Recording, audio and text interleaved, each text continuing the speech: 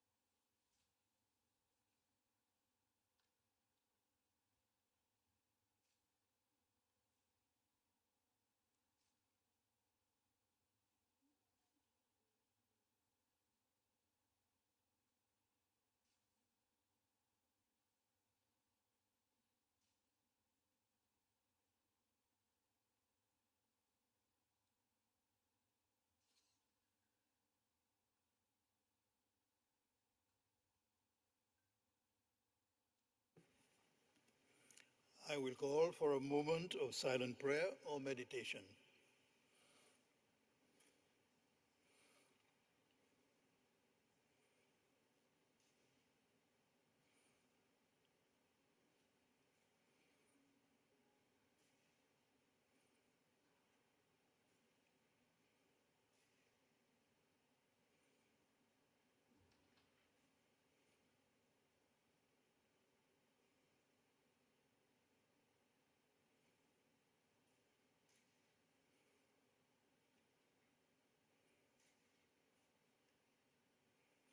Thank you.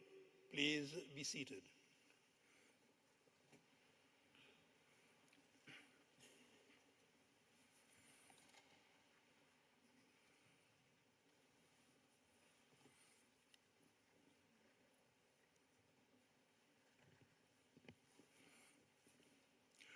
Honorable delegates, I am very happy to welcome you to our session of today. We will start with some announcements. The Plenary Assembly is advised that session proceedings will be in all three official languages of the Forum: English, French, and Portuguese. Furthermore, all documents are available on the portal provided to all delegations by the Secretariat through desk officers, in line with the paperless policy. Members intending to speak should please hold up the country name tag first. The President will call the country. The member should then switch on his or her microphone. And at this point, the President will recognize the member, and the member will be allowed to speak. In this regard, a member should not switch on the microphone until he or she is recognized as the member speaking. And we ask that members keep their name tags visible in front of them so that they can be identified.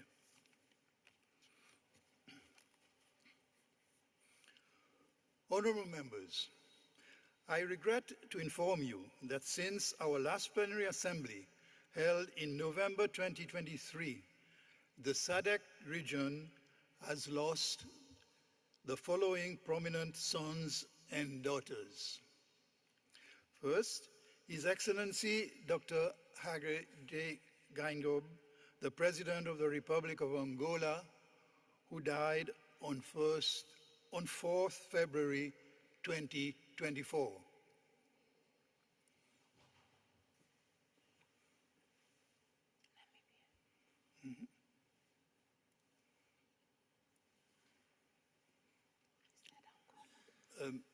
My apologies.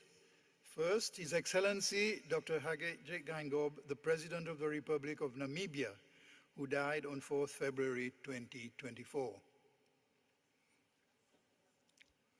Second, the Right Honorable Dr. Saulos Chilima, the Vice President of the Republic of Malawi, who died on Monday, 10th June 2024 in a plane crash together with 8 other Malawians.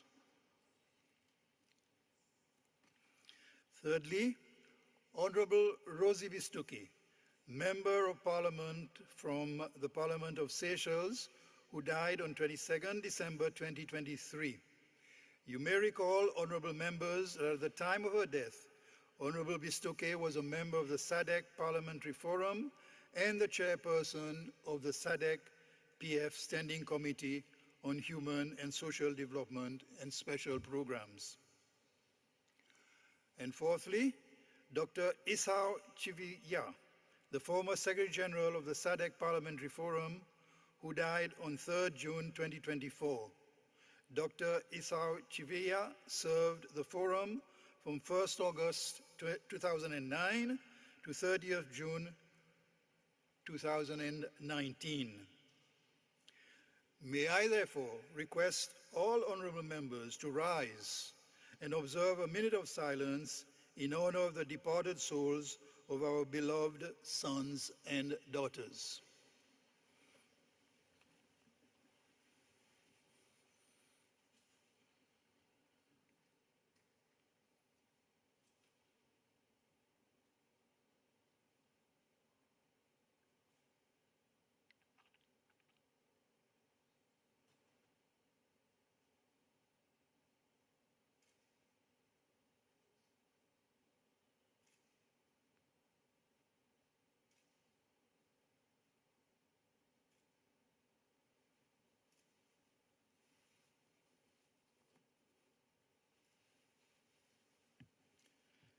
May the souls of our beloved sons and daughters of the Forum rest in eternal peace.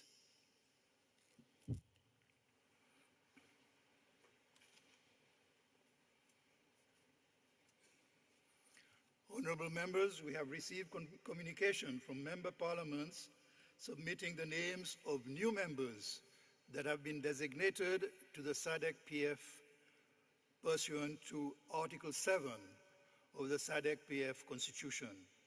Accordingly, the new members are required to take an oath or affirmation of adherence in line with Article 8(4) of the SADC PF Constitution, which stipulates that every representative of the Forum shall take an oath or affirmation of adherence to the Forum in such form and manner as may be approved by the Plenary Assembly. I therefore, at this point, invite the Secretary General to administer the oath or affirmation of adherence to the following new members. I will call the members by groups according to countries. Eswatini, the Honorable Speaker Jabulani Mabuza, Senator Isaac Magagula, the Honorable Nokutula Dlamini, Honorable Michael Masilela, Senator Linda Nux Malo, Honorable Cicelo Jeli. Will the members please come forward to take the oath?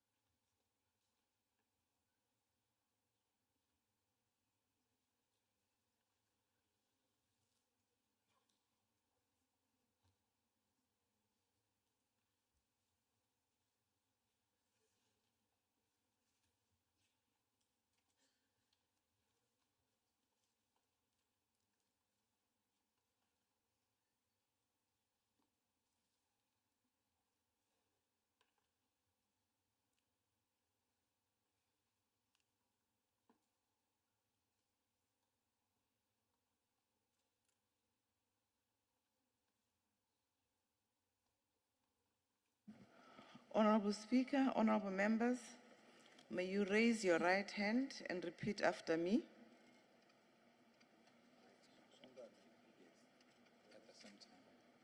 At the same time, you may say your individual names as you, as you take oath. I, you may say your name. Jabulani Clement Mabuza. Take the oath. Take the oath. Do you take the oath or solemn affirmation? Oath. Oath, okay. Take the oath. Take the oath Of affirmation before this August Plenary Assembly of the SADC Parliamentary Forum. of affirmation before this August Plenary Assembly of the SADC Parliamentary Forum. That I shall uphold the Constitution and the rules of procedure of the SADC Parliamentary Forum and demonstrate respect for the forum's institutional organs. That I shall uphold the Constitution and the rules of procedure of the SADC Parliamentary Forum and demonstrate respect for the forum's institutional organs. And that I shall uphold to the best of my abilities the guiding principles and the core values of the SADC Parliamentary Forum. And that I shall uphold the best of my abilities, the guiding principles and core values of the SADC Parliamentary Forum. Thank you very much. I now have the honor of handing you copies of the Constitution and the rules of procedure.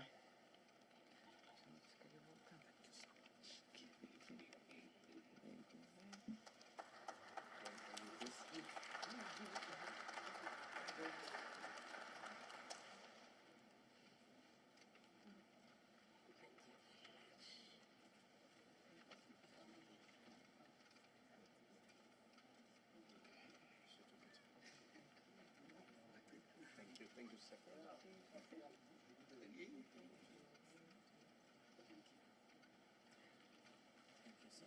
We will follow with new members from Lesotho, the Honorable Napo Moshoshe, and Senator Thato Mako Mohale. Please come forward to take the oath.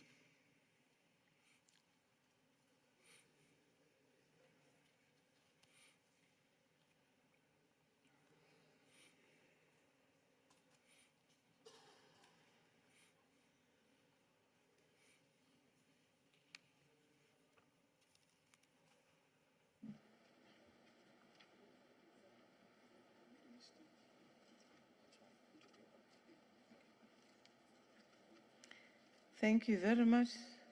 Honorable members, you may raise your right hand and repeat after me.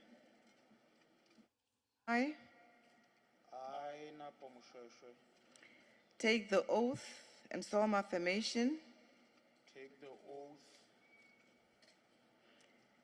before this August Plenary Assembly of the SADC Parliamentary Forum before this August Assembly of the SADC Parliamentary Forum that I shall uphold the Constitution and the rules of procedure of the SADC Parliamentary Forum and demonstrate respect for the forum's institutional organs. that I shall uphold the Constitution and the rules of the procedure of the SADC Parliamentary Forum and demonstrate respect of the forum's institutional organs. And that I shall uphold to the best of my abilities the guiding principles and core values of the SADC Parliamentary Forum. And that I shall uphold to the best of my abilities the guiding principles and the core values of the SADC Parliamentary Forum. Thank you very much, honorable members. I now have the honor to hand you the Constitution and the rules of procedure.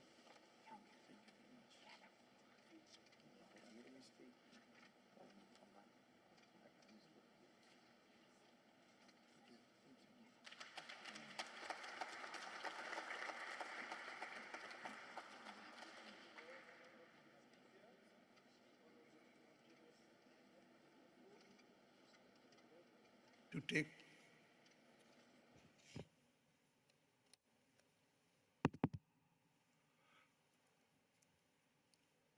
Microphone Yes. was not on. the Honorable Longinus N. Lipumbu from Namibia to come forward to take the oath.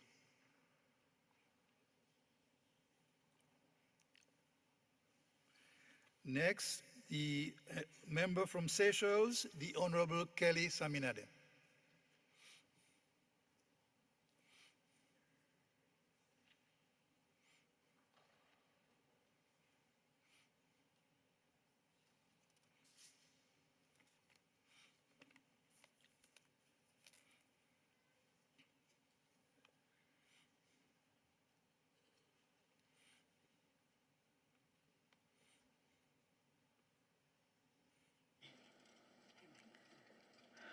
Honorable member, you may kindly raise your right hand and repeat after me.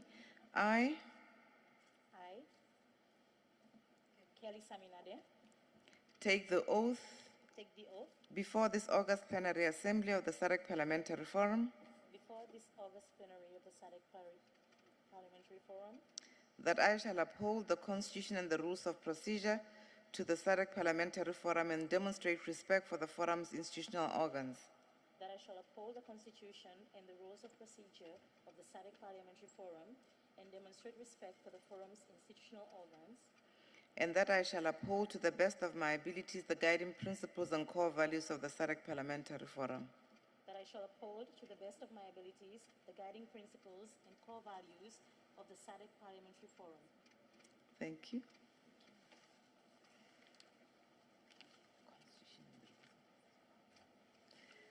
Thank you very much.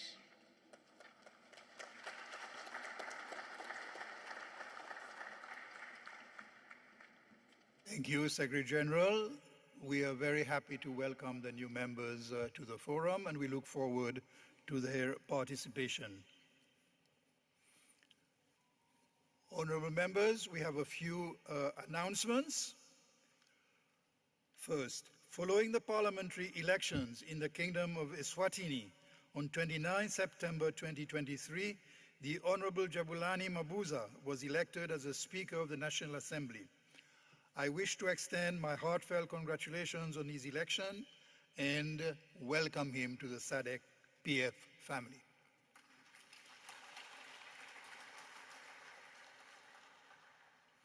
For this plenary, we have received apologies from the following parliaments: Madagascar, Mauritius, and South Africa. Following the elections for chairpersons and vice chairpersons held during the statutory meetings of standing committees and the Regional Women's Parliamentary Caucus, I am pleased to announce that the following members were elected as office bearers for the various committees to serve for the next 2 years, that is from now to 2026. For the Regional Women's Parliamentary Caucus, the Honorable Shali Joseph Raymond from Tanzania, female member, and the Vice Chairperson, the Honorable Roselby Gadana from Malawi, female member.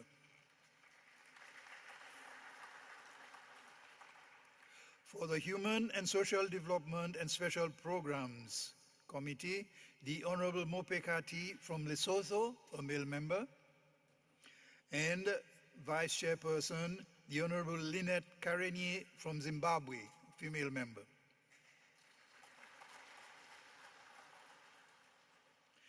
For the Committee on Gender Equality, Women Advancement and Youth Development, the Chairperson, the Honorable Princess Kasune from Zambia, female member, and the Vice Chairperson, the Honorable Senator Thato Mako Mohale from Lesotho, a male member. For the Democratization, Governance and Human Rights Standing Committee, Chairperson, the Honorable Leonard Mwalwanda from Malawi, male member, and as Vice Chairperson, the Honorable Rathirak Sophie Somiadana from Madagascar, a female member.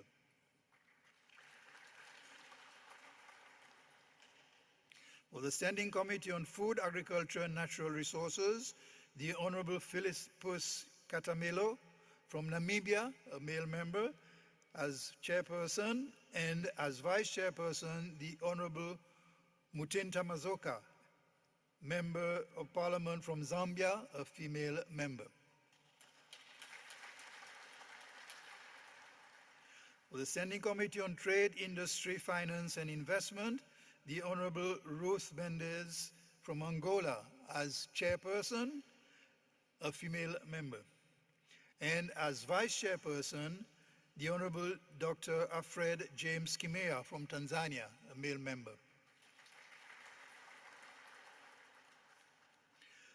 For the Regional Parliamentary Model Laws Oversight Committee, chairperson, the Honorable Princess Kasune from Zambia, a female member, and vice chairperson, the Honorable Philippus Katamelo from Namibia, male member.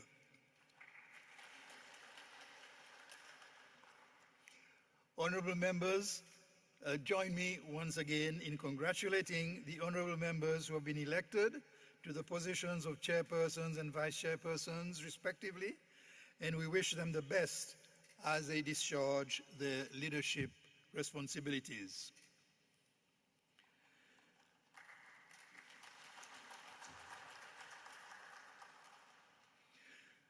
I have received communication that our colleague, the Honorable Princess Kasune, who is the chairperson of the Committee on Gender Equality, Women's Advancement and Youth Development, was appointed as the Minister of Justice of Zambia on 10th June 2024, making her the first female to hold this important position.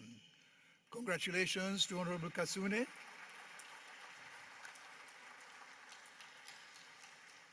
We wish you the best in your new role, and I am sure you will remain as an ambassador for SADC-PF.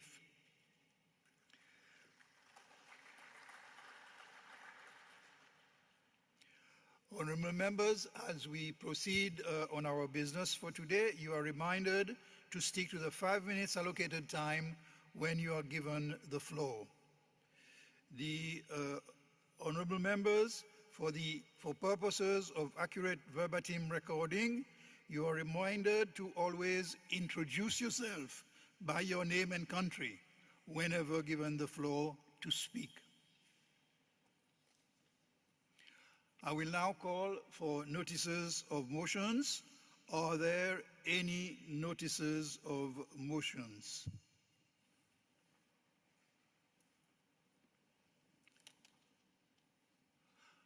I recognize the member from Lesotho.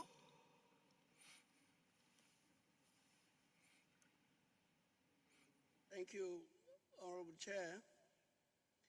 I give notice that on Friday, 5th July 2024, I shall move that the 55th Plenary Assembly do adopt the report of the Executive Committee on Policy and Administration Matters.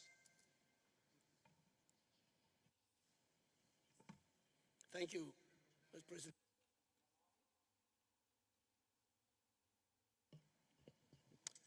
I give notice that on Thursday, 4 July 2024, I shall move that the 55th Plenary Assembly do adopt the report of Standing Committee on Democratization, Governance and Human Rights on enhancing the role of Parliament in mitigating electoral risks, building great resilience into electoral processes in the SADC region. Thank you. I recognize the member from Tanzania. Thank you, Mr. President. My name is Charlie Josepha Raymond. I rise to give notice that today, Wednesday, 3rd July 2024, I shall move that the 55th Plenary Assembly do adopt the report of the Regional Women Parliamentary Caucus, RWPC, on enhancing the role of Parliament in empowering women for economic prosperity in the SADC region, removing barriers to women's financial inclusion. I submit.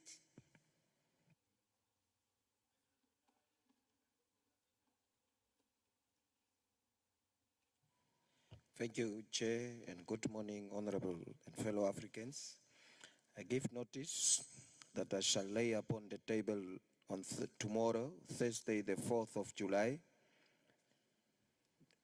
that the 55th Plenary Assembly do adopt the report of the Standing Committee on Food, Agriculture and Natural Resources on amplifying citizens' voices in the regional integration in Southern Africa under the theme of bridging the engagement gap by bringing Parliament to the people. I so move, Honorable Chair.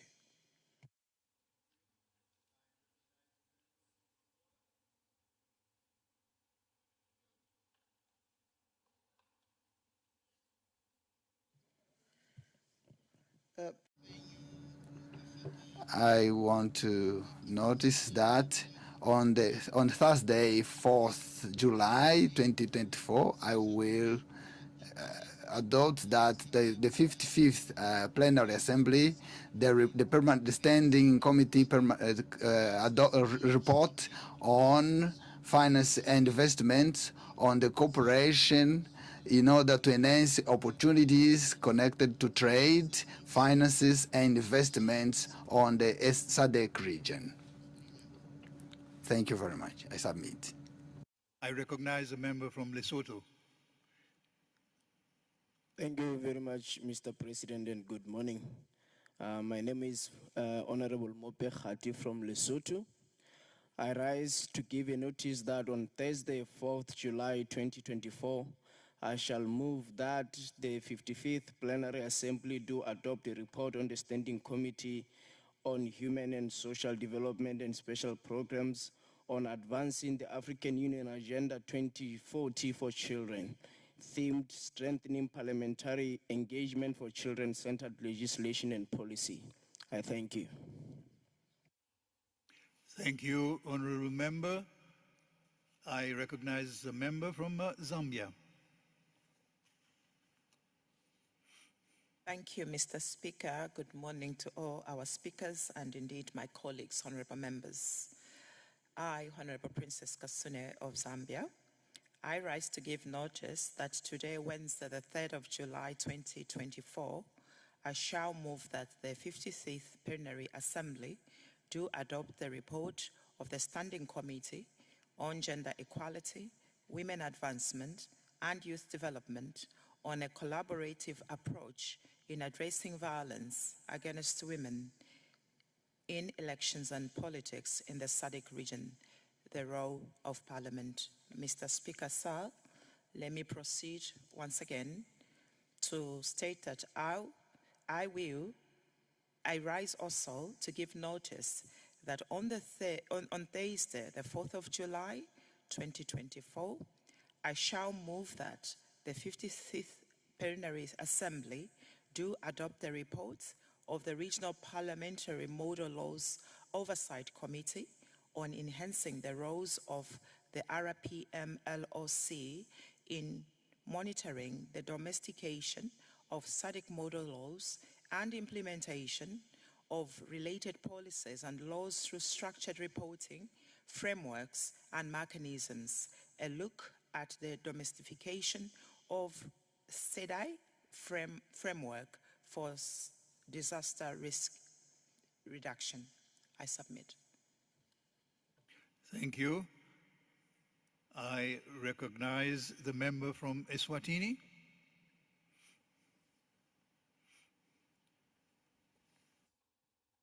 Thank you, Mr. Chairman.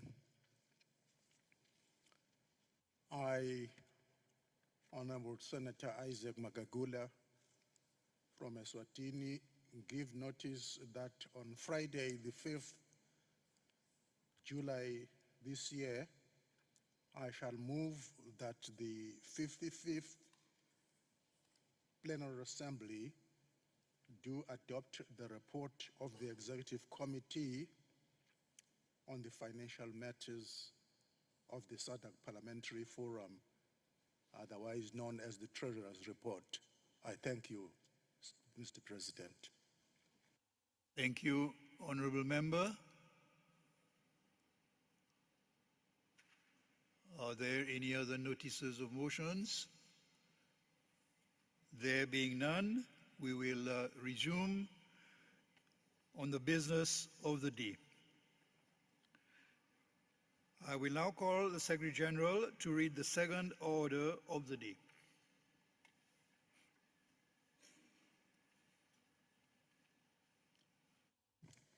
Presentation of country reports on the progress of the implementation of the decisions by the 54th Plenary Assembly Session as contained in the verbatim record and summary resolutions by speakers and heads of delegation.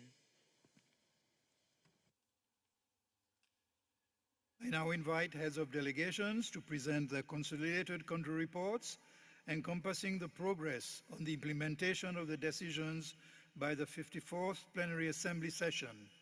Each leader of delegation will have 15 minutes to present their report. I will open the floor for debate after all countries have presented their reports, and that is to make the most of the time that we have available. I will call the countries in alphabetical order, and we will start with Angola.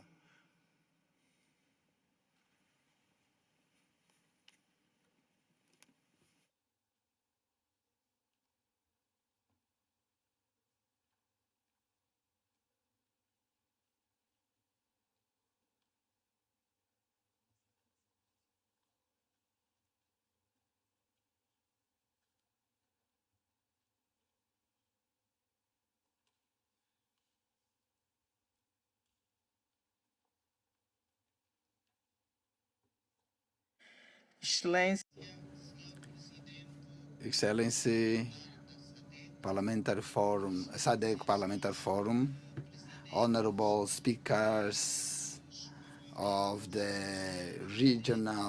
SADC region parliaments, MPs, ladies and gentlemen.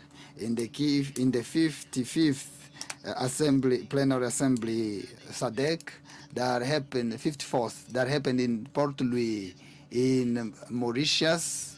It was approved the resolutions that appealed the member states to adopt measures of different natures, so for the regional integration of the SADC region countries. In this regard, the Angolan government has been implementing programs and projects in order to foster and harmonize progressively the politics, order, social and economic of the SADC region on the integration of the region.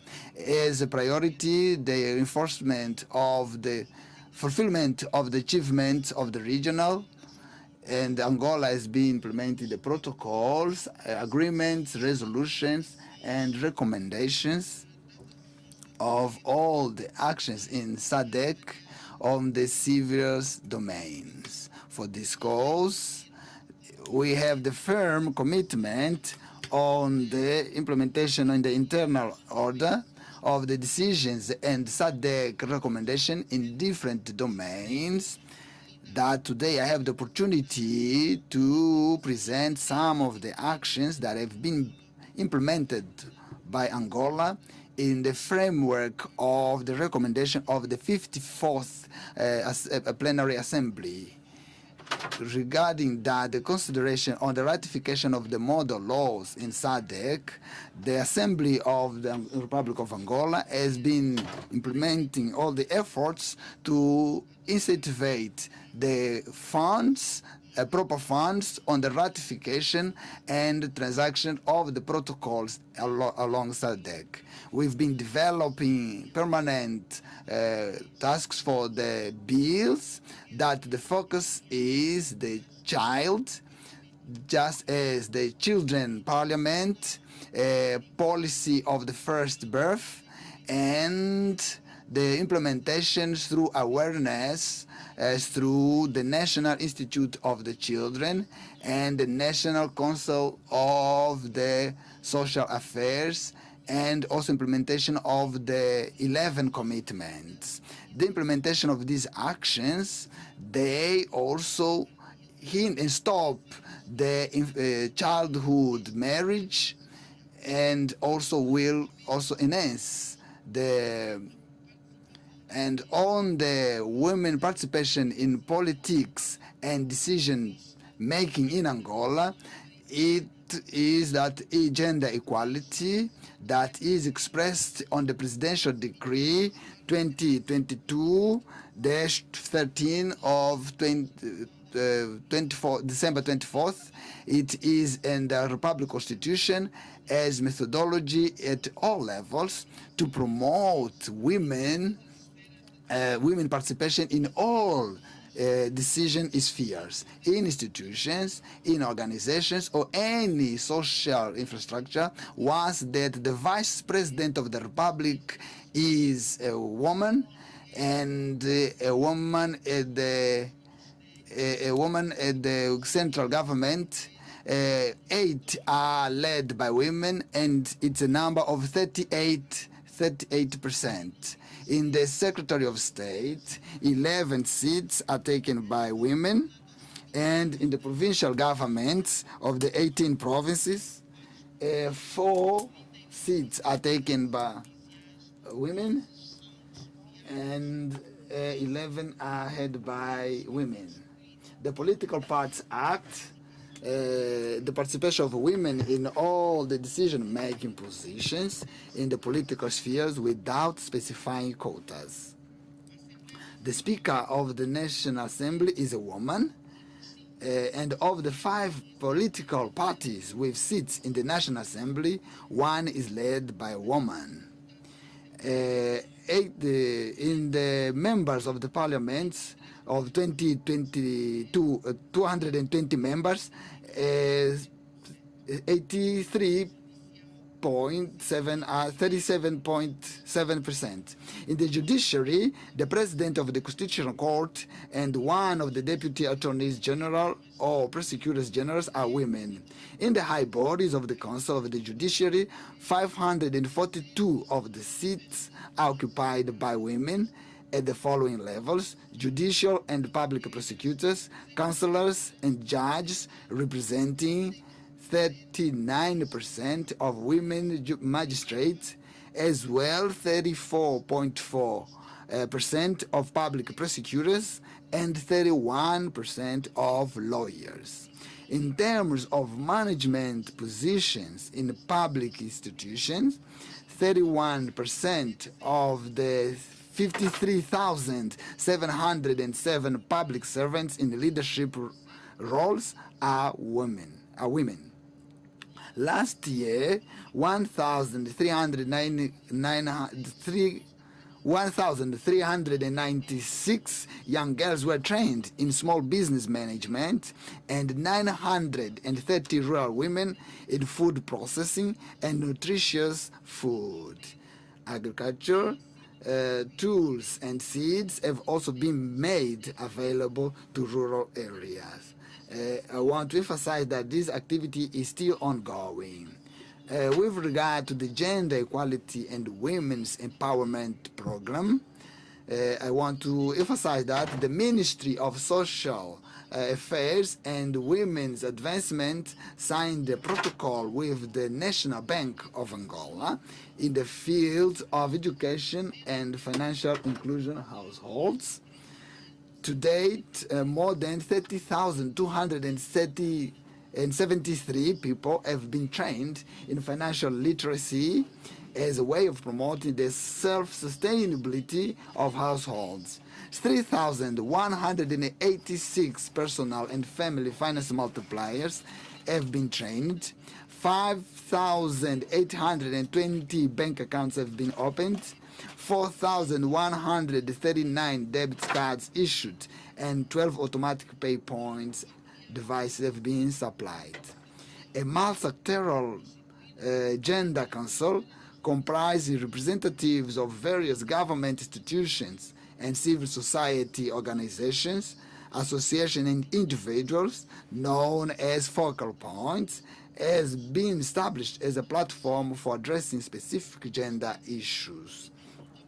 Public consultation is underway to revise Act 25-11 of 4th July, the law against domestic violence, with the aim of aligning it with the new Angolan Penal Code with the regional and international instruments ratified by Angola. As for structures for referring victims of gender-based violence, there are family counseling centers operating in the social affairs offices, family and gender equality in all the countries, provinces, in close collaboration with the Criminal Investigation Services and the Ministry of Health. SOS Helpline 15020 Domestic Violence Line and 15015 SOS Criança are in operation, as well as the platform for information and statistical data on domestic violence in Angola. The new penal code in force criminalizes all types of gender-based violence, including rape of women and children. In new general labor law, in adoption of the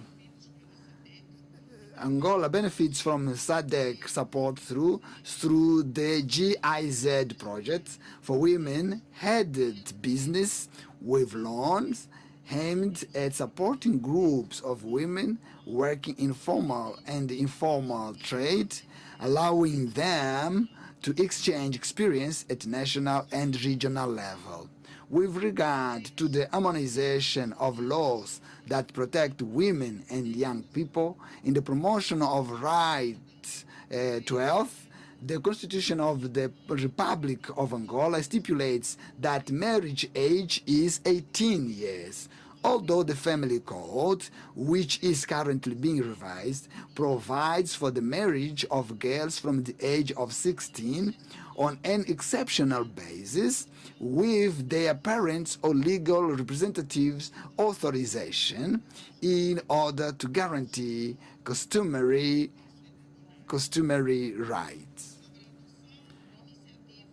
On the initiative of Security for Angola has been implementing the program to strengthen the social protection system like Quenda, which in 2023 registered 4,779 520 households eligible for monetary social transfers, having made payouts of 951 and 203 households comprising of 295 and 440 men and women as well. With regard to the Quenda productive inclusive component, the engagement of civil society implementing 101,544 people improved their living conditions as a result of income generation projects, of which 16,924 were direct beneficiaries and 84,620 indirect beneficiaries. For promoting and supporting network of women's and young people's cooperative, people with disabilities in general, without race discrimination, gender, color, or ethnicity. Through the law, the Act 20 that will give health, and the Act 1016, Act of Accessibility, and a set of rights which allow them to be better integrated and respected in society. Presidential Decree number 12-16, regulation on providing for vacancies and hiring procedures for people with disabilities, with 4% for the public sector and 2% for the private sector. The plan of protection of people with albinism and people with disability. On the action and equipments for movement, the Ministry of Family in 2023 issued compensation aids to all the country's provinces and referred 67 people with disabilities to various services of education, health, physical rehabilitation, and employment. Regarding to the resolutions on the agriculture and natural resources, it was completed the second phase of the phase vegetable call in order to reduce and mitigate there were drafted roadmaps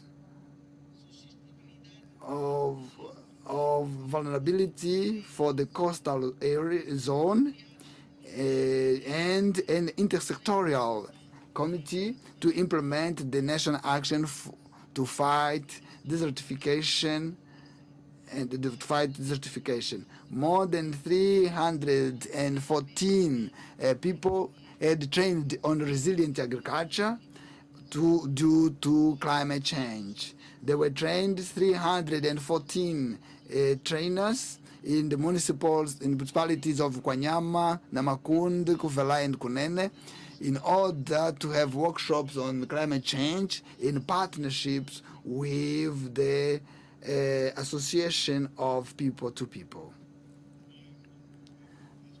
Tempo, honorável, por favor, conclua. The Republic of Angola, through its internal and the SADC regards to the fulfillment of the target regional integration targets and the recommendations of the plenary forum, is a decisive process to guarantee the integration of the countries in the region, and for this reason the National Assembly of the Republic of Angola has been making efforts together with other state agencies to guarantee optimal implementation of those recommendations at the country level. We reiterate the commitment as an active member of the Parliamentary Forum of SADC in order to assume all the responsibilities that we were appointed for a good social recommendation at country level. Thank you very much for your kind attention. I will now call on the member for Botswana to present the country report. Members, please ensure that you adhere to the time limit of 15 minutes for the report.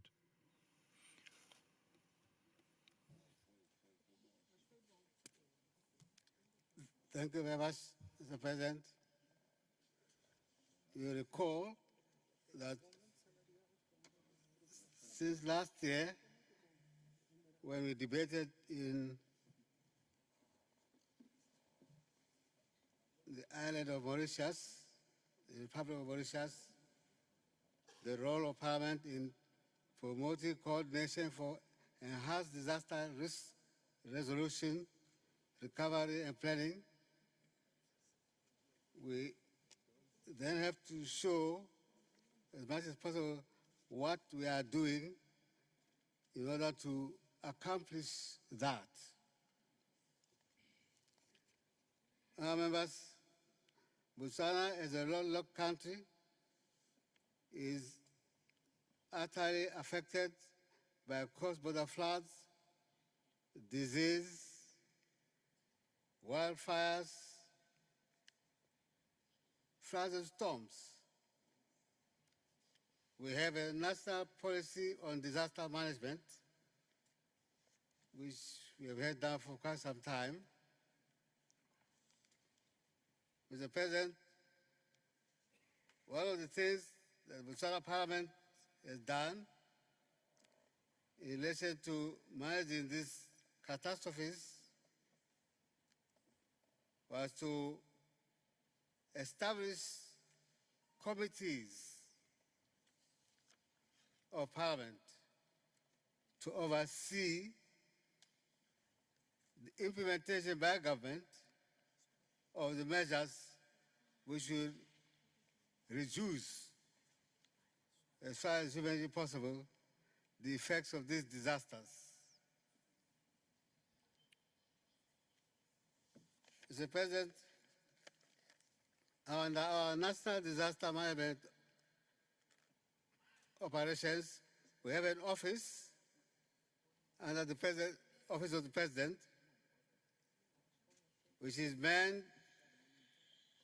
through 3 divisions: the Division of Information and Education and Awareness, the Division of Operations Control, and the Division of Coordination and Logistics. This office,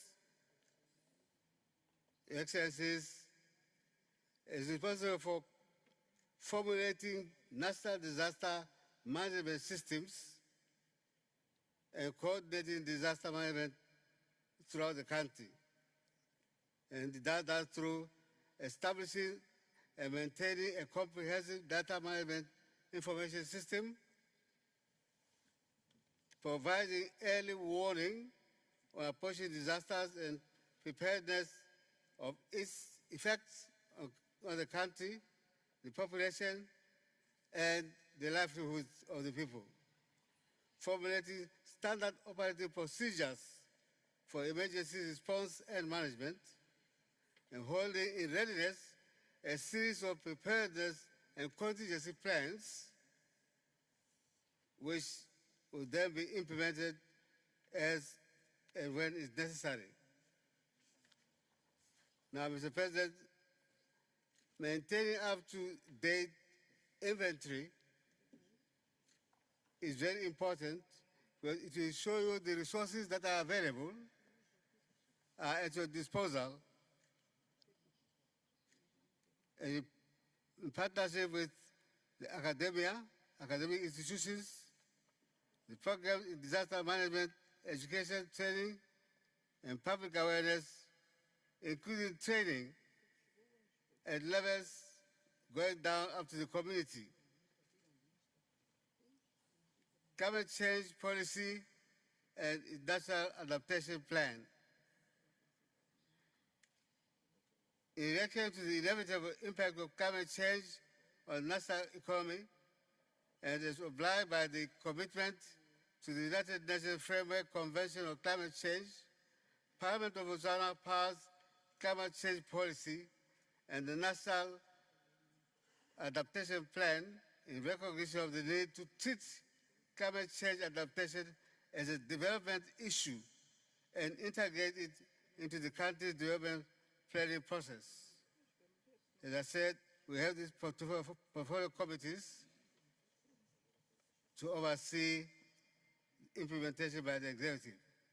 The Parliament of Botswana has also prioritized resource mobilization as an important component of Botswana national adaptation plans. Over the years, Parliament has allocated a significant percentage of the national budget annually to adapting to climate-related impacts, including droughts, disease outbreaks, and we continue, Mr. Chairman, to try and improve the schemes for water.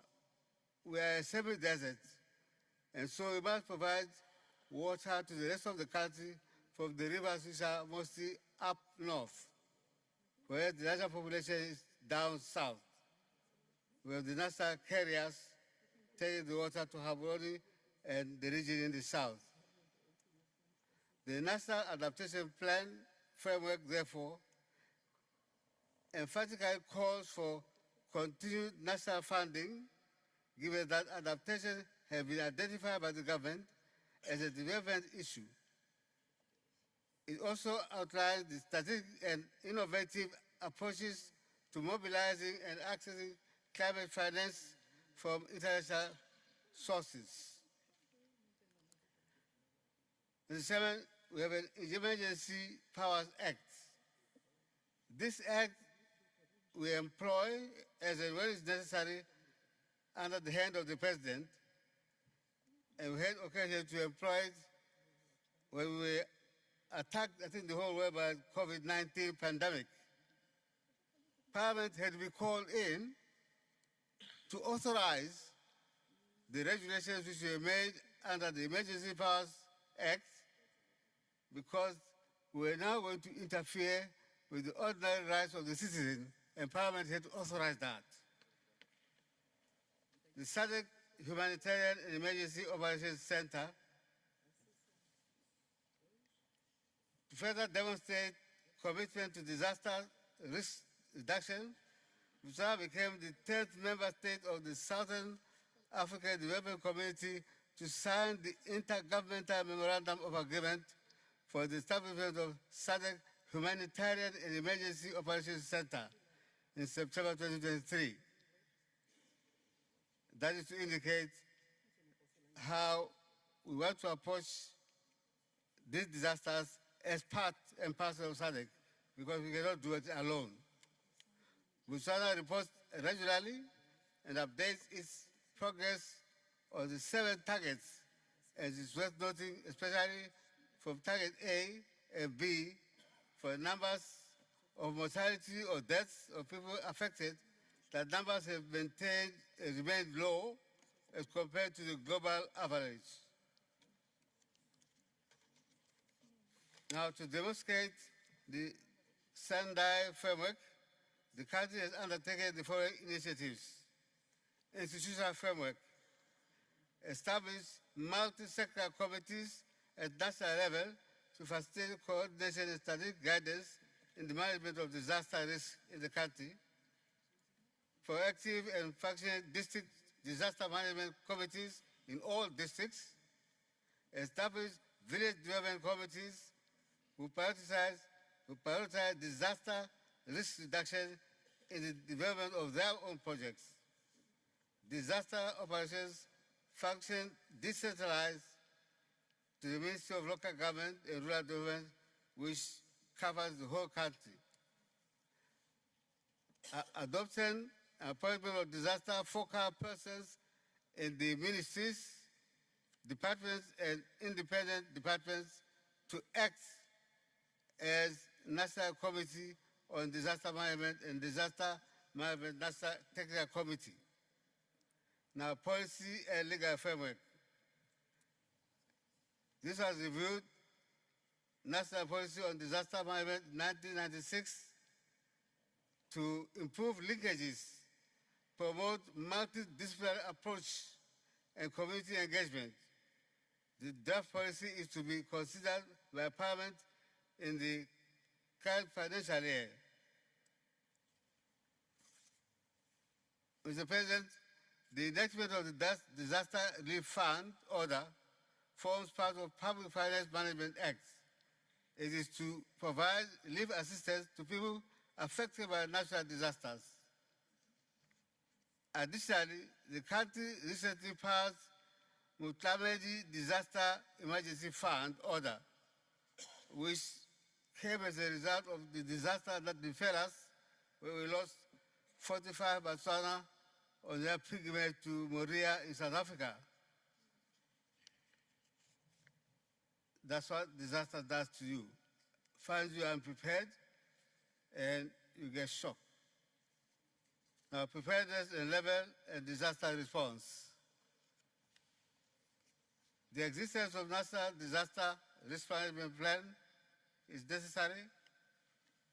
The country also conducts risk and vulnerability assessments regularly.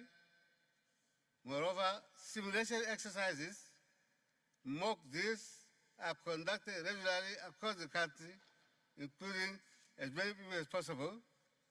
The country also conducts information and public awareness campaigns throughout mainstream media using as many local languages as we can, so that the people are aware of the disaster that may come their way.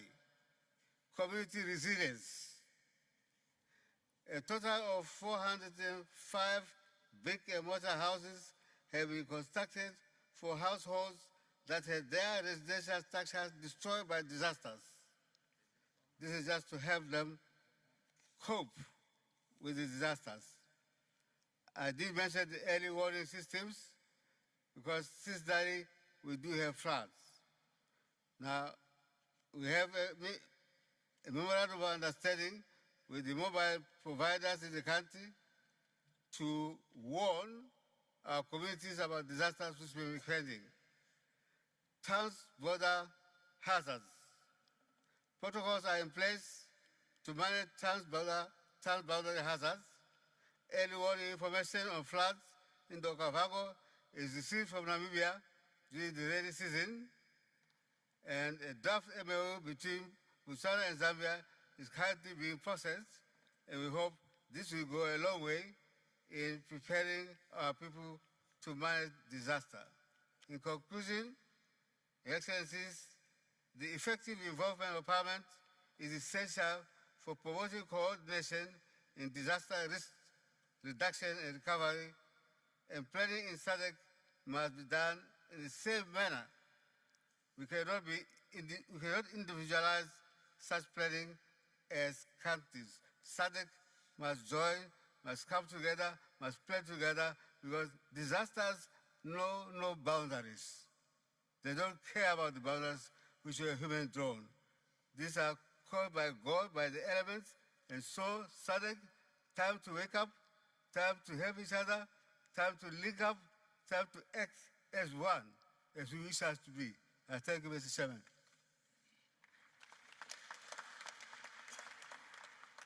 Thank you, Botswana, for the country report. We will follow with the Kingdom of Eswatini for the country report. Thank you, Mr. President. Eswatini as a country appreciates that domestication of SADC-PF model laws does not mean these laws are prescriptive to the country, but it is a regional call to align to principles of regional and international conventions. And with respect to state sovereignty, the country has the following milestones to share with respect to the various model laws. On gender-based model law, we've done the following: sensitization of parliamentarians on SADC-PF GBV model law and sexual assault cases, mainstreaming of gender-based activities through all parliamentary sessional committees, children's gender, climate, DPMs, and more, increasing in the tabling of sexual reproductive health rights motions characterized by evidence-based debates with respect to GBV, redressing of gaps on delayed trials of GBV cases. There is now high reporting and speedy trial of cases with hefty fines or at times life sentencing. Workshops have been conducted for both houses of parliament on GBV, conducting dialogues with youth clubs on GBV and mental health in respective constituencies with civil society organizations and other stakeholders, staging of virtual meetings with sexual reproductive health rights champions and parliamentary staff with respective portfolio committees, compiling of shared WhatsApp packaged alertness on GBV messages. Foster care guidelines are in place to leverage abuse of orphanages and establishment of shelter homes for survivors. Within the legislative framework, we have the following: Sexual Offense and Domestic Violence Act of 2018. We are in the process of amending the Marriage Act and Matrimonial Property Entitlement Act to cap on human rights issue on women. We launched the National Gender Policy, National Strategy to End Violence in Eswatini, as well as Positive Parenting Strategy Policy. Gender-responsive reporting has been executed through capacity building initiatives for media houses, and this has prompted such strong political will in the fight against GBV, whilst demystifying certain sexual reproductive health rights myths, especially in the execution of Sexual Reproductive Health Rights Project. On Population Policy Framework Reviewed, which was dating back 2002, to rightfully redress complexities of the demographic dividend in terms of Marriage Act concept. On human rights, we have established the Law Reform Unit to review femicide and SRHR obsolete bills. We have the People Trafficking and Smuggling Act, Prohibition Act 2009, which spearhead the fight against people trafficking and smuggling while ensuring compliance with regional and international 5 pillars, which are national coordination, international coordination, prosecution, protection, and prevention. We have the education retention policy that have been pivotal in mitigating all ills of early and unintended pregnancies. Worth noting is that GBV is a concern to the nation. With reference to the model law on eradication of early child marriage, the country has in place all relevant laws and policies to protect the rights of a child, boy or girl. Worth noting is that the COVID era drummed such sense to see through such gaps. There is the Children's Protection and Welfare Act of 2012, which speaks to, amongst all, the following: the age of consent, the rights of the child, and responsibilities of parents and the state, child in need of care and protection, child in need of rehabilitation, administration of property of children by office of the Master of the High Court, offences in relation to health and welfare of children, cell harboring and abduction of children, and adoption, children's courts, legal aid, and many more. On SADC PF model law on the elections in 2018 as a country, we have just gone through free, fair, and credible elections for 2023-2028. The SADC PF model law on elections has prompted the following in Eswatini. On oversight and legislation, Parliament has prioritized the enactment of comprehensive electoral laws that incorporate international best practices and address emerging challenges such as digital manipulation and disinformation. Under capacity building and training, we've done effective capacity and training on electoral processes and related legal frameworks. We have done capacity building programs tailored to parliamentarians to enhance understanding of electoral laws, voter education strategies, and the role of technology in elections. We have achieved best practices and innovations in electoral management. And with respect to promotion of inclusive participation, there has been inclusive dialogue and representation of diverse voices within society that has been conducted to mitigate electoral risk, where civil society organizations and marginalized groups have been involved. With heightening and strengthening of electoral institutions, the country has provided funding, transparent appointment processes for electoral commissioners and legal frameworks that guarantee autonomy. Additionally, Parliament has conducted regular assessments of electoral institution performance and accountability to identify areas for improvement and address gaps in their mandate. Under public awareness and civic education, the country has conducted robust public awareness and civic education to build resilience against electoral risk. Furthermore, promoting informed participation in the electoral process, the country has partnered with educational institutions, media outlets, and civil society organizations in supporting initiatives that promote civic education, voter registration, and awareness campaigns on electoral rights and responsibilities.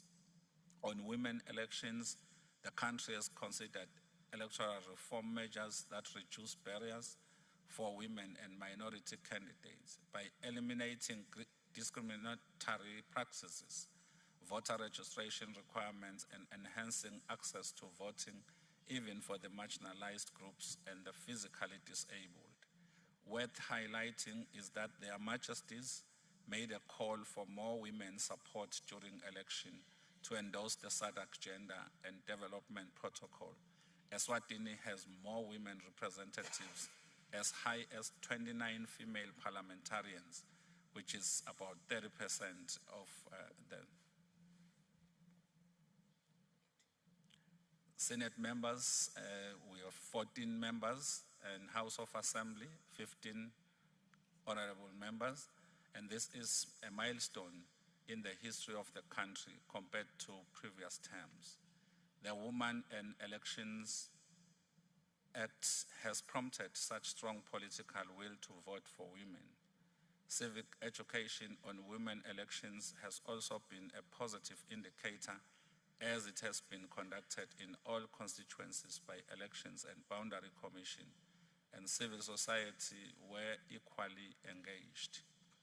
On women elections funding, the country supports women needs in business through financial inclusion measures by engaging various financial institutions and cooperatives. On the business side, this can then equip them in all forms of their empowerment. On youth parliamentarians, the country has initiated a youth fund dedicated for empowerment of the youth of the country, where they get loans to start businesses. And there is also the Regional Development Fund, where they get grant funding to start businesses in groups. Also, the Climate Change Unit has collaborated with Parliament in the execution of high advocacy for youth participation Parliament. On public finance management model law, the country has done the following initiatives. There is the Public and Procurement Act, which speaks to compliance to procurement measures and more. Establishment of Eswatini Procurement Regulation Authority, Eswatini Revenue Authority, and enhanced tax-based system of the country, and Financial Services Regulatory Authority, which is the regulatory body in the country. There is redress on money laundering issues and illicit financial cash flows. Implementation of an integrated financial management information system, wage bill monitoring and management. The country has rolled out a government-wide performance management system, strengthened operations of the Anti-Corruption Commission and that of the Ministry of Justice and Constitutional Affairs through sound legislative framework. There is also the Public Accounts Committee, which screens through public funds from respective ministries. There is also the Finance Portfolio Committee and Finance Sessional Committee in place to redress the budget cycle and more. Also, there are robust debates of annual performance reports from respective ministerial portfolio committees.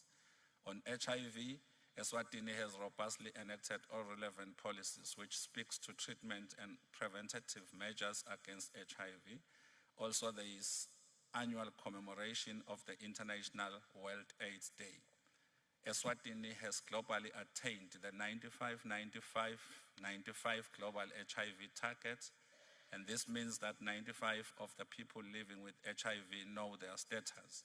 The other 95 of the people who know their HIV positive status are accessing treatment, and the final 95% of people on treatment have suppressed viral load. The 95-95-95 deadline is 2030, but Eswatini reached the target in 2020, which is a milestone.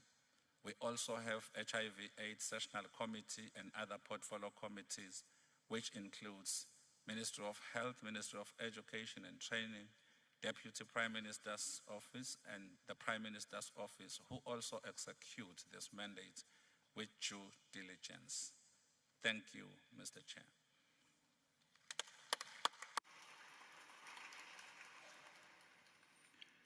Thank you, Eswatini, for the country report. I will now call on Lesotho for presentation of the report. Mr. President, honorable speakers, honorable members of the SADC parliaments, distinguished guests. The Parliament of the Kingdom of Lesotho continues to be committed to the ideals and objectives of the SADC-PF. Hence, it takes seriously the resolutions of the forum and it is for this reason that it endeavors to implement the resolutions of the forum in their entirety. In this regard, Honorable President, I'm proud to inform this august Plenary Assembly that the SADC model laws are used as reference material in developing laws in the Kingdom of Lesotho. On the SADC model law on eradicating child marriage and protecting children already in marriage, during the first week of June of 2024, before adjourning for the winter recess, the House was considering the Children's Protection and Welfare Amendment Bill. Various provisions of this bill are aligned to the provisions of the SADC model law on eradicating child marriage and protecting children already in marriage. In terms of this bill, it is an offense to deny a child access to education. The bill prohibits educational institutions from advancing pregnancy as a reason for expelling or denying a child access to education. It also prohibits child betrothal and child marriage, and it clearly states that, and I quote, religion, culture, custom, ethnicity, or nationality shall not be a defense for a child's marriage. It further protects children against all forms of violence and protects the rights of stateless and refugee children.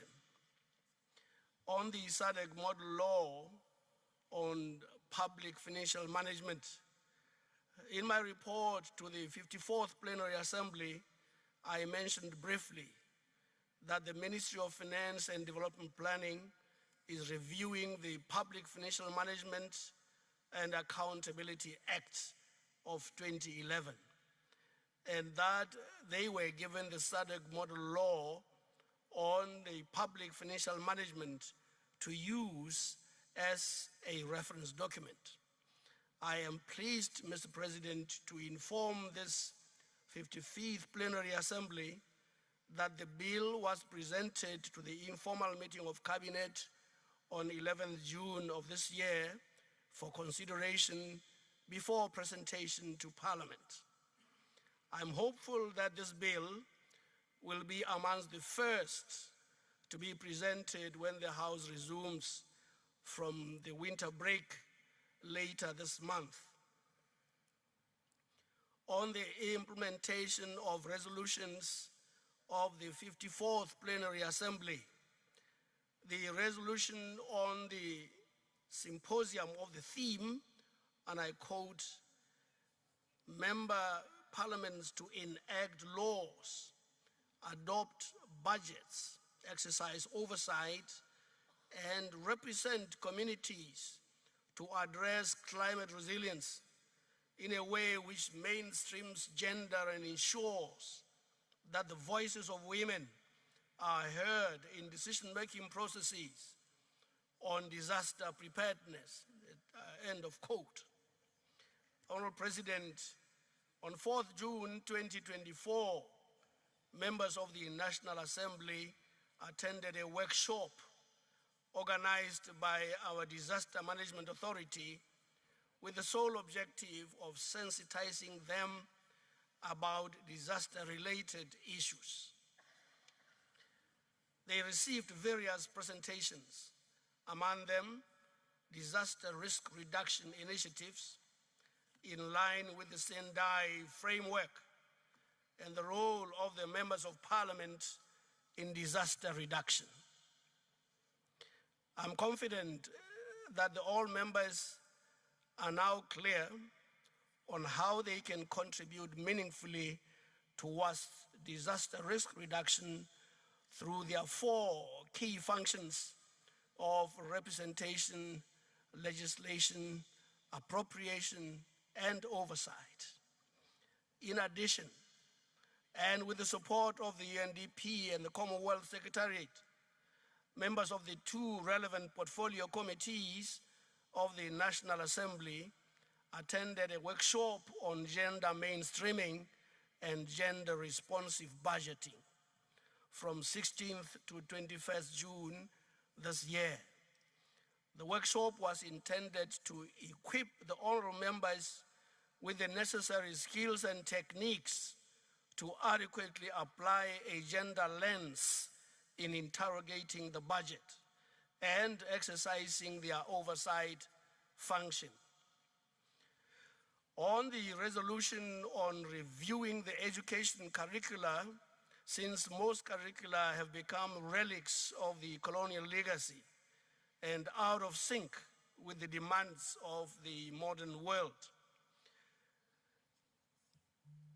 On the education curricula, Honorable President, I wish to indicate that in her 2024-2025 budget speech, the Honorable Minister of Finance and Development Planning highlighted the need to bridge the gap between the education sector on the one hand and industry on the other by updating technical and vocational education and training curricula and aligning them with contemporary industry trends and needs and technological advancements.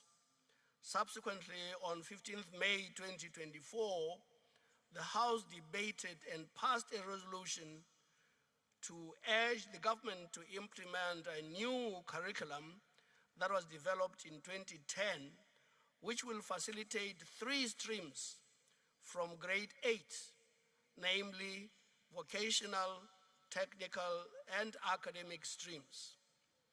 The government, through the Ministry of Education, is expected to report when the House resumes from the winter recess on the progress made towards the implementation of this resolution. The resolution on securing resources for climate financing to repair damaged infrastructure and mitigate other climate change effects.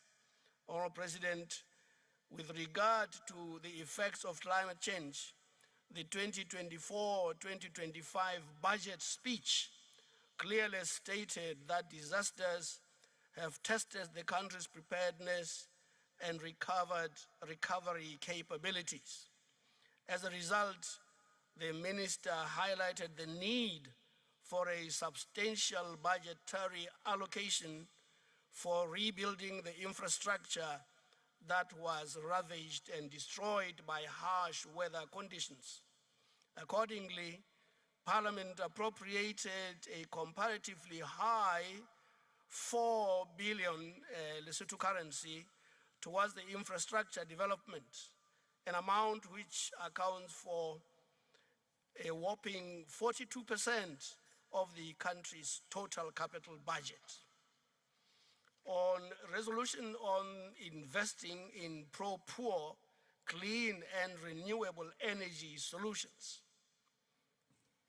Honorable President, Lesotho continues to promote and enhance the generation of clean and renewable energy. Currently, the country's peak electricity demand stands at 203 megawatts, while the generation capacity is about half of this figure at only 102 megawatts. With the sums appropriated by Parliament in March this year for the financial year 2024-2025, Lesotho will increase its local generation from 102 stated above to roughly 173 megawatts. This will be achieved in part through upgrading generation output of the Muela, Ramarutule, Simonkong, Katsi, and Oxbow hydro and solar plants, and 10 other mini grids under the public-private partnership initiatives. As a result, 50,000 households will be electrified this financial year, thereby increasing the rate of electrification from 53% to 58%. The resolution on formulating legal frameworks that compel miners to consider environmental rehabilitation and regeneration and hold miners accountable for any damage. Section 58 of the Mines and Minerals Act of 2005 makes it an obligation on the part of miners to preserve and rehabilitate the environment. It provides that at the end of the mining operations, the miner shall restore the land substantially to the condition in which it was prior to the commencement of the mining operation.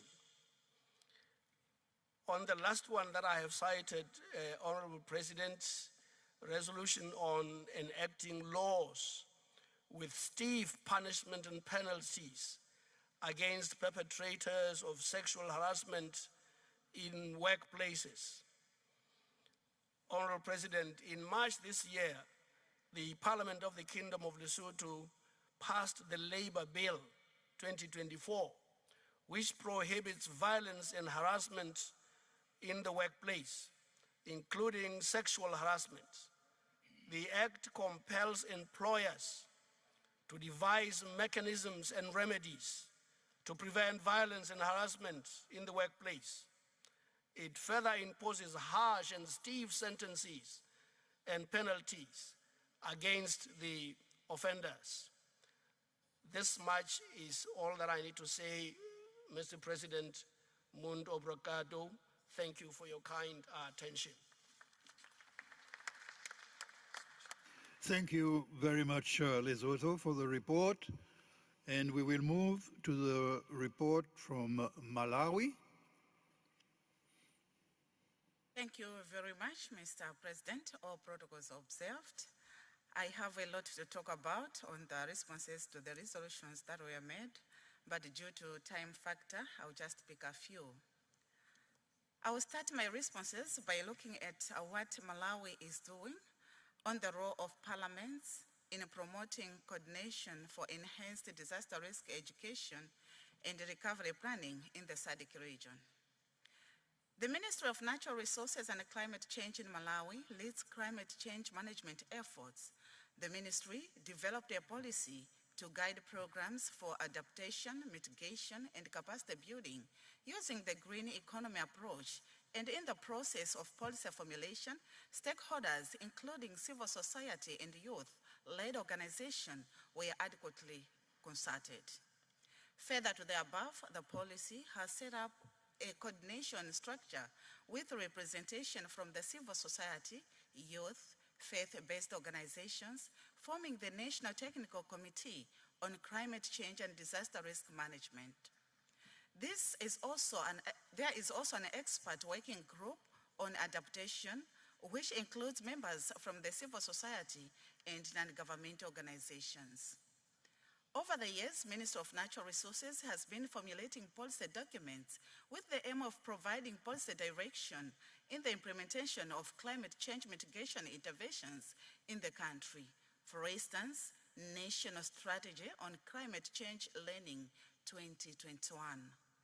And Malawi pledges to reduce GHG emissions by 51% by 2040 and implement 10 strategic adaptation actions across 3 pillars of institutional framework: knowledge, technology, financing, and resilience for the most vulnerable with the aid of National Resilience Strategy 2017.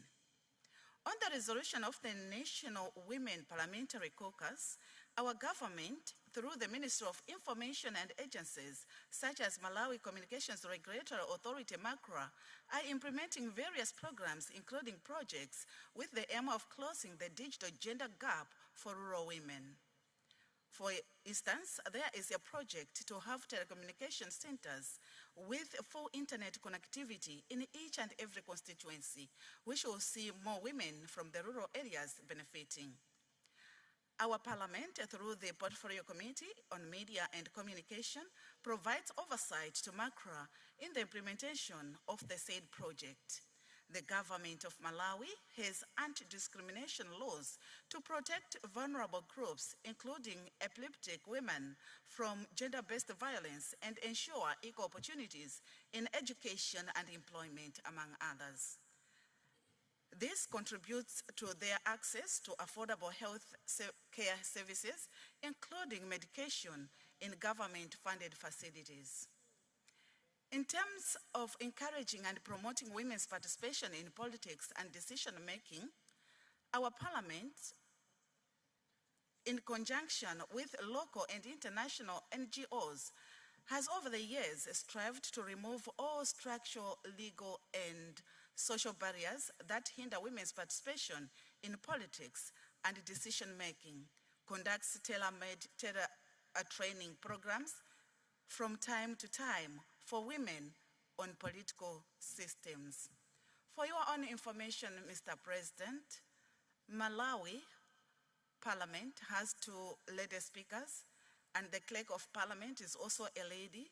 We also have women chairing institutional committees of Parliament, and the Chief Secretary to the President is also a woman, and other high positions are also held by women. Parliament of Malawi has enacted laws with provisions that aim at curbing sexual harassment. For instance, the Gender Equality Act of 2014 provides that sexual harassment is punishable by fine or imprisonment. Further to that, the Malawi Human Rights Commission developed guidelines for reporting sexual harassment instances in all sectors. In 2023, our government developed its public service workplace and sexual harassment policy to address the issue.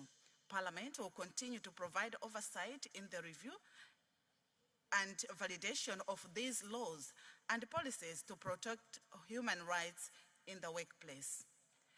On the Standing Committee on Gender Equality, Women and Advancement and Youth Development, in terms of changing informal and formal institutions that perpetuate gender inequality and subordinate the position of women emanating from patriarchy cultural setups, Malawi has constitutional bodies such as the Malawi Human Rights Commission, including the Ministry of Gender, that deal with gender inequalities related matters, both at national and local authority level. And to that effect, the Parliament will continue to enact laws, review and validate policies that address the gender inequalities and subordination of women and girls.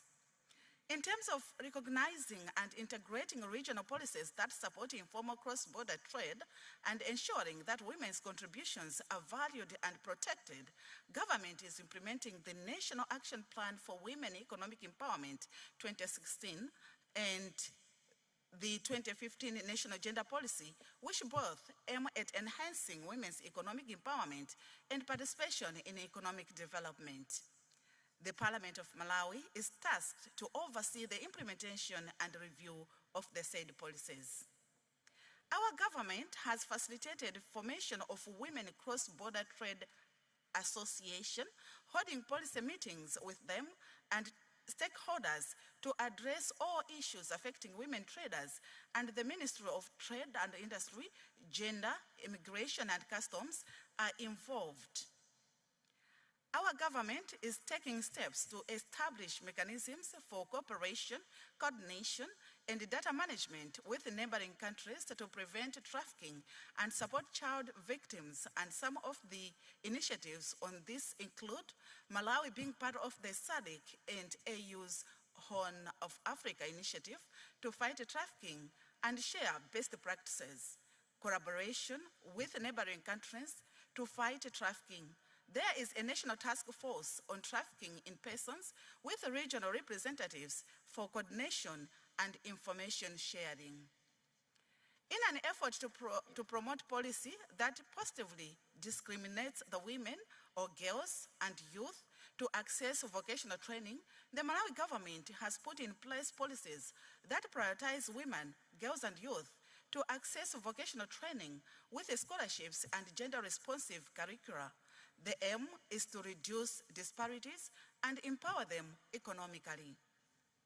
Mr. President, on the resolution of the Standing Committee on Human and Social Development, climate change is a major challenge risking sustainable development goals in Malawi. With increasing intensity and unpredictable climatic shocks, and over the years, the country has witnessed a number of climatic-related disasters, including the occurrences of tropical cyclones. And in order to mitigate the impacts of such disasters, the government is implementing a number of initiatives. There are both local and international organizations that are working in collaboration with Malawi government, aiming at addressing climate change-related issues. For instance, UNICEF supports youth-led organizations in raising awareness on climate change interventions in the country to amplify youth voices. And government, through the Department of Climate Change, is implementing climate resilience in Malawi with the support from Flanders government and UNDP. The project aims at helping communities adapt to climate change and improve local authorities' ability to manage climate shocks. In terms of reviewing the education curricula, in view of most curricula being relics of the colonial legacy and out of sync with the demands of the modern world, the government is reviewing education curricula to remove colonial biases, update historical narratives, include 21st century skills, and promote diversity and inclusivity. On the report of the Standing Committee on Trade, Industry, Finance and Investment, Malawi has made notable progress in implementing access to information laws to promote transparency and encourage citizen engagement in governance with the introduction of the Access to Information Act. This legislation was approved by Parliament of Malawi in December 2016 and was formally implemented on September 30, 2020, following the governance assurance of the required regulations. Malawi has actively participated in the international forums and coalitions, advocating for stronger coordination between multilateral, bilateral, and private creditors. This includes pushing for comprehensive debt relief measures that address the needs of countries facing or at risk of debt distress. On the resolution of the Standing Committee on Food, Agriculture and Natural Resources, Malawi has integrated gender considerations into its national policies and strategies. The National Gender Policy 2015 explicitly addresses the need for gender equality in all sectors, including climate change. The National Climate Change Management Policy 2016 and the Malawi Growth and Development Strategy 3 emphasizes the importance of gender equality in climate change mitigation and adaptation efforts. Malawi has developed a gender action plan for climate change to ensure that climate policies and programs are inclusive and consider the needs and contributions of both women and men. This plan aligns with the objectives of the Lima Work Program on Gender under the UNFCCC.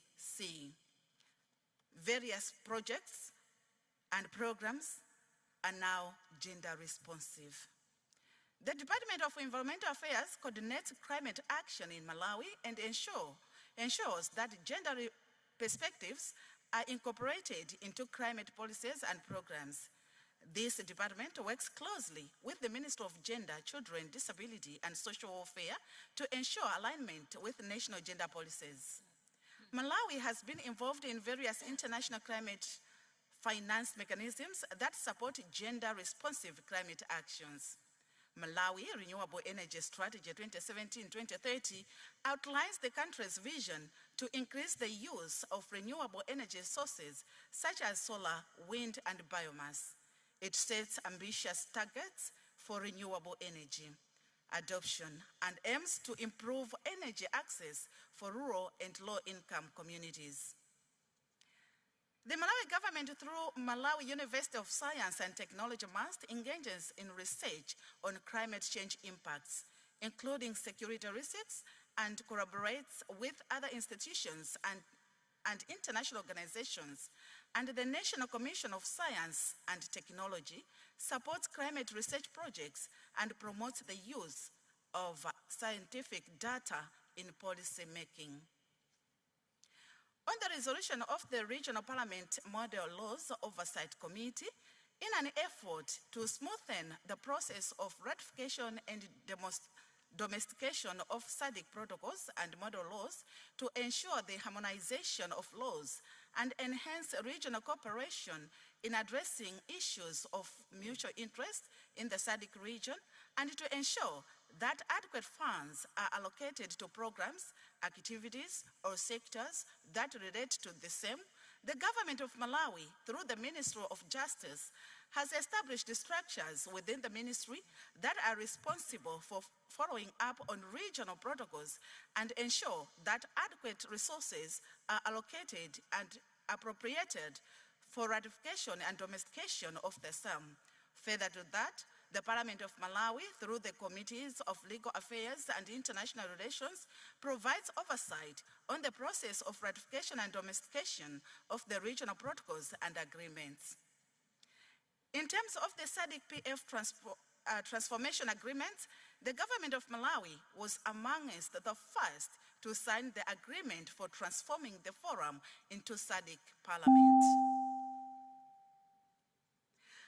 On the report of the Standing Committee on Democratization, Governance and Human Rights, in an effort to put in place measures aimed at encouraging and facilitating youth participation in the electoral process by creating policies and frameworks that reflect the needs and concerns of young people, amplifying their voices through the organization platforms for engagement, and making electoral fees affordable for young people to enable their participation, the government of Malawi has put in place mechanisms. Time is up. Honorable, please conclude. Thank you, Mr. President. The government of Malawi has put in place mechanisms aimed at registering all youths above the age of 16 so that those that have attained the age of 18 and above should be able to register and participate in the elections. Thank you very much, Mr. President. Obrigado. Thank you, Malawi, for your report. We will take the report from Mozambique.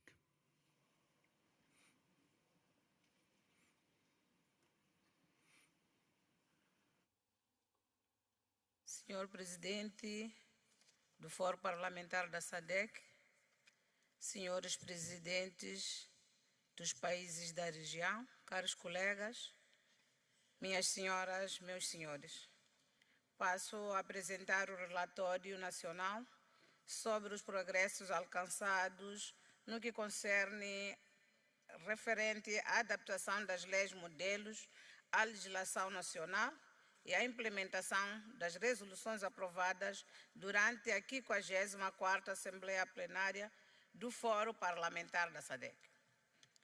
O presente relatório tem como objetivo dar a conhecer o nível dos progressos alcançados no que se refere à adaptação das leis modelos à legislação nacional e à implementação das resoluções aprovadas durante a 54ª Assembleia Plenária do Fórum Parlamentar da SADC, que teve lugar de 22 a 26 de novembro de 2024 nas Ilhas de Maurícia.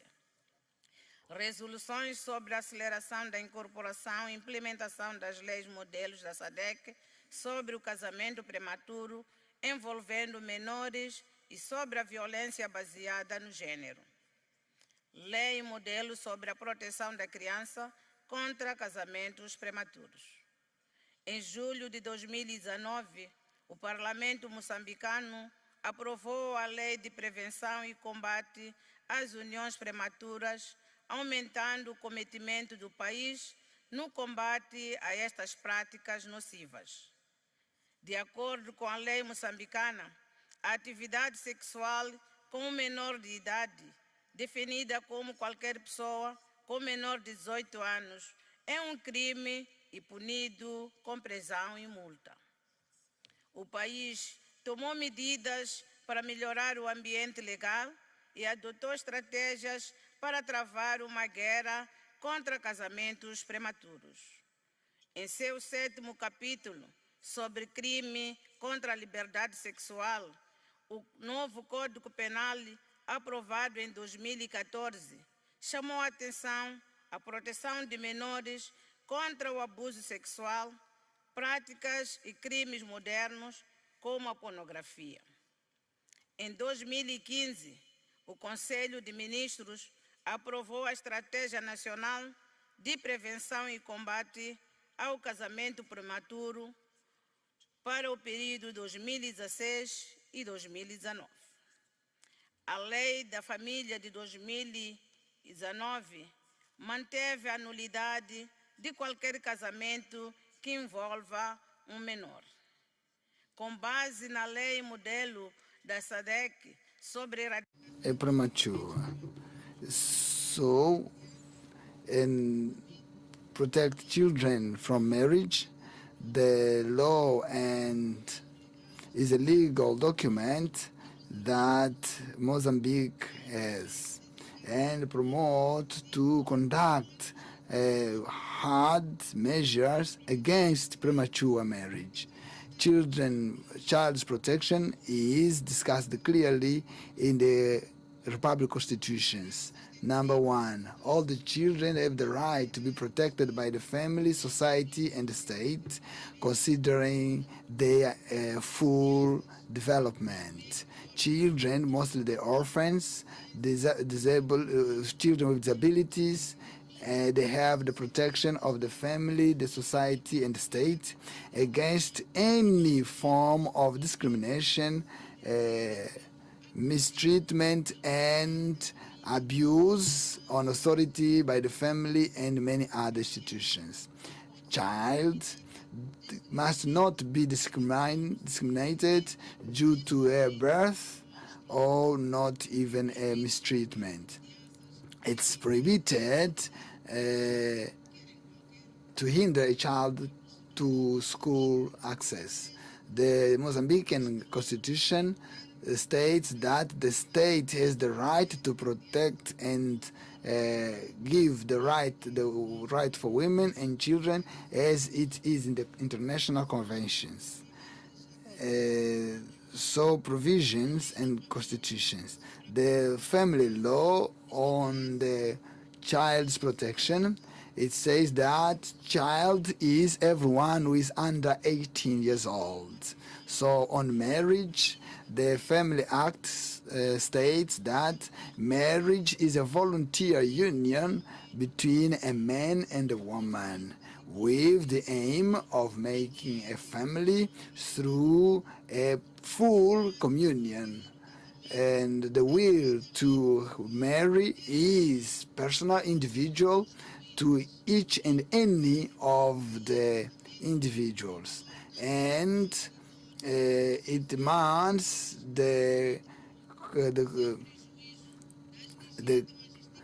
without any diversion law. It states the marriage age from 18 years old. Nevertheless, it states that for women or men under 18, for exception, they can marry whenever there is a public interest or for the family and there is an agreement between the parents or the guardians. So on the measures of the government to protect children, we want to say the following. The law enforcement to stop violence at schools, mostly for intimidation, bullying, and so through awareness and workshops and creating transport conditions for children with disabilities. To revise the Act on the Children Protection, school reintegration, girls and young people that seek to improve their schools, academy, or those that fall pregnant as they are still in school. guarantee on programs for sexual awareness and reproduction health at schools, to ensure that all the children, all the female children, they have sanitary tissues, sanitary pads, access to sanitary pads, that's right. And so we have a public issue that affects some rural areas in Mozambique. Law against domestic home violence, it was approved by the Parliament 2009. It allows the government to ensure women's rights against violence at home and communities. And there are laws and sanctions for the perpetrators. The law against violence, there are a lot of progress, but the challenge remains. Apart from giving a visibility to a problem that was unknown in the past, it brought an awareness for the right of women and enabled the mindset of the roles and responsibilities that were set by the culture for women and men at households. The law also called attention to these aspects that in the past they were regarded as only domestic ones. Resolutions on the Act for the role of parliaments on promoting the risk and management and recovery on the region. It's on the eastern coastal area, and it is based by the Indian Ocean after the Mozambique Channel. For this very cause, the country was forced to adopt policies of strategy to mitigate risks and environmental disasters, and also on attention to recovery on the losses. So there was also necessary to have a legal framework to reduce risks, and also for the challenge of the disasters risk and the need to construct resilience to all the extreme events. In the National Assembly approved the Act 10 from August 2020, and there is a legal framework of the management and mitigation of disasters, and as well as the recovery to protect human beings, infrastructure and the ecosystem, and the adaptations to the climate change. The actions that refer to the management of the risks and disasters, they are conducted in a splitted way, observing the competencies of the public administration in the constituencies of the territory that are involved, without bringing all the state, the involvement of the state as well. On the natural disasters, the Mozambican Parliament has visited the victims of those disasters, and they've been giving a daily salary, a salary of a day for the MPs. Mozambique supported the neighbor country, Malawi, with aircrafts when they were under the hurricane. So, a report on the parliamentary woman, on the actions that we had October 11th to bring up the voices of the regional and fill the gaps, to have the parliaments the women participation and the decision making. Mozambique is one of the countries that having more women leading in decision making areas. We have the parity of women being one of the 14 countries in the world with women pairing, and the third in Africa to have 50% or more women in the ministerial positions. Apart from the government participation, a woman is also very well represented in many other decision-making sectors, just like the National Assembly with 42%. At the decentralization level, a total of 11 Secretary of State, 11 Secretary of States. Between 11 Secretary of State, 6 are women, meaning 56%. These numbers shows that the government is concerned to integrate women on government. In the latest years, the debate about gender equality is being increased in our country due to a very good side of the society in which they should not be impartial, and these issues are being overtaken. The equalities, they are on the Act 36 of the Republic Constitution that says that men and women, they are equal before law in all the domains of life, politics, and cultural. Besides the equality, the gender equality,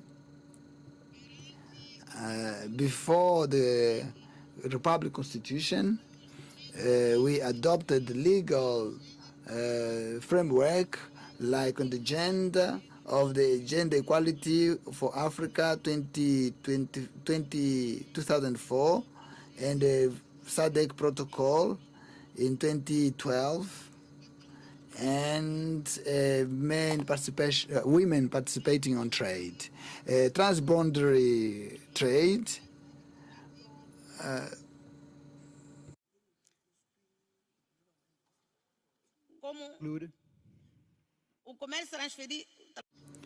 The transboundary trade is emerging as a priority, a significant priority for the development of the Mozambican economy.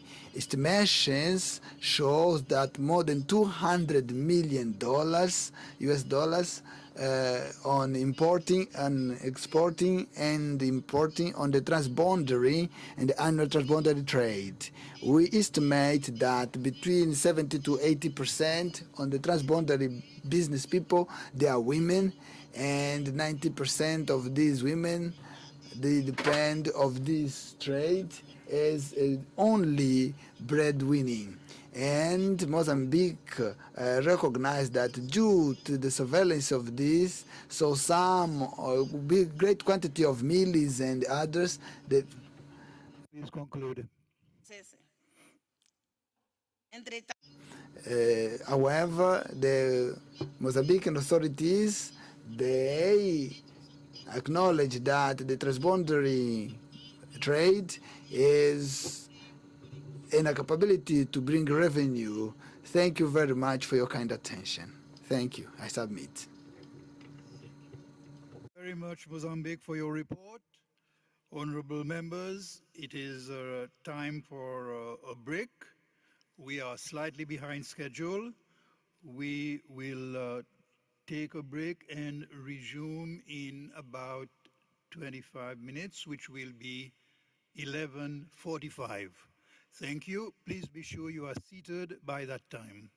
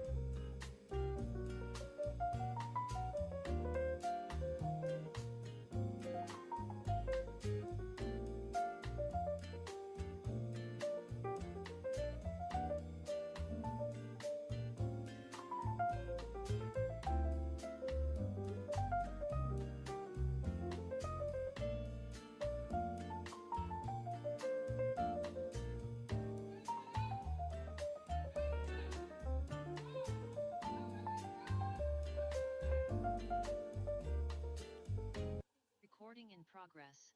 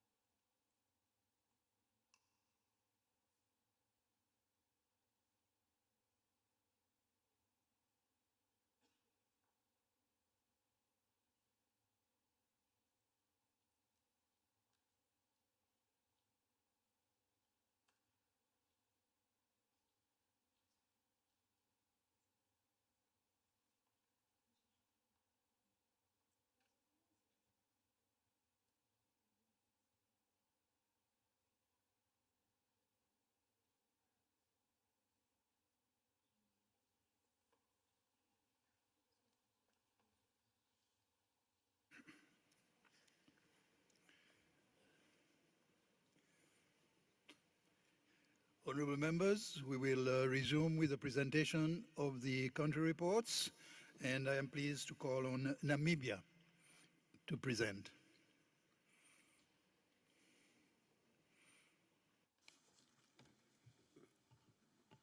Thank you, President.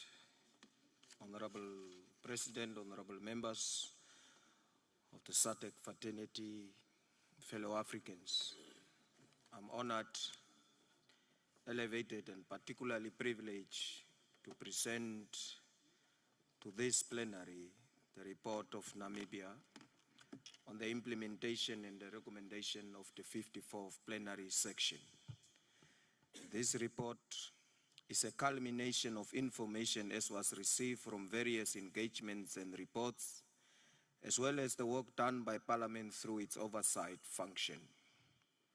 The previous session centered around the theme, the role of parliaments in promoting coordination for enhanced disaster risk reduction and recovery planning within the SADC region.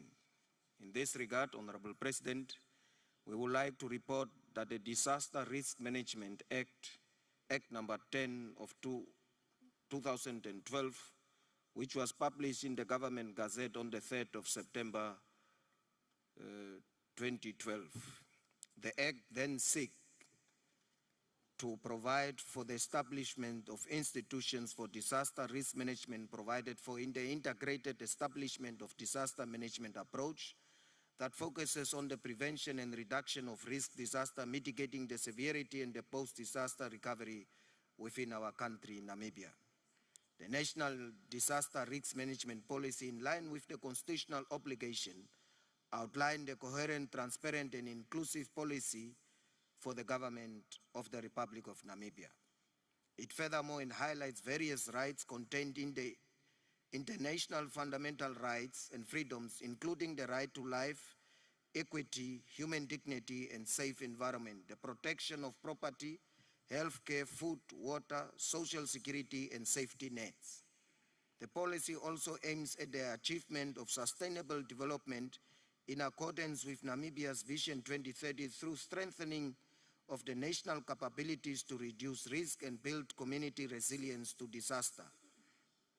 Unfortunately, Namibia is amongst the many countries in the SADC region that is currently confronted by severe drought, and the state of emergency was declared with special attention to drought-stricken areas and districts. Parliament is also closely monitoring the interventions by the executive within that regard.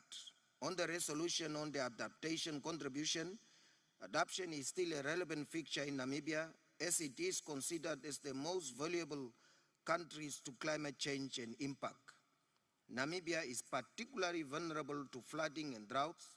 A total of 49 priority actions were proposed to ministries of agriculture, water and land reform, the one of environment and tourism, and fisheries and marine resources, and several ministries have set goals for both youth and human participation.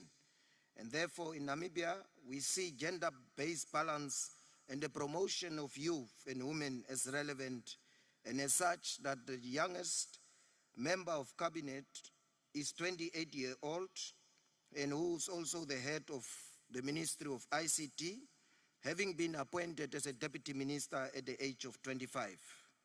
Another 28-year-old is a chief whip in the part of a party who is also currently serving as a SADC PF member deployed to this. The youngest member of parliament is 25 years old, and she assumed that responsibility as a 22-year-old, having been appointed 3 years ago.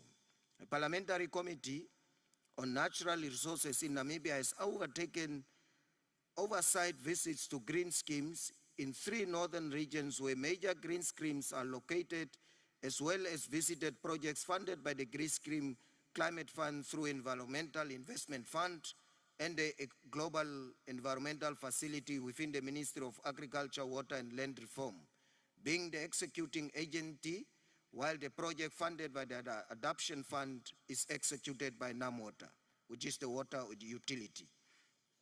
The committee further made the following recommendations to the House, namely that AMTA must ensure access for small-scale farmers and the Namibia Agronomic Board increase market share of horticulture produce in the country. Namibia has also embarked on an ambitious green hydrogen project meant not only to alleviate the energy crisis but to fulfill its aspiration of adopting renewable sources of energy and help to decarbonize. The $12 billion project, which will be implemented in phases, is to start in 2026 and is intended to transform the country into a major renewable energy player by producing 300,000 metric tons of green hydrogen. Even though the recent discoveries of oil and natural gas off the Namibian coast, including the ongoing oil and gas exploration activities, present a paradox in Namibia's quest to embrace clean energy, Namibia's energy policy accommodates an energy mix as the country gravitates towards renewable energy sources. Namibia is a signatory to the Paris Agreement and has its own national energy policy. Extracting national resources such as oil does not mean it is backtracking on its commitment to decarbonize, but with these discoveries, we hope that the energy crisis in SADC region and the entire Africa will be averted. The Access to Information Bill was recently passed by Parliament. The intended aim of the bill is to promote transparency, accountability, effective governance of all public and private bodies by establishing procedures to enable requesters of information to obtain records held by state institutions and private bodies expeditiously as possible. Before being passed in Parliament, the bill was referred to the Parliamentary Standing Committee on ICT for further consultation engagements with different stakeholders, including the general public, in order for them to give their input to close any loopholes preventing easy access to information in order to empower communities with timely, adequate, and accurate information so that schools, learning institutions, libraries, traditional authorities, and government offices must be installed with Wi-Fi facilities to enable easy access to information through the internet and ensure sufficient network coverage throughout the country. Honorable President, honorable members, on the resolution of the Regional Women Parliamentary Caucus, we are happy to report that the various trainings were undertaken by the National Assembly and the Ministry of Gender, Equity, Social Development and Poverty Eradication jointly and respectively, targeting political parties, women in decision-making and women in politics. It's therefore my honor, Honorable President, to share the data reporting on the current situation of the women participation in Namibia. It reflects that the National Assembly has a 50% women party representation, and this is due partly to the party quota system. At local authority levels, we stand at 45% of the legislative quota. The question is how to reach gender parity in the local authorities. At National Council, which is the upper house of Parliament, we stand at 43%, where there is no quota allocation, and out of a house of a 42 representation. At the Regional Council, the women participation or representation stands at 19.8% out of a total of 121 constituencies. There are a number of proposals that are under consideration to enhance the legal framework at different levels within Namibia. Furthermore to that, there is a proposed legislative reforms to the National Council in that the 1990 Constitution that was revisited in 2014 provides that 3 members are elected per region to the Regional Council for that region, amongst others, amongst their members.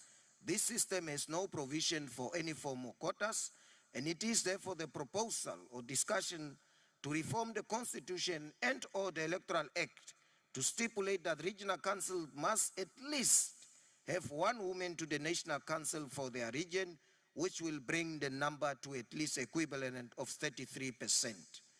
Furthermore, there is also a discussion for the proposed legal reform at Regional Council level, stating that the Constitution that was agreed upon in 1990, be revisited, which was revisited only in 2014, provides for 1 member elected per constituency of the Regional Council to be a woman. There are not normally between 6 to 12 constituencies in each region that consist of 14 regions. However, this proposal is to reform the Electoral Act to introduce legislative quota that requires all parties to nominate 50% women as candidate across constituencies. Honorable members, on the resolution of the Standing Committee on Gender, Equality, Women Advancement and Youth Development, women advancement and youth development stands at 91.7% of the legal frameworks within Namibia promote, enforce, monitor gender equality.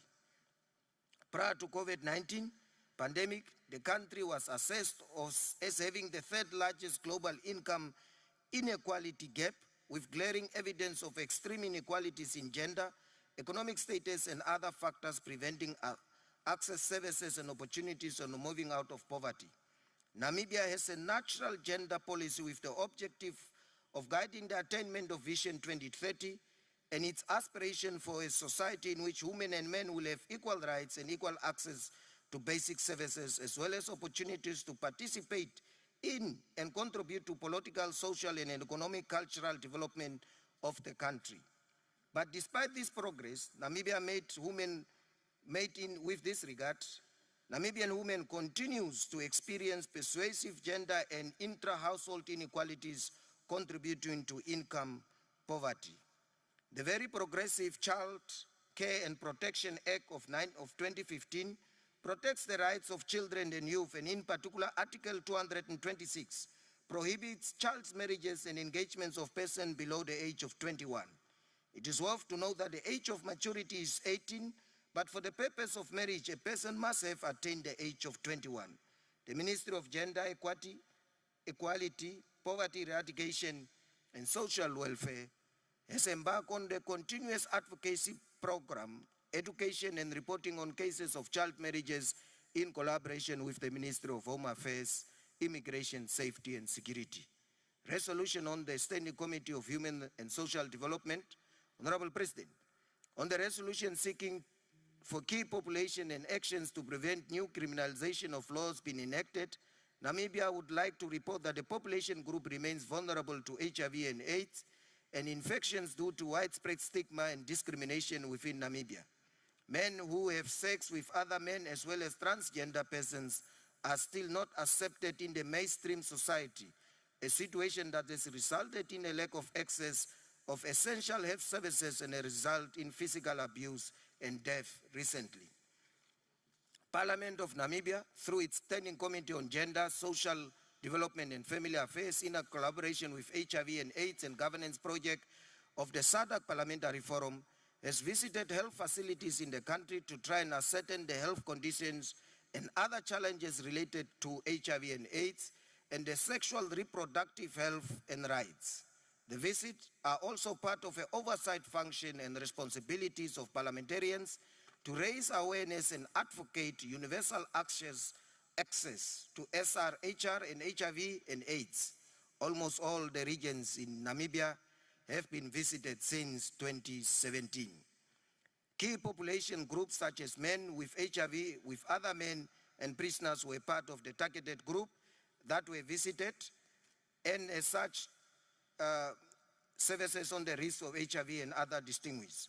On the resolution of the Standing Committee on Trade, Industry, Finance, the National Assembly of Namibia, in coherence with the decision of transparency, accountability, and parliamentary approval in-depth contribution agreement in line with the Parliament's oversight and responsibilities roles, which is key in facilitating citizen participation in governance by having information about laws taken on their behalf, has proposed in its widely revisited standing rules and orders, proposed a standing committee on budget and finance, which will include oversight and insight on loans and debt management. On the resolution of the report of the regional parliamentary model, I'm delighted to inform the House that Namibia has signed the SADC Parliamentary Forum Transformation Agreement on Wednesday, the 26th of June, 2024. Finally, the resolution on the adoption of BRICS in the Parliamentary Forum. Honorable President, last but not least, there is a need for African countries to capitalize on the African trade-free area in order to increase economic activity and achieve sustainable development for the continent to liberate itself economically. Many countries in SADC, including Namibia, already benefit immensely from BRICS countries, and therefore joining the bloc will amplify and even provide growth and expansion. The expected expansion of the bloc will concurrently account to more than 40% of the world population and over 25% of the global GDP that will result in an immense economic activities. I therefore submit and say okuhepa danki. Thank you. Thank you, Namibia, for your country report. I will now call on Seychelles for their report. Thank you, Mr. President. Good morning, bon dia, bonjour, all protocol observed. This report outlines Seychelles' achievement in alignment with the resolution adopted during the 54th Plenary held in Mauritius last year, with the aim of presenting in response to the resolution, focusing on areas such as disaster risk reduction, governance, human rights, social development, gender equality, economic investment, and environmental sustainability. In the area of enhancing coordination for disaster risk reduction and recovery plan, the Seychelles Disaster Risk Management Division, DRMB, top aim is to establish a disaster information management system, a tool meant to help agencies and organizations prepare for and respond to disaster. One of Seychelles' top priorities is developing a detection mechanism that will not only inform people to potential catastrophes and flood, but also the degree of the damage such as disaster is projected to inflict when it occurs. I have to say, it was unfortunate. Only 2 weeks from the plenary in Mauritius, the country was hit by excessive rain on the 6th and 7th December 2023, which caused massive landslide in the North region, where lives were lost and houses were affected. After that, a meeting was convened on the 22nd of March 2024 with Disaster Risk Management Division and the Seychelles Meteorology Authority, SMA, where district authorities, parliamentarians, and other agencies got together with the aim of reviewing the forecast for that particular period and to analyze how the pattern of rain has changed, and to assess intervals of how alert was sent out on that day and come up with strategies on how to better address or mitigate this situation in future, as it was observed that the pattern of heavy rainfall has changed completely and that there has been a shift due to climate changes. The workshop was also an occasion for SMA to unveil its new strategic plan 2024-2028 guide towards enhanced meteorological and climate services for our nation. And the gathering was also a momentous occasion to launch its website, which aimed at sharing the pathway that it will travel to continue to fulfill and enhance its mandate as outlined in the Meteorological Act 2015. Furthermore, in May 2024, Indian Ocean Commission met in partnership with the United Nations Office for Disaster Risk Reduction, the European Union, and the Indian Ocean Regional Response Platform to hold a workshop to examine catastrophe mitigation and management strategies for IOC members countries. Given the region's increased vulnerability to climate changes, one of the primary goals of the IOC New Strategic Development Plan 2023-2033 is to build resilience and reduce disaster risk in the region. Strengthening democratic institutions and promoting human rights. In the early June this year, the Electoral Commission met with registered political parties in Seychelles, giving them the opportunity to provide feedback on the recommended revision to the Political Parties Act. The Electoral Commission presented various proposed amendments to the law to representatives from political parties addressing their concerns and ideas. The meeting was attended by representatives from all 5 registered political parties, and consultation is still ongoing. Advancing human and social development through health, education, and special programs. In the spirit of improving healthcare and making it more accessible to the people, site has been already identified for the construction of a new hospital to create more space and accommodate latest medical technologies and modern facilities as the government recognizes the need to address healthcare challenges, and this project will play a significant role in upgrading the existing facility, which is still standing for the past decade. The country's aim to gain an international reputation and enhance its health standards as one of the country's most pressing concerns is our current facilities, which are insufficient to deliver the level of services demanded by our growing population, as well as the complexity produced by changes in lifestyles. And in May 2024, the government received 6 Toyota Hiace ambulances as part of an effort to strengthen emergency services and replace the current fleet, which is worn out. Promoting gender equality and empowering women and youth. A high-level forum commemorating International Women's Day 2024 was held on the 14th of March and was hosted by the United Nations Population Fund in conjunction with the Ministry of Youth, Sport, and Family Relations.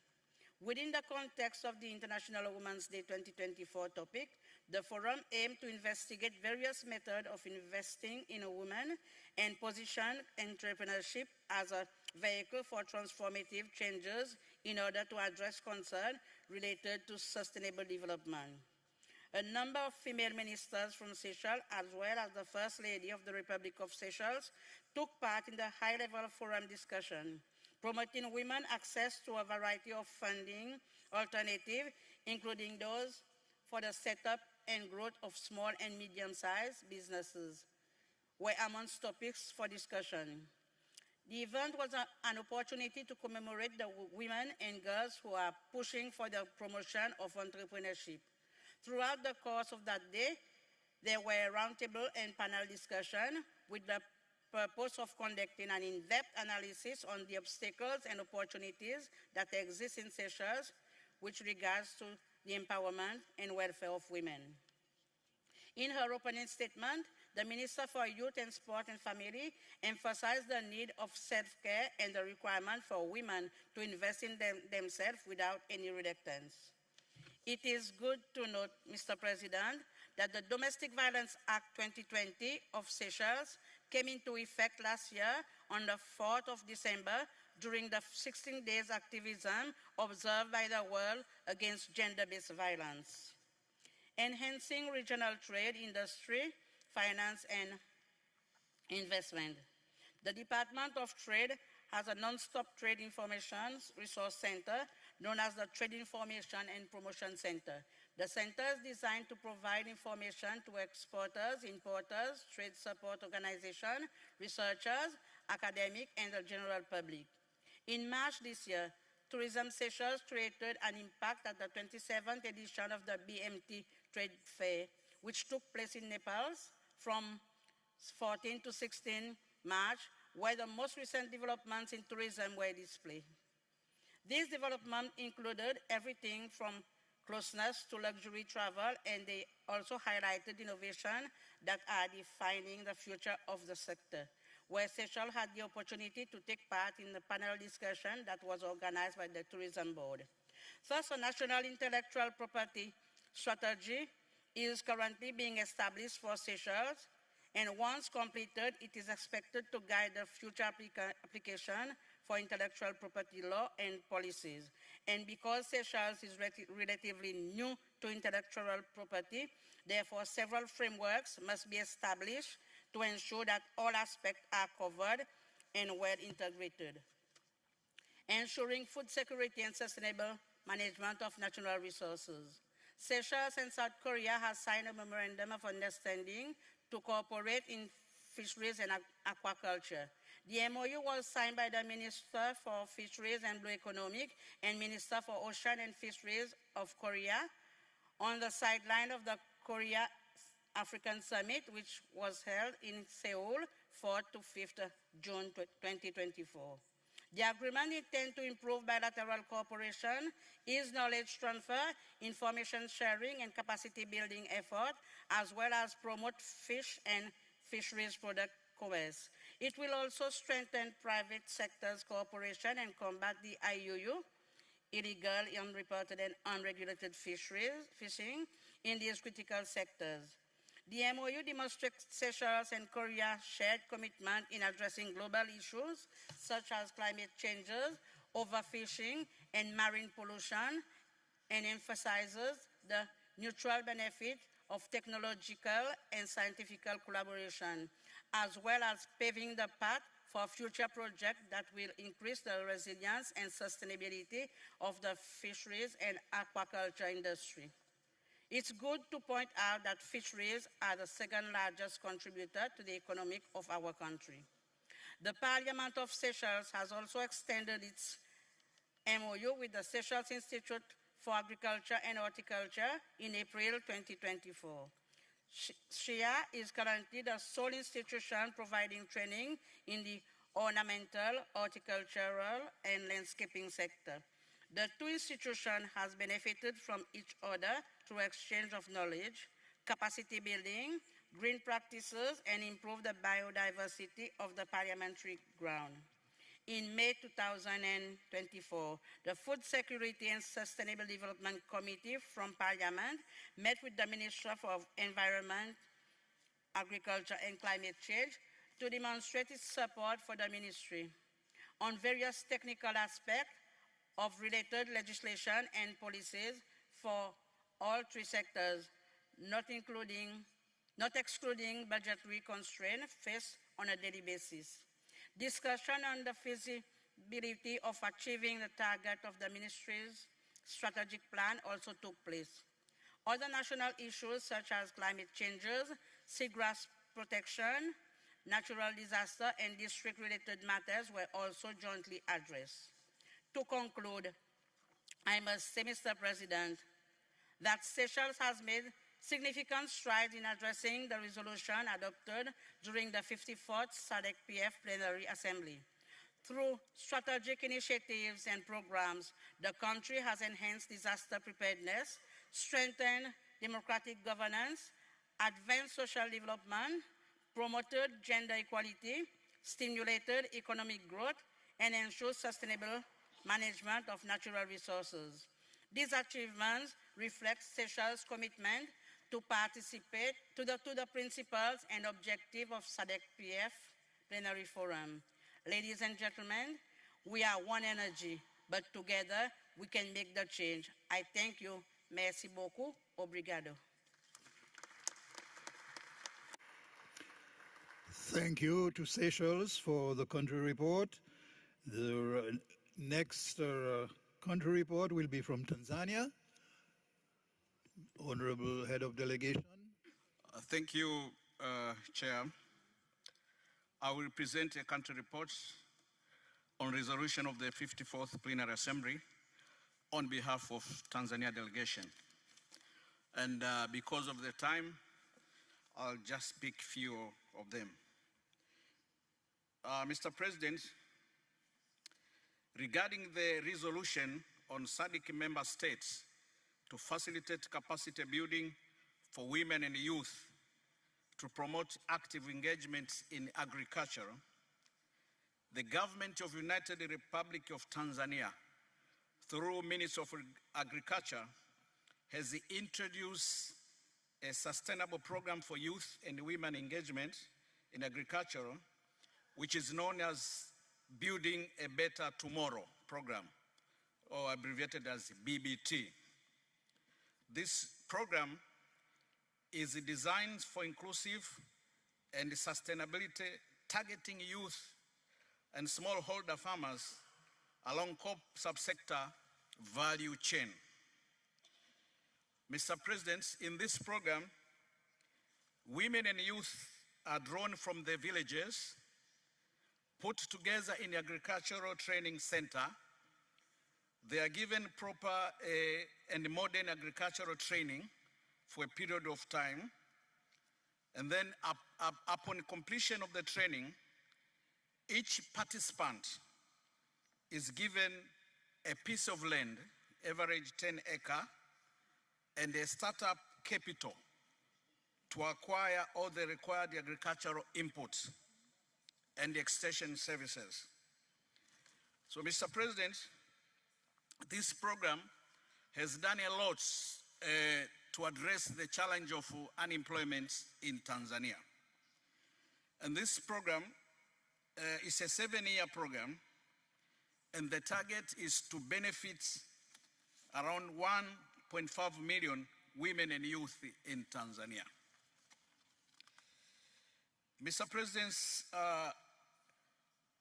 regarding the resolution to devise mechanism of bridging the digital gender gaps and empowering rural women by advocating for improved internet connectivity and infrastructure in rural area, and providing subsidies or loan to rural women, and organizing digital skills training program for rural women to enable them use digital technology effectively.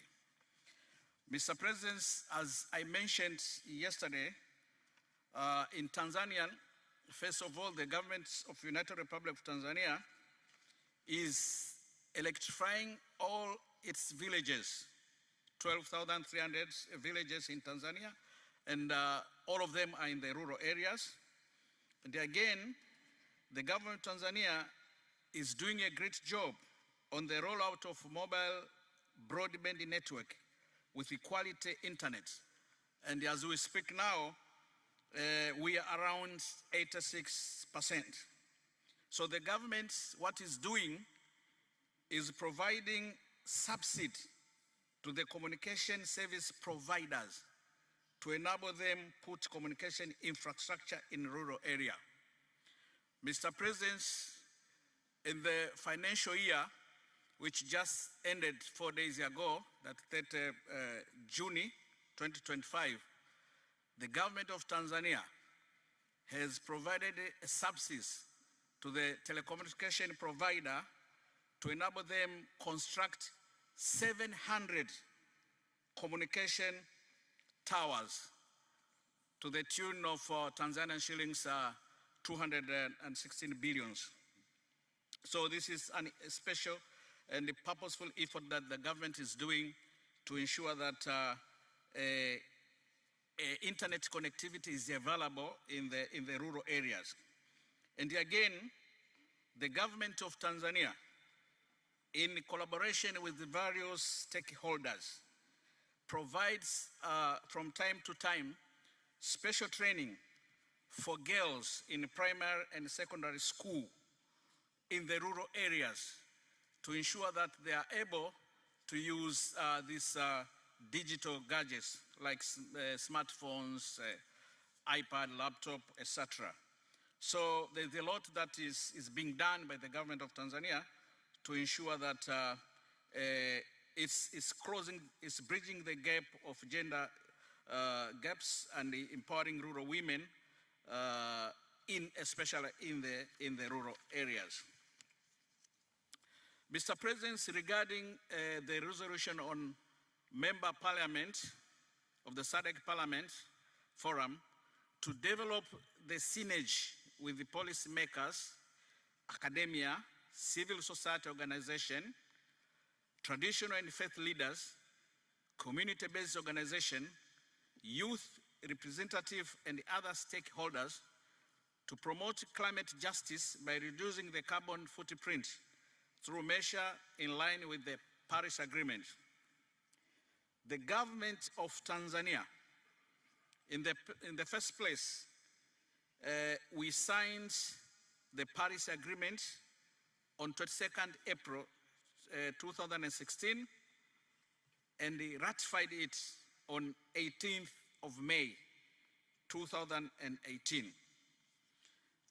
In addition to that, the government of Tanzania has engaged all the stakeholders to come up with the national carbon trading guideline that is in line with the United Nations Framework Convention on Climate Change, Kyoto Protocol, and the Paris Agreements, as I have mentioned, and also to ensure that we achieve the voluntary carbon crediting mechanism. In addition to this, the government of Tanzania has engaged all the stakeholders that have been mentioned to come up with the revision of policies and strategy to address the climate change challenges, including mitigation measure, transport, waste management, forest, agricultural, and industrial process, and land use as well. Mr. President, regarding the resolution on the member states to devise a mechanism that would promote women participation in politics and decision making by removing all structure, legal and social barrier that hinder women participation in political and decision making, the government of Tanzania, through its constitution, Article 21, gives rights to all citizens to take part in matters pertaining to the governance of the country, including election. And as we speak, we have independent electoral commission that provides voter with a civic education from time to time. But also Article 66, subsection 1B of the Constitution of the United Republic of Tanzania requires women in the parliament to be not less than 30%. And of recently, the National Election Act 2024 has put a section, which is section 135, which prohibits all forms of harassment, brutality, and gender discrimination in the election process. Mr. President, regarding the appeal to member states to issue directive to all employment institutions in their respective countries to develop workplace policies against women's sexual harassment, the United Republic of Tanzania has several laws in place to address all forms of sexual harassment at workplace. And some of these Constitution of the United Republic of Tanzania, Employment and Labor Relations Act, Code of Ethics and the Conduct for the Public Service in Tanzania. Mr. President, regarding the resolution on the member state to change the mentality of informal and informal institutions that perpetuate gender inequality and subordinate position of women and girls, which emanate from patriarchal dictates, the government of Tanzania has always been keeping on raising awareness and special campaigning on capacity building and training to address gender inequality and the discrimination that comes from patriarch dictates. And we have the National Gender and Women Development Policy 2023, which provides strategic guideline to achieve that. Mr. President, regarding the resolution on Member Parliament to enact laws, adopt budgets, exercise oversight, and represent community to address climate resilience in a way which mainstream gender and ensure that the voices of women are heard in decision-making process on disaster preparedness. The Parliament of Tanzania has enacted a National Disaster Management Act that ensures that women participate fully in decision-making through ensuring that women sit in the disaster committee starting from the village level, ward level, district level, regional level, and national level. And always the Parliament of Tanzania have been approving enough budgets to ensure that we achieve climate change mitigation and the adaptation.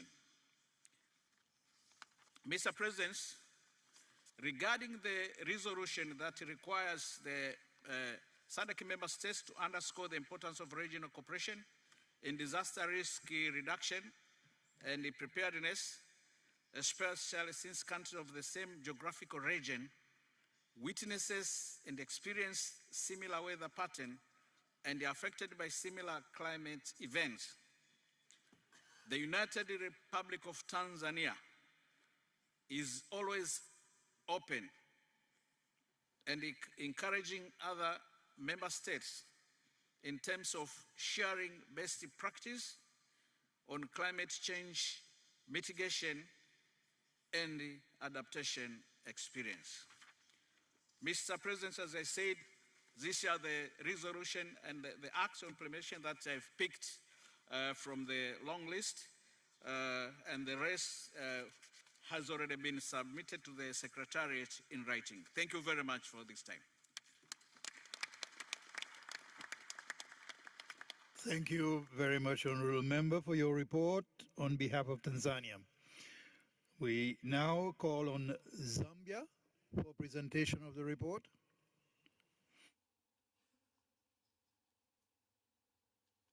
Thank you, Mr. President.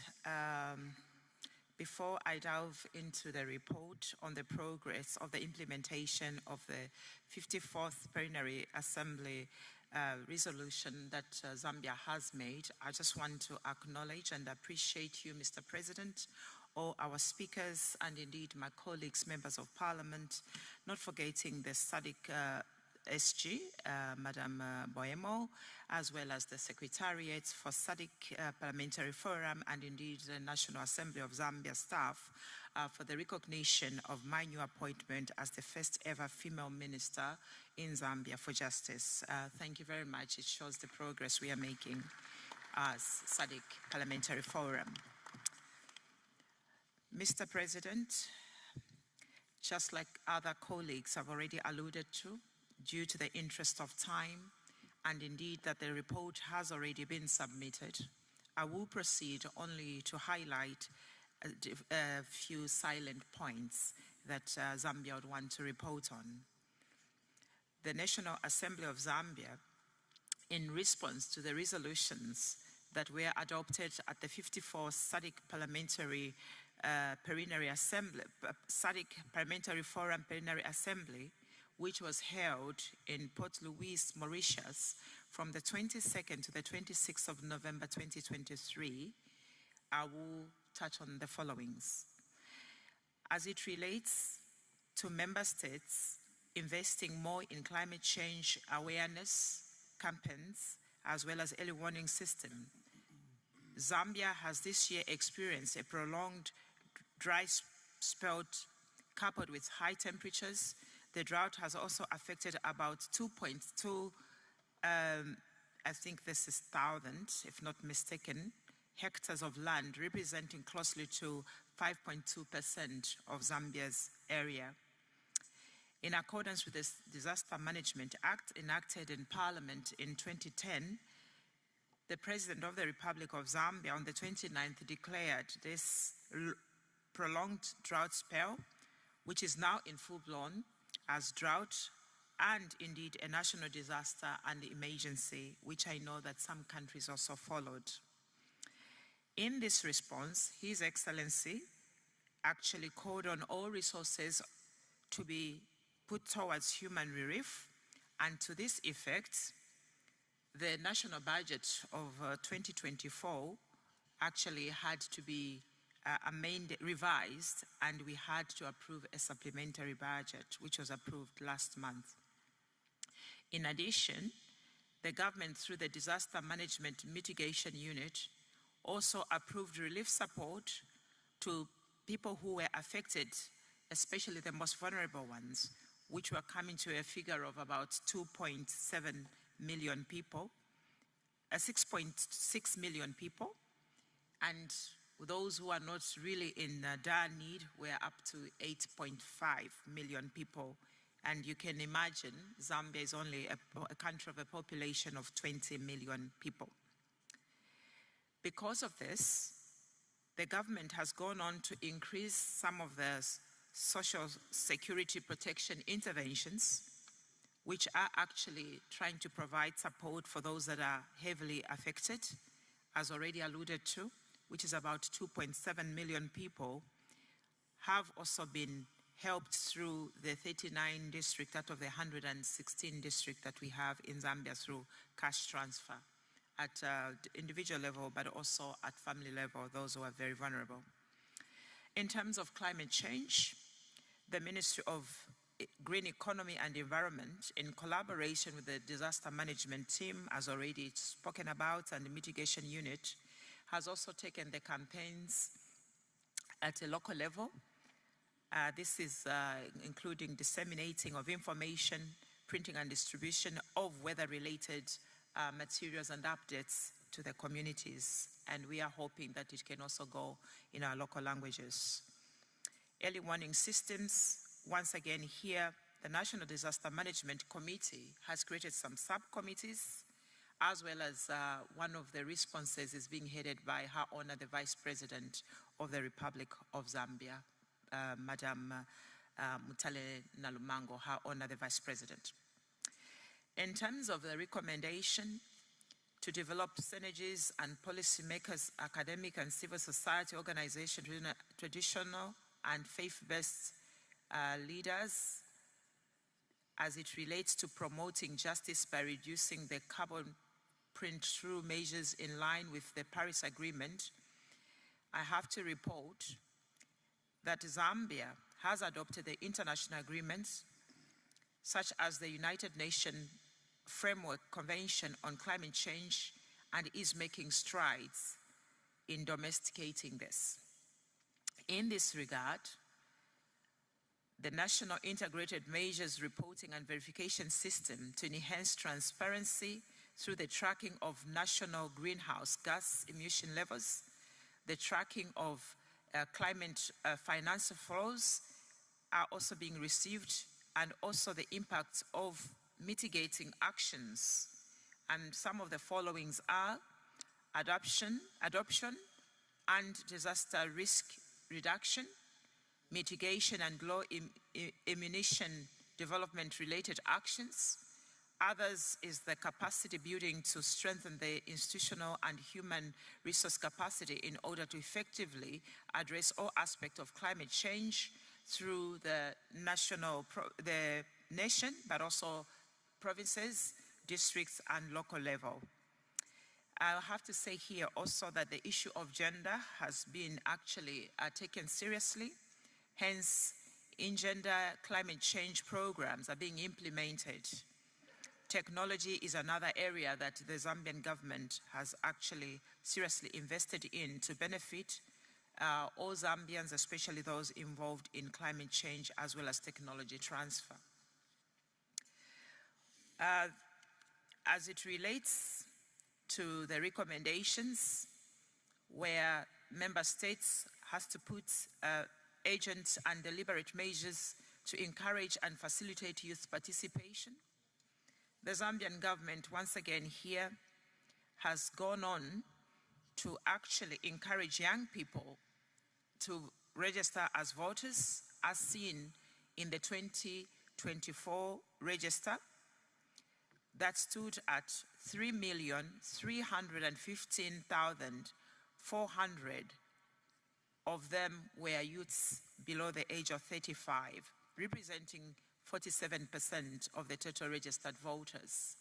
Can I also insert here that in 2021, over half of those that voted were actually youths, and Zambia sits as one of the youngest nations in our region, and we as a country, we are taking advantage of the demographic dividends by ensuring that there is free education in civic education, but also in the education of the Zambian system as a whole. And those who are out of school, they're being also capacitated through the Community Development Fund, CDF, that ensure they have vocational skills. Additionally, there have been what is called young parliamentary clubs within our constituencies. This has been the initiative of Her Honor, Madam Speaker, where we have young parliamentary constituencies in our different constituencies, and there is a day that's dedicated to them to come and play parliament. And one of the roles that is highly looked forward to is the imitation and the mimicking of how the speakers deliberate in the House. In terms of the recommendation for member states in devising mechanisms that would promote women participation in politics and decision-making, among others, the Zambian government continues to relook and in the need of the constitutional reform. This is a process that will be coming under my ministry, and so we are being proactive as Minister of Justice to ensure that we engage the members of parliament through Madam Speaker's office, but as well as the Law Association of Zambia. And among those reforms, the Zambian people want to see proportional representation of women so that we can actually mitigate or close the gap when it comes to gender parity. Also here, I have to say that affirmative action in the electoral process by reducing the fees for women in particular, but also this goes on to youths and I think to people with disabilities, is another area that we are looking into to ensure that women continue to be encouraged to run for political office. The school re-entrance policy has also been one of our key programs as a country, where when a girl child falls pregnant, they are encouraged to go back to school. And this has also seen to it that a lot of young people who would have ordinarily fall off while the boy child continued school are now going back to school. As it relates to the increase of the availability, accessibility, and utilization of the Gender-Based Violence Act and other essential services, the Zambian government has gone on to encourage and create one-stop centers in many of our health facilities, from not only the higher community level structures, but to the village level. And this has really been welcomed by the community. In addition, the creation of fast-track courts has also brought a lot of speed in the legal processes to victims who have been affected by gender-based violence. There is also the creation of safe homes and shelters for those that have been affected due to gender-based violence. There's also the issue of ensuring that traditional leaders, especially our chiefs and also religious leaders, are involved to disseminate information that continue to encourage harmful practices which are part of our culture and also traditional. So this is something that we are involving even the headmen at a very much lower level. Mr. President, on the domestication of the static model law on gender-based violence, Zambia is a party to several instruments that embodies principles and standards addressing gender-based violence. It is for this reason Zambia reviewed in the 2023 Anti-Gender-Based Violence Act of 2011. It was reviewed, I should say. This was done to ensure that the Act looked into some of the provisions that were not as relevant and consequential to our time, but also to ensure that the Act itself does curb gender-based violence. Notably, one of the documents considered during the review of the Act was the static model law on gender-based violence. The model law contains very important provisions which are really helping our courts to transform and to ensure that the victims of gender-based violence are not victimized over and over again when they go through the court processes. As I almost come to a conclusion, Mr. President, I want also to highlight that as it relates to the recommendation on member states reviewing educational curriculum, our government, once again through the Ministry of Education, has gone on to revise its curriculum to make sure that there is a focus on the STEM programs. And these are, as we may know them, technology, ITC, science, engineering, math, shortly known for as STEM. This has really been important for us as a country, and also included in our curriculum is the entrepreneurship and how to make sure that our students are learning about renewable and clean energy. Mr. President, I wish I could go on, but as time is not to our side, I just want to say that Zambia as a country and the members of Parliament through the National Assembly, through its oversight function, has been calling for the Minister of Education and indeed other stakeholders to ensure that our curriculum continue to address the challenges but also the needs of our time. And one of those is ensuring that agriculture is part of our education system and is not seen as something for the old, but actually for the younger one and a business venture. On that note, on behalf of Zambia and the leader of our delegation, Madam Speaker, Honorable Nelly Muti, I submit. Thank you very much, Zambia, for your country report. We will now conclude the presentations with Zimbabwe. Thank you, Mr. President. May you allow me to write on the protocol that has already been established. I'm going to present a report on behalf of the Speaker of the Parliament of Zimbabwe, Honorable Jane Mdenda. I'll try to summarize on my presentation by highlighting on the important issues.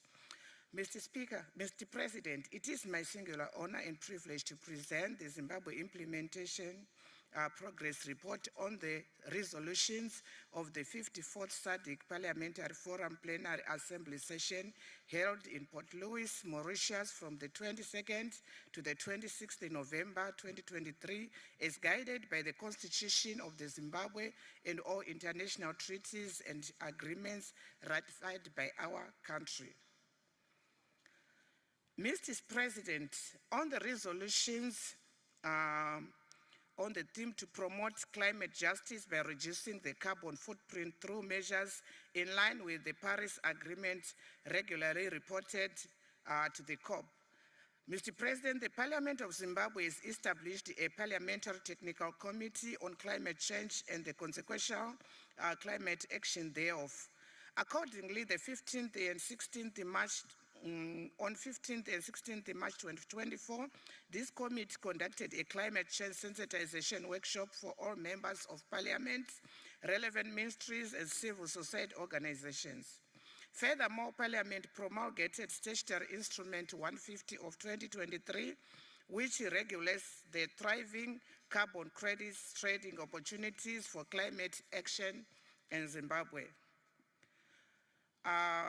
In regard to addressing climate resilience in a way which mainstreams gender, ensures that the voices of women are heard in decision-making processes on disaster preparedness. A holistic climate change bill will be under consideration during the current session of the 10th Parliament. The bill will operationalize the National Climate Change Fund to effect climate action in Zimbabwe. On the resolution to organize digital skills training programs for rural women to enable them to effectively use digital technologies. Mr. President, the Universal Service Fund managed by the Postal and Telecommunications Regulatory Authority of Zimbabwe, POTRAZ, has launched a skills development program targeting citizens in rural areas, including women and girls who were trained in digital skills and literacy. Mr. President, on GBV and on government influencing governments to domesticate the SADC model law on gender-based violence. Mr. President, for your own information, Zimbabwe has enacted the Domestic Violence Act. Additionally, Mr. President, in January 2024, Zimbabwe launched the National Strategy 2020 to 2030 to prevent and address gender-based violence. 5 one-stop centers have been established to strengthen the multi-sectorial response to GBV. On the need to call SADC member states to increase funding towards education, Mr. President, the Zimbabwe Parliament has constantly shown a strong commitment to education and constantly increased budget allocations, with the Ministry of Higher and Tertiary Education receiving 3.86% of the national budget in 2022 and 3.73% of the national budget in 2023 and 4.64% in 2024. Additionally, Mr. President, Parliament also allocates funds for the Basic Education Assistant Module, we call it BEAM, to support indigent learners at primary and secondary level. On the resolution to encourage governments of member states to review the education curriculum, Mr. President, Zimbabwe has crafted the new heritage-based 5.0 education curricula anchored on teaching, research, community service, science and technology. On the resolution to take urgent and deliberate measures to encourage and facilitate youth participation in electoral processes, Mr. President, the Zimbabwe Parliament passed the Electoral Amendment Act in 2023, pursuant to Constitutional Amendment 2, which introduced a 10-member youth quota in the National Assembly. Furthermore, Zimbabwe Parliamentary Youth Caucus attests to Parliament's commitment to amplifying the voices of young people in the Parliament processes. Additionally, Mr. President, Parliament annually hosts the Junior Parliament and Junior Councils to debate policy issues affecting the youth, such as access to education, digital technologies, drug and substance abuse, as well as gender-based violence. For your own, Mr. President, as I am presenting this report here, our junior parliamentary is in progress in Zimbabwe today. Mr. President, on immediate action to counter the recruitment of youth by rebel groups and their susceptibility to violent extremism, Zimbabwe has established 68 vocational training centers and 15 satellite vocational training centers dotted across all provinces to provide life and entrepreneurial skills to school leavers. Recently, the National Youth Service Program was launched in order to instill patriotism, leadership, and civic responsibility among youth in Zimbabwe. The Youth Bill is being crafted to ensure holistic youth empowerment. On the urge of member states to avert debt distress, Mr. President, the government of Zimbabwe has initiated a comprehensive arrears clearance, debt relief, and restructuring strategy in collaboration with the African Development Bank and former President Alberto Chisano. On the call upon SADC member states to promote inclusivity and gender responsiveness towards climate change, Mr. President, Zimbabwe has launched its climate change gender action plan aimed at systematic mainstreaming of gender in all climate actions in both public and private spheres. On the resolution on climate financing budget and use all available instruments to mitigate climate change. Mr. President, the Parliament of Zimbabwe has facilitated climate-sensitive policies, including the National Climate Policy and various strategies on climate action funding. Funding has been availed as follows: $7 million in 2022, $15 million in 2023. In the Infrastructure Development Bank of Zimbabwe, marshalling a climate change facility of up to $7.88 billion by 2030. On the states to facilitate capacity building for women and youth to promote active engagement in agriculture, Mr. President, through the Zimbabwe Farmers Union Youth Development Program, women and youth are involved in the Pfumvudza Intwasa, a sustainable smallholder smart agriculture conservation farming program, and are receiving ICT training for agricultural value chain and market access. The innovative resources base include the Presidential Heifer Pass-On Scheme and 500 hectares of land for youth projects to boost farming productivity.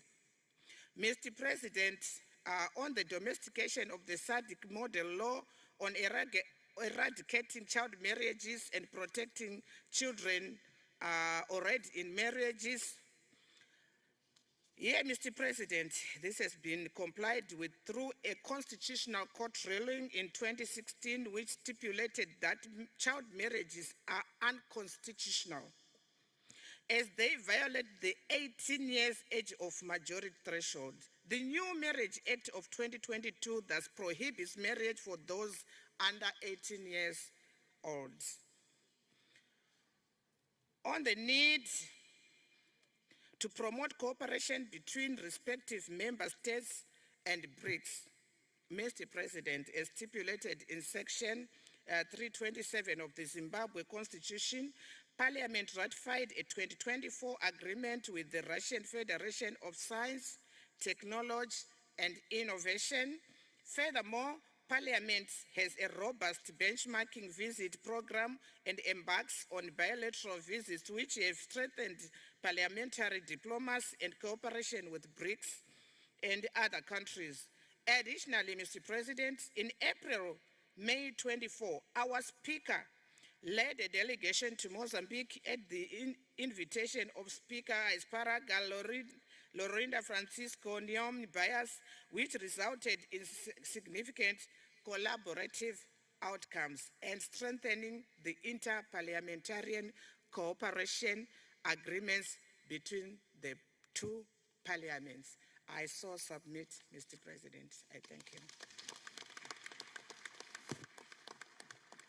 Thank you. very much, Honorable Member, for your country report. We have concluded the presentations of the country report. The floor will now be open for debate on the reports. I will ask members who wish to address to please raise your hands with the country labels. And I remind members that you have, in addressing, you have 5 minutes maximum to address. And if you have questions, please indicate clearly to which member you are addressing the question, and we will take the questions after the addresses have been made. Does any member wish to address in debate of the country report?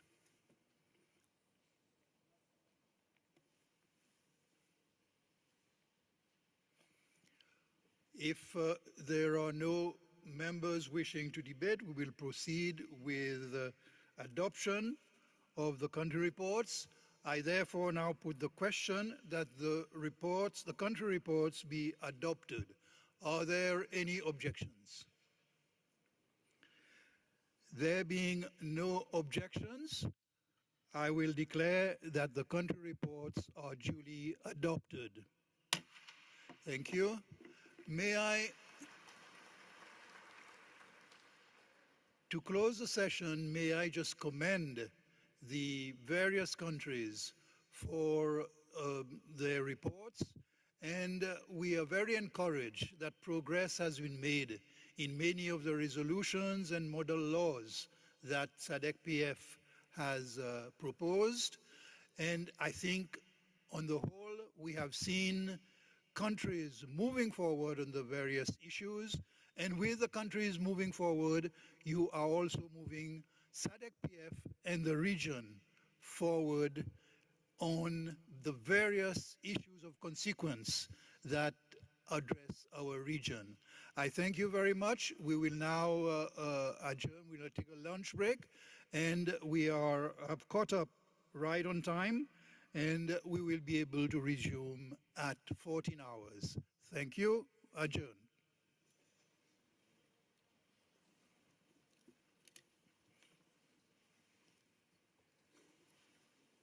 Recording stopped.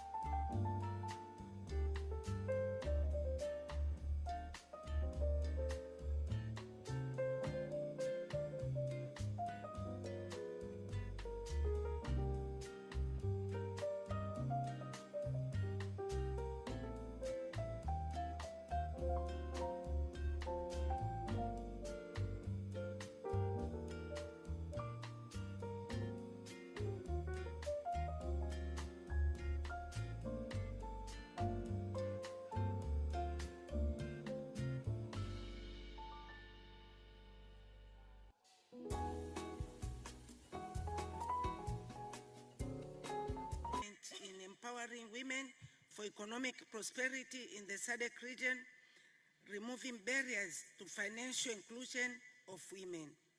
The meeting aimed at achieving the following objectives. 1, promoting MPs' understanding of SADC strategy on financial inclusion and small and medium enterprises, SMEs, access to finance 2023 to 2028, to enable them to lobby for its integration and implementation by SADC member states.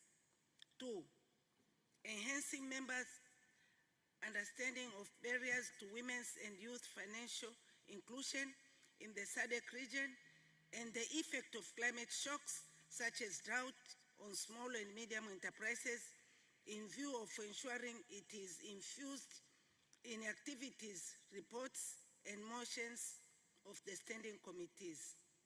3, agreeing on action points and recommendations for submission to this plenary assembly as required by Article 16, subsection 4 of the Constitution of the Forum. And 4th, to conduct elections of the chairperson and vice chairperson of Regional Women Parliamentary Caucus to serve for the period of 2024 to 2026. Mr. President, during the meeting, the Regional Women Parliamentary Caucus benefited from the presentations made by highly qualified and experienced resource persons, which helped the Regional Women Parliamentary Caucus to come up with the recommendations which are being submitted to the Plenary Assembly today. Allow me, Mr. President, to present a summary of the deliberations and recommendations by the Regional Women Parliamentary Caucus. Firstly,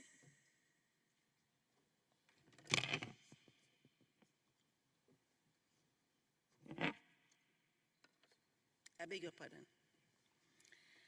Allow me, Mr. President, to present a summary of the deliberations and recommendations by the Regional Women Parliamentary Caucus. Firstly, the Regional Women Parliamentary Caucus received a briefing from the SADC Secretariat, who indicated that by 2050, the Southern African Development Community aims to become a peaceful, inclusive, competitive, middle to high income industrialized region.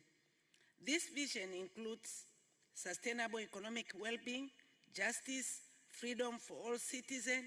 In terms of cross-cutting issues, the committee was informed that besides gender, other important cross-cutting issues in SADC region integration include youth, climate change, and urbanization. Mr. President, the RWPC noted that the SADC financial inclusion strategy aims to create an inclusive, stable, and innovative financial system within the region. This system empowers individuals and businesses to access and use quality financial services, contributing to industrialization, inclusive growth, and sustainable economic well-being in alignment with SADC Vision 2050. Furthermore, the targets in the financial inclusion strategy focus on 2 levels, namely individuals, which include women, youth, individual entrepreneurs, and small and medium enterprises. Secondly, financial services such as credits, savings, payments, remittances, insurance, and pensions. In summary, the strategy aims to foster financial inclusion by addressing access, encouraging usage, and ensuring service quality across the region. Mr. President, regarding the importance of financial inclusion, the RWPC took cognizance of the fact that financial inclusion plays a critical role in achieving the Sustainable Development Goals, and data from United Nations shows that financial inclusion contributes to at least 11 SDGs. In addition, the RWPC noted that financial inclusion also contributes to gender equality, and most importantly, financial inclusion plays important role in industrialization agenda in the region. Furthermore, Mr. President, the RWPC took note of few examples of financial inclusion policy framework that were relevant to the meeting, such as SADC Protocol on Financing and Investment, the Protocol on Trade and Service, the SADC Strategy on Financial Inclusion, and SMEs access to finance. In addition, the RWPC was informed that the region has developed some model laws that are in support of financial inclusion, such as SADC payment system model, SADC banking model law in the banking sector for non-banking institutions.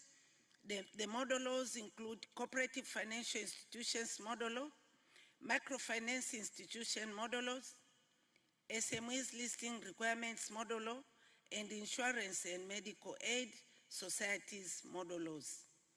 Mr. President, on the status of financial inclusion, the RWPC noted that the region is progressing well, as 23% of the adult population in the region are financially excluded against 40% in 2011. On barriers to financial inclusion, the RWPC took cognizance of several barriers, such as low level of financial literacy and financial skills among consumers and SMEs, high product prices, limitations in rural infrastructure, such as limited mobile network connectivity, etc., etc. The RWPC was pleased to be informed that the implementation of the strategy also integrated in the Gender Action Plan as part of the SADC financial inclusion and SMEs access to financial strategies. Mr. President, the RWPC noted some reasons why regulators, governments, and the private sector should take measures that benefit women and their enterprises through a women-centric approach, and some of these reasons include: 1, women make up more than 50% of the population in SADC region. Therefore, excluding them means excluding more than half of functional services provider market base. 2nd, women tend to invest more in their families, which is key to the achieving inclusive economic development as well as poverty reduction. 3rd, that 68% of businesses owned by women have unmet credit needs. Furthermore, the RWPC was informed about some key actions that the government could use to improve financial inclusion of women entrepreneurs, and these actions include: 1, gender-responsive planning and budgeting. It was highlighted that economic and financial inclusion of women needs to be planned and budgeted to eradicate their disadvantage and exclusion. Furthermore, gender-responsive budgeting, such as the provision of tax reliefs or subsidies to the women entrepreneurs, will encourage the growth of women-led ventures. Gender-responsive procurement from women's enterprises. 4 key strategies of gender-responsive procurement were highlighted, and these include: mainstream gender in procurement, empower women entrepreneurs, source strategically and subcontract, and finally, manage and improve performance through benchmarking, capacity building.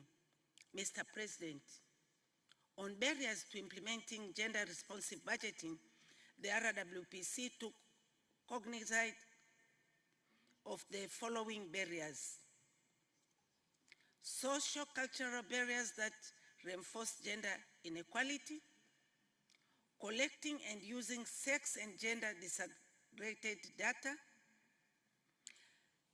3, the complicity of whole of government approach. And 4th, lack of capacity, knowledge, skills, attitudes, and resources. Finally, the committee was informed that gender-responsive budgeting would help to achieve Sustainable Development number 5, which is about achieving gender equality and empowering all women. The committee noted that when women are empowered, the following could be achieved. 1, increased resilience to shocks such as pandemics and climate change. 2, improved food security. 3, increased community support and well-being. And 4th, children better able to complete school. Mr. President, a resource person from the Ministry of Finance of Tanzania shared with the RWPC the Tanzanian experience on financial inclusion. The RWPC noted that 54% of the micro, small, and medium enterprises in Tanzania are owned by women. Mr. President, the RWPC took cognizance of 3 social bonds that are used to finance women in Tanzania, which are,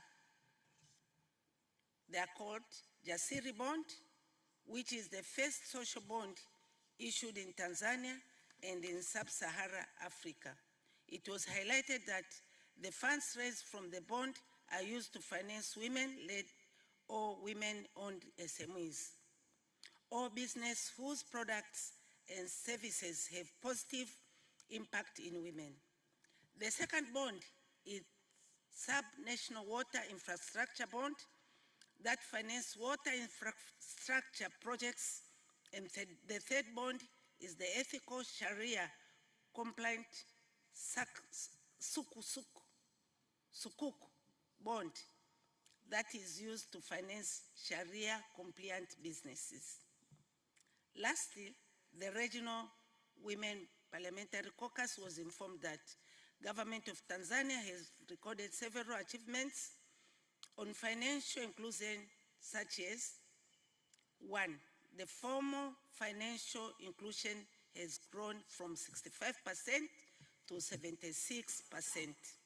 Second, the Bank of Tanzania granted licenses to 1,726 microfinance services providers, and the Tanzanian Cooperative Development Commission licensed 884 SACCOs.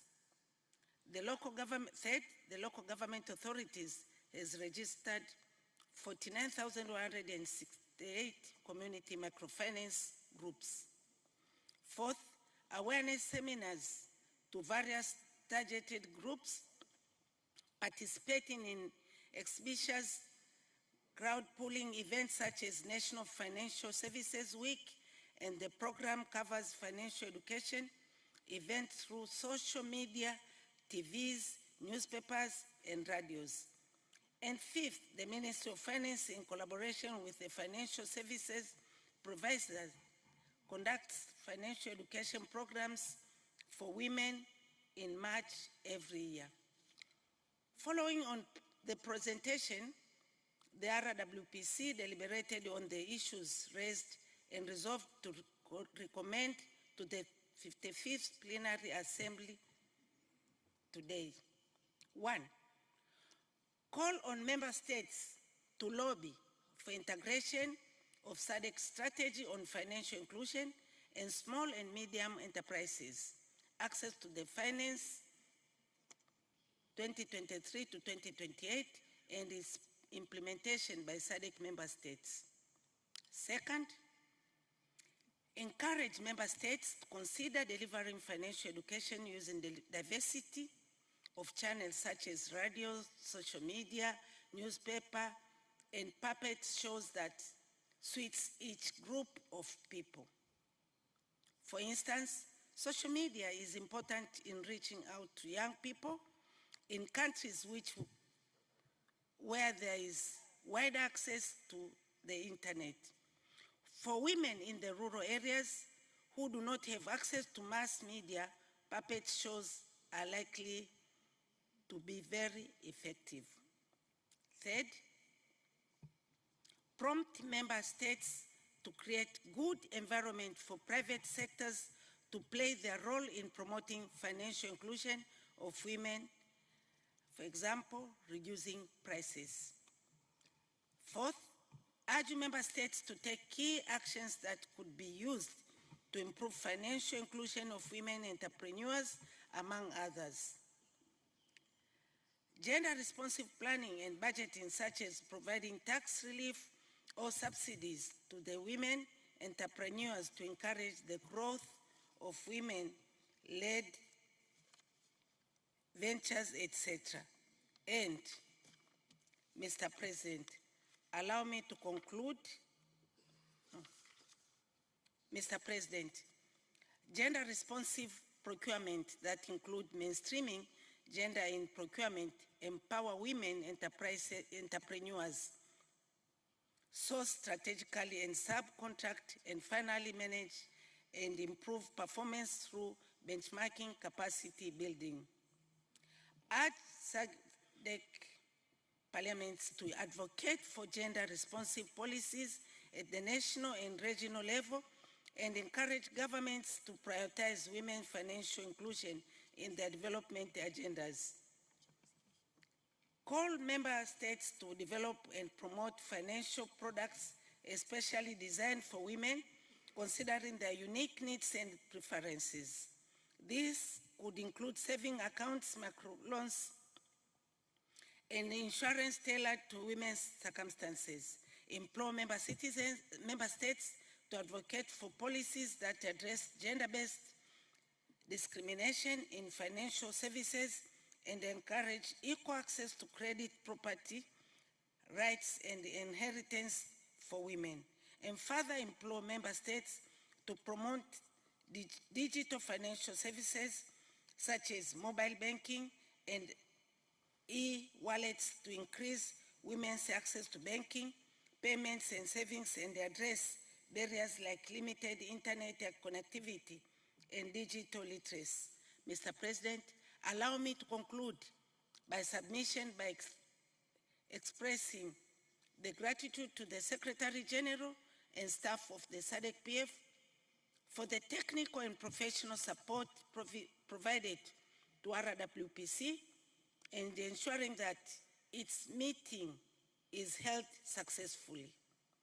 The RWPC further extends its appreciation to all resource persons for rendering valuable input which helped to shape this report. Mr. President, may I thank all for the attention you have given me, and Mr. President, I therefore beg to move. Thank you, Honorable Charlie Raymond, for your report. I will now give the floor to the seconder, the Honorable Roselle B. Gadama, the RWPC Vice Chairperson, to address on the motion. Mr. President, I rise to second the motion ably moved by the Chairperson, Honorable Charlie Raymond MP, for the adoption of the report of the Regional Women Parliamentary Caucus. Mr. President, I wish to concur with the move of the motion that financial inclusion plays a pivotal role in achieving the United Sustainable Development Goals.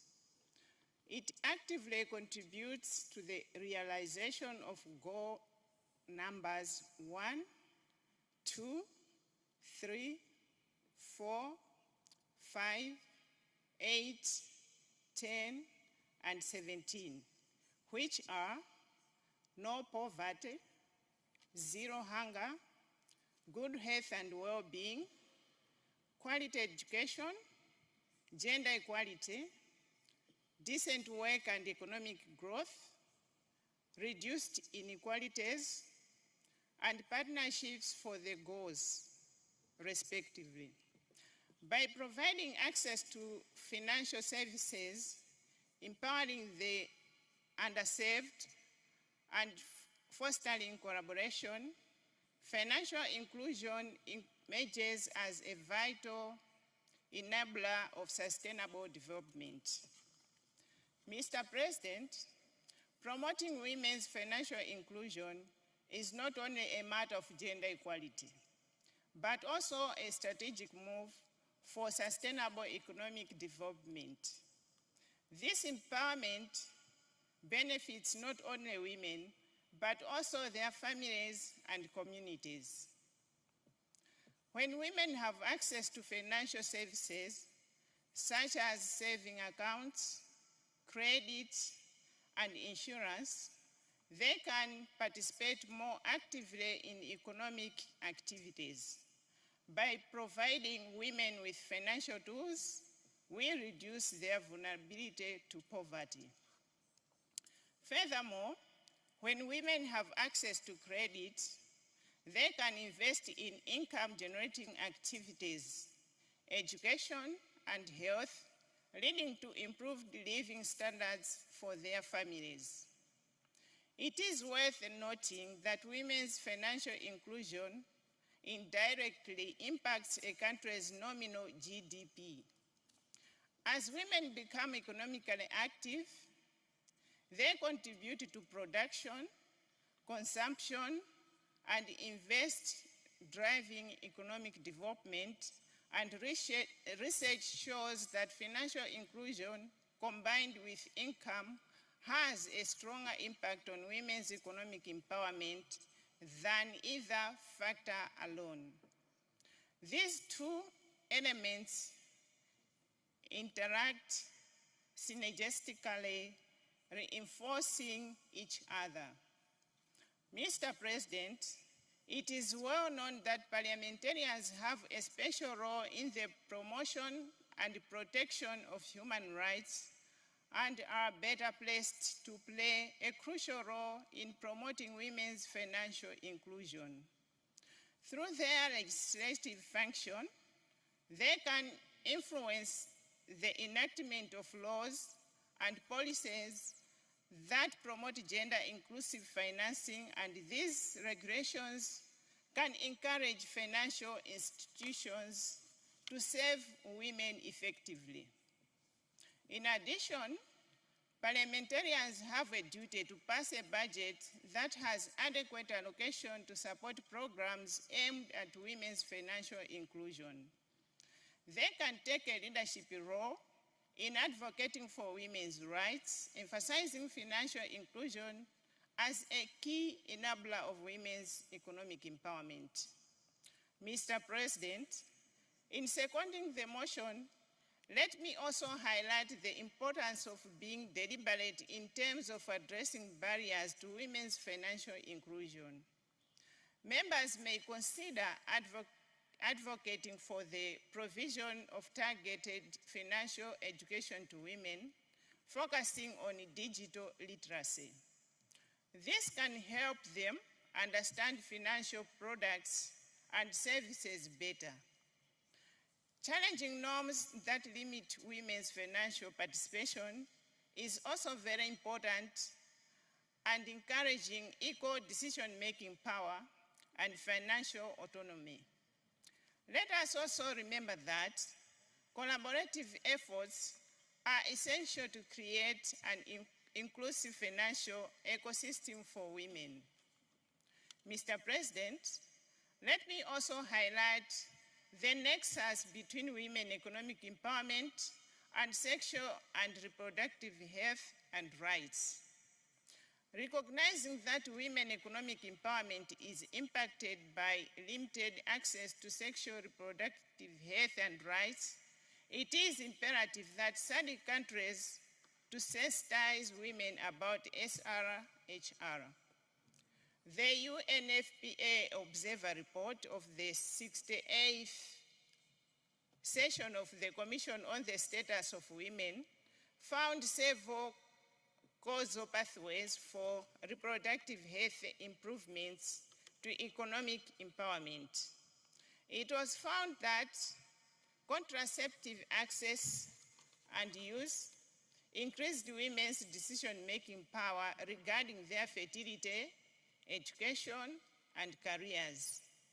Women with higher maternal age at first birth or reduced chances of childbearing during adolescence are more likely to complete their education and partake in the formal labor market.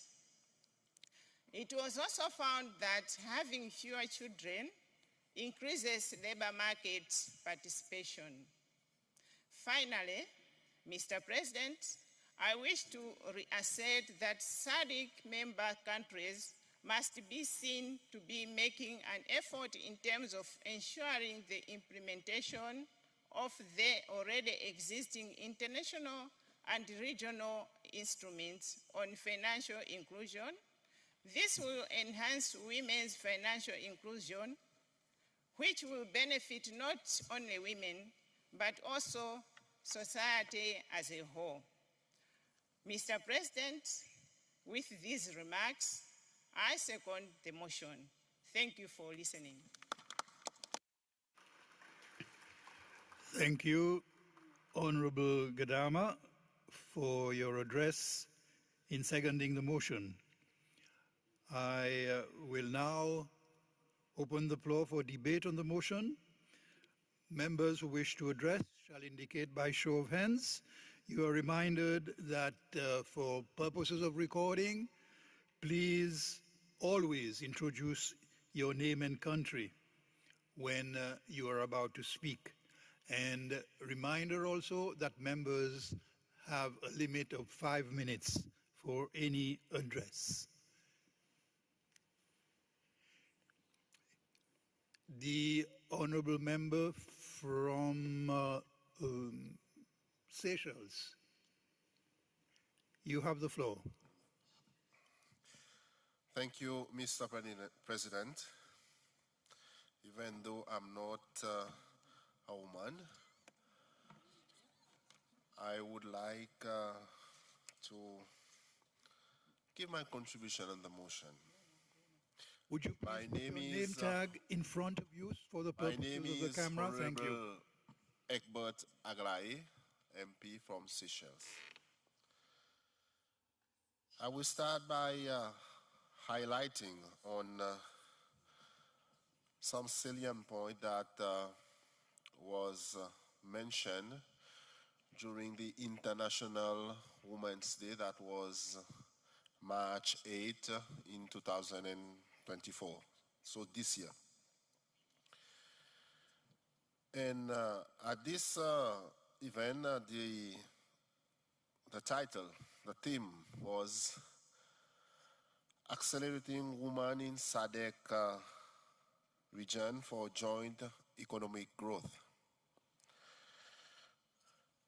This event was brought by different stakeholders in a way to outline the difficulties that women was facing when it comes to access to financial, be it institution or in ways for them to become entrepreneur. In this event, it was highlighted that the critical need to improve women access to finance in the SADC region, the way to explore innovative solutions and to promote financial inclusion. And the goal that was set that by 2030, the women economic empowerment and gender equality, and they also recognize all the barriers that have some traditional role that impact in the development of the woman to be financially, in a way, autonomous. And according to the African Development Bank, there is a significant gap of around $42 million in terms of financing gap towards women. And this itself, it shows sort of the inequality that exists when it comes to women. And it also highlights that to address this issue, the African Union itself declared that from 2020 up to 2030, the decade of financial and economic inclusion for African women. I know this is an ambitious initiative, but the question that I will ask, or we all ask, is where are we now? How do we achieve such target? What are the supporting mechanisms in place? Who are these women, or where are these women that needs to be empowered financially? And what are the different countries, member states, they are doing towards achieving this goal? I believe there is a lot of work that needs to be done along that line when it comes to the financial impact when empowering a woman. So this is my contribution towards that, and it's also a reflection as for all member states, as a region. I thank you, Mr. Chair. Thank you. Thank you, Honorable Member, for your address. I will now give the floor to the member from Malawi. Yes, Mr. President. Thank you so much for according Malawi to give my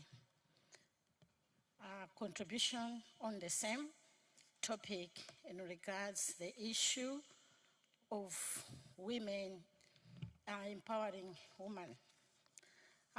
Mr. President, this is one of the topics that has touched my heart, enhancing the role of Parliament in empowering women for economic prosperity in the SADC region, removing barriers to financial inclusion of women. Mr. President, as I've already said, that it's one of the topics that has attached, I've been falling in love with.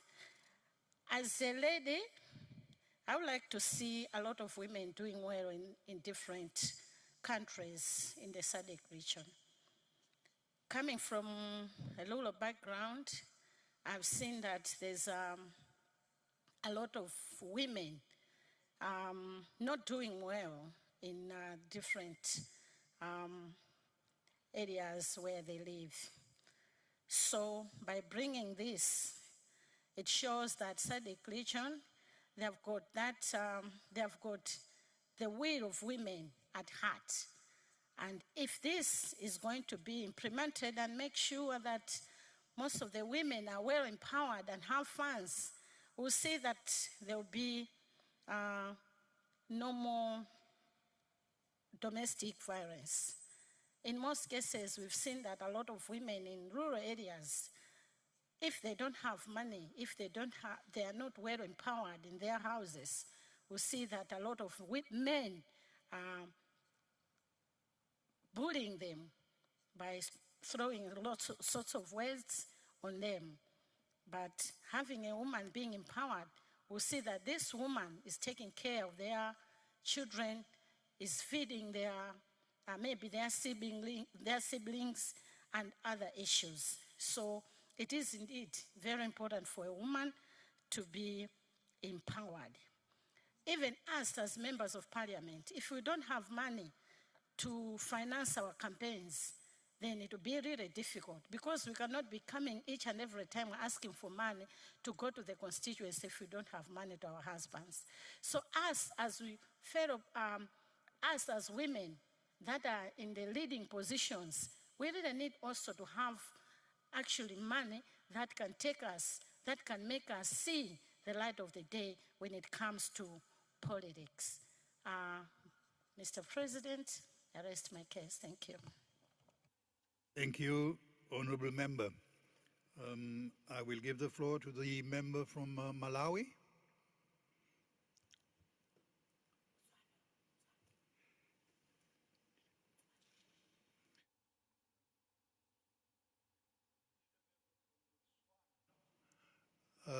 Wish to address. Okay. We have a member from Botswana. Maybe she was just holding her tag. It's okay. Yes, she did. I thought she did.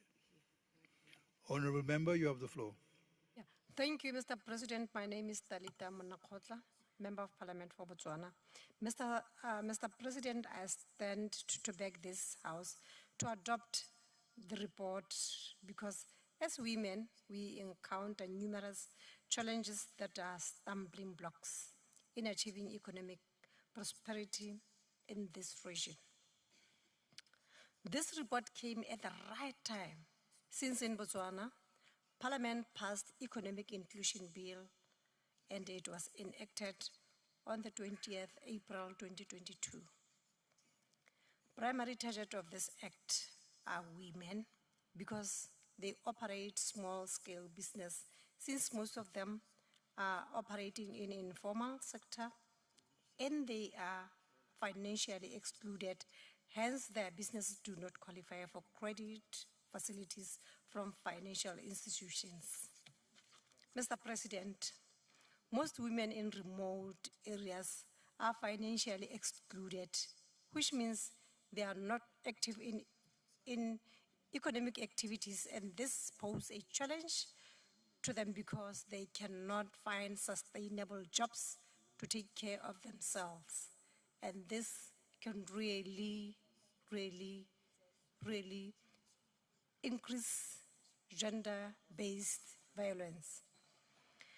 In Botswana, Parliament made amendments in financial legislation in an attempt to align them with Financial Action Task Force recommendations to prevent money laundering and illicit financial flows.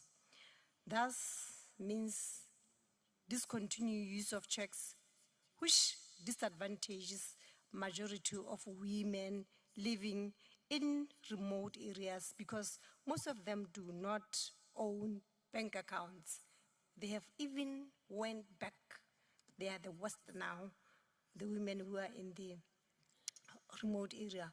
More so, banking facilities are scarce in rural villages, even if financial inclusion programs are rolled out. Mr. President, this is a noble idea to enable women to be financially included, especially in remote areas. But the challenge is access to financial institutions due to bad road infrastructure, poor network connectivities, and unreliable electricity connections in rural villages. Financial literacy is another aspect which should be looked into and introduced in schools as a subject to teach children about usage of money, especially when they grow up. Most of the population do not know how to handle their financials, and they end up retiring into poverty because they lack financial education. Most of the people, Mr. President, they don't know this. In Botswana right now, we have a new program called Chama Chama program, which assists especially people to take loans, especially informal sector, because so that they can at least bring their living. But it's better, but with financial literacy, is still low. That's why I'm saying, especially member states, they should especially look at this and recommend so that we can have this financial literacy. Thank you, Mr. President. Thank you, Honorable Member. I will now give the floor to the member from the RDC, le député de la DRC.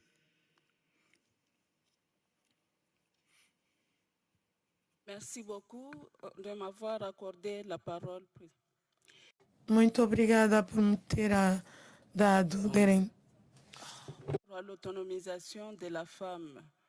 Dans notre pays, en RDC, le gouvernement, à travers le ministère du Genre et Famille, a pris l'initiative de faire enregistrer quelques ONG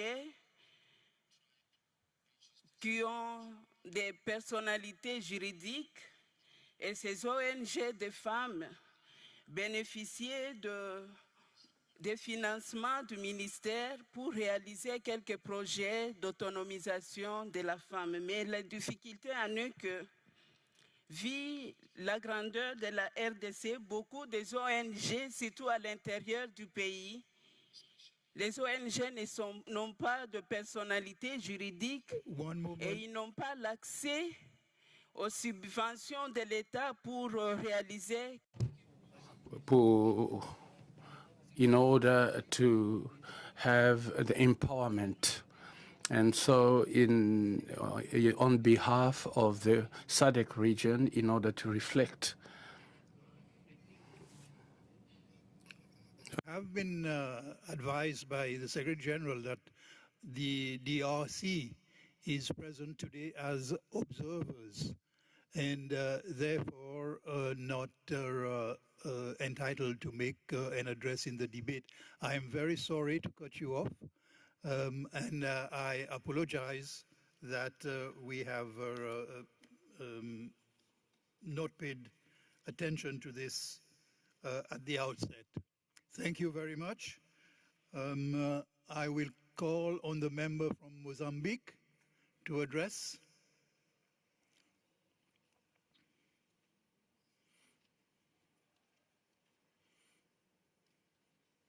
Obrigado, Excelência, Senhor Presidente. Meu nome é Carlos Moreira Vasco, Moçambique.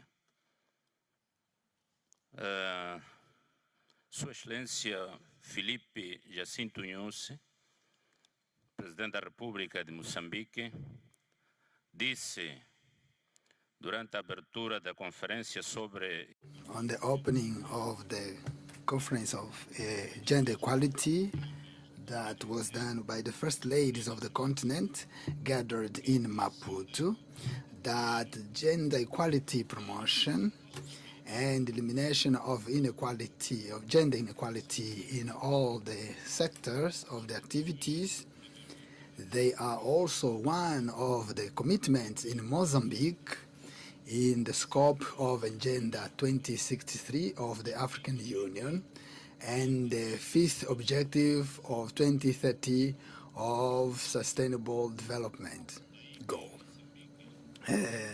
That's why Mozambique is aware nationwide that the challenge to ensure the materialization of the principle that everyone is born equal and have also equal rights.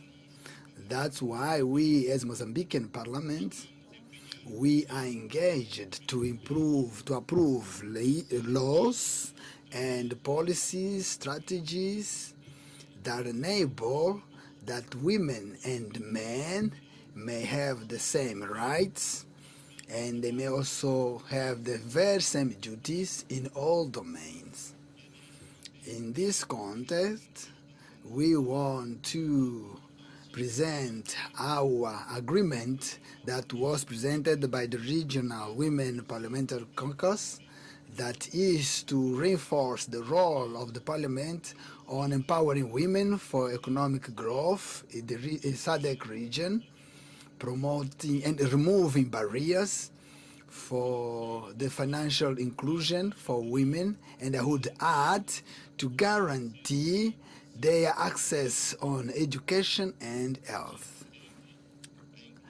Speaker, financial inclusion in general and women in particular should be seen as a vector for empowering and economic autonomy in a way that they will contribute for the trust and a great capacity on decision making, and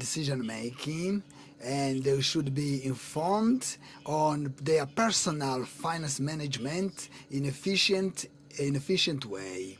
So as a wrap up, I want to highlight that the message I want to address here is that on this regard, in this issue, is necessary that there should be a total alignment and a complete alignment of all the member states, all the SADC member states to carry it forward. So I support the motion and thank you very much. Thank you, Honourable Member. I will now give the floor to a member from Zimbabwe.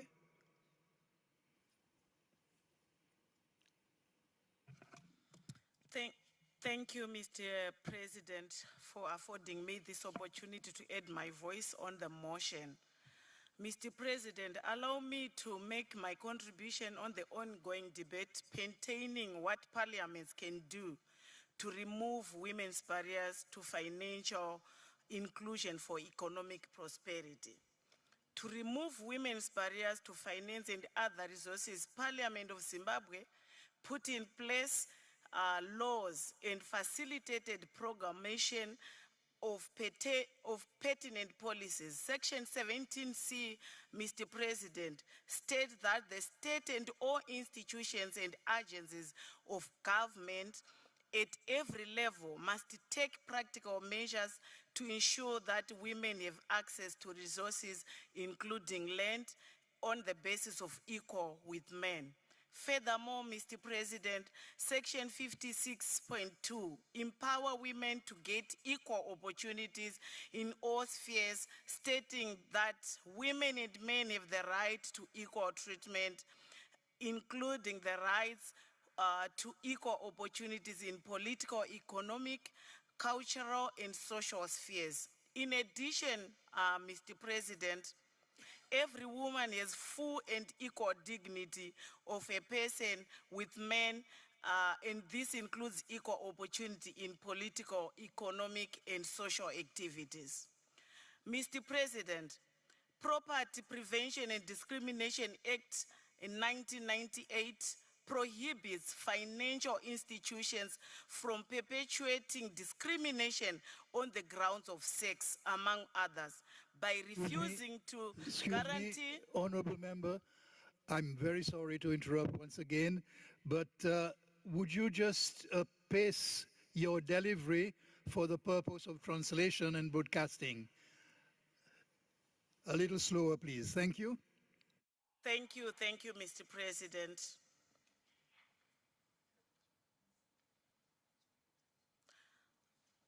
Let me take it again.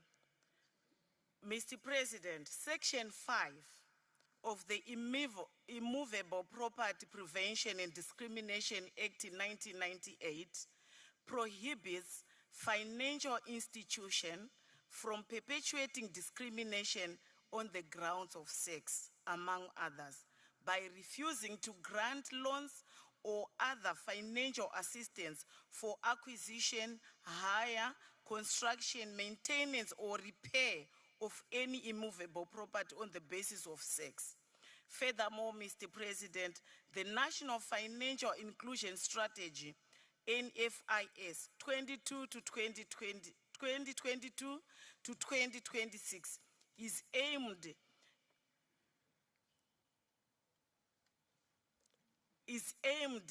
to increase access to affordable and appropriate formal financial service, while the broad-based Women's Economic Empowerment Framework Bank was created to provide a systematic way to mainstream women into key sectors. For years, Mr. President, the Zimbabwe Women Parliamentary Caucus and the Ministry of Women Affairs, Community and SMEs has been advocating and pushing for the establishment of Women's Bank to improve women's financial inclusion. The dream came to fruition with the establishment of Zimbabwe Women's Microfinance Bank, popularly known as the Women's Bank, in June 2018, with the aim to enhance the financial inclusion of women in Zimbabwe. Mr. President, the bank is one of the first of its kind in Southern Africa and will cater to all women, including those in rural areas who are primarily targeted. In finishing, in conclusion, Mr. President, the Parliament of Zimbabwe also managed to create an enabled environment for women's economic empowerment. The Parliament, thirdly, the Parliament is going to hold government accountable for implementing policies which promotes women to economic empowerment. Thank you, Mr. President. Thank you, Honorable Member. I will now have to close the debate, and I will give the floor to the mover of the motion, the Honorable Shali Rehman, to respond. Thank you very much. Thank you very much, Mr. President, for giving me this opportunity to respond to few of the questions raised. But before I proceed, may I take this opportunity and thank all members who supported the motion. There were 6 members. Because of time, I won't mention them all. I won't mention them, but I want them to know that I was very careful and I was really listening to them.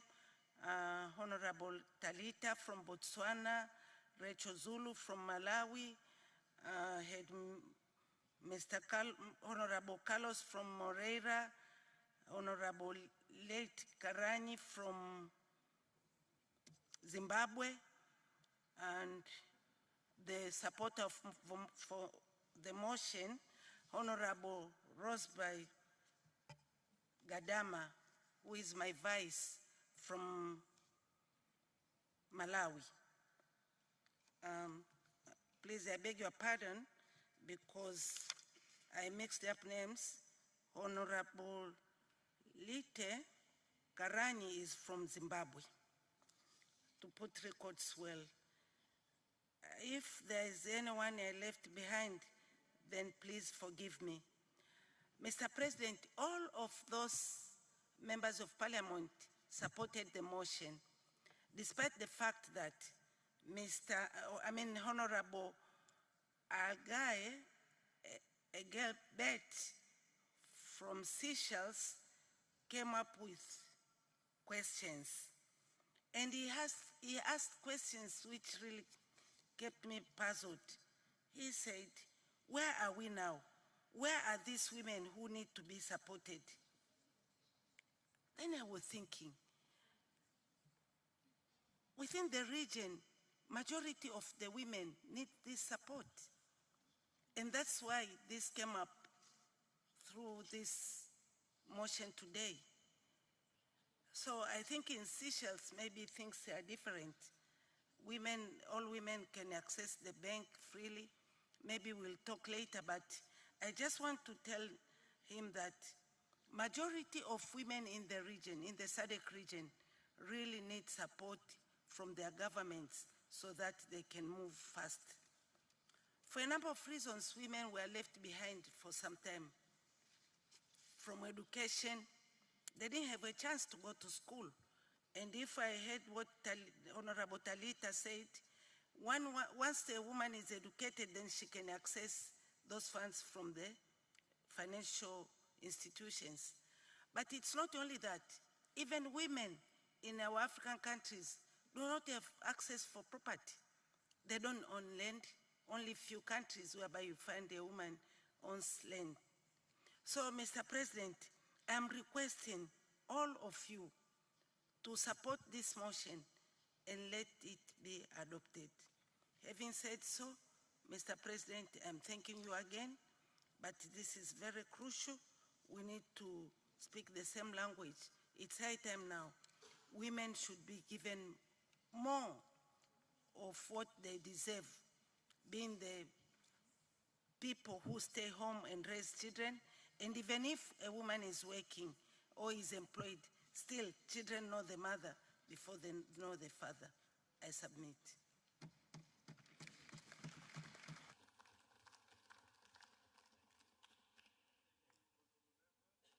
Thank you, Honorable Member.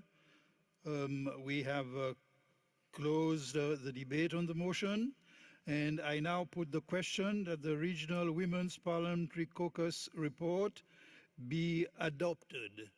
Are there any objections? There being none, the Regional Women's Parliamentary Caucus report is adopted. Thank you. Ladies and gentlemen, we are due for a break. We will break for 30 minutes, and we will resume at 15:40. 15:40, please. Thank you.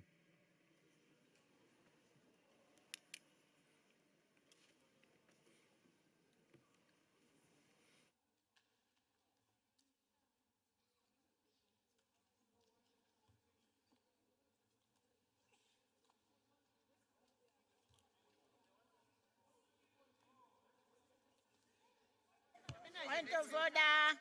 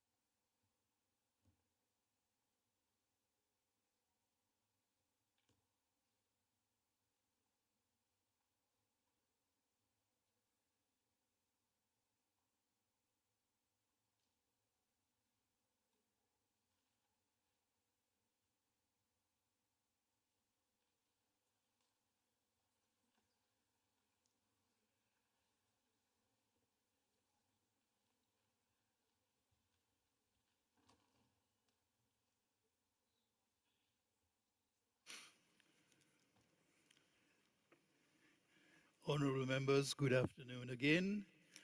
I will ask the Secretary General to read the fourth order of the day. Motion for the adoption of the report of the Standing Committee on Gender Equality, Women Advancement and Youth Development. Motion for the adoption of the report of the Standing Committee on Gender Equality, Women Advancement and Youth Development will be presented by the Honorable Princess Kasune, its chairperson. I call on the Honorable Kasune to move the motion. Mr. President, I beg to move that the 55th Plenary Assembly do adopt a report of the Standing Committee on Gender Equality, Women Advancement and Youth Development in my name, laid on the table of the House on the 3rd of July, 2024. I will call for a seconder for the motion. The Honorable Member from Lesotho.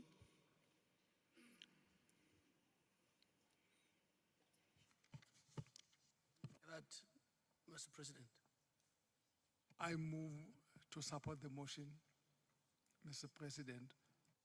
Thank you. Yes. I now call on the Honorable Kasune report.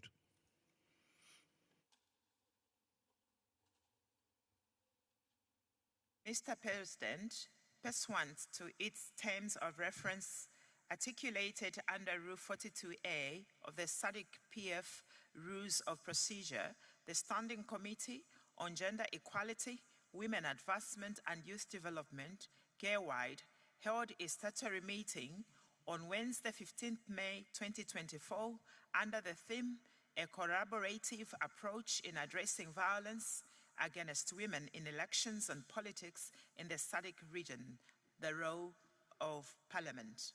Mr. President, I wish to mention that the meeting focused on the 6 thematic areas, namely how parliaments can collaborate across party lines with civil society organizations to enact legislation that is effectively addressing violence against women in elections and politics within the SADC region. Secondly, Parliament's role in overseeing the implementation of the existing laws and policies aimed at preventing and addressing violence against women in the electoral process and political arena, and how this can strengthen oversight. Thirdly, ways in which parliaments can advocate for gender-sensitive electoral laws and policies that promote the full and equal participation of women in the political process, including measures to prevent and respond to violence. Fourthly, ways in which Parliament can facilitate and collaborate between law enforcement agencies, electoral management bodies, civil society organizations, and other stakeholders to develop comprehensive strategies for preventing and addressing violence against women in elections and in politics. And fifth, Mr. President, initiatives that parliamentarians can undertake to raise awareness among the public and within their constituents about the impact of violence against women in their political participation, and to promote a culture of zero tolerance for such violence. And lastly, the sixth one, how members of parliament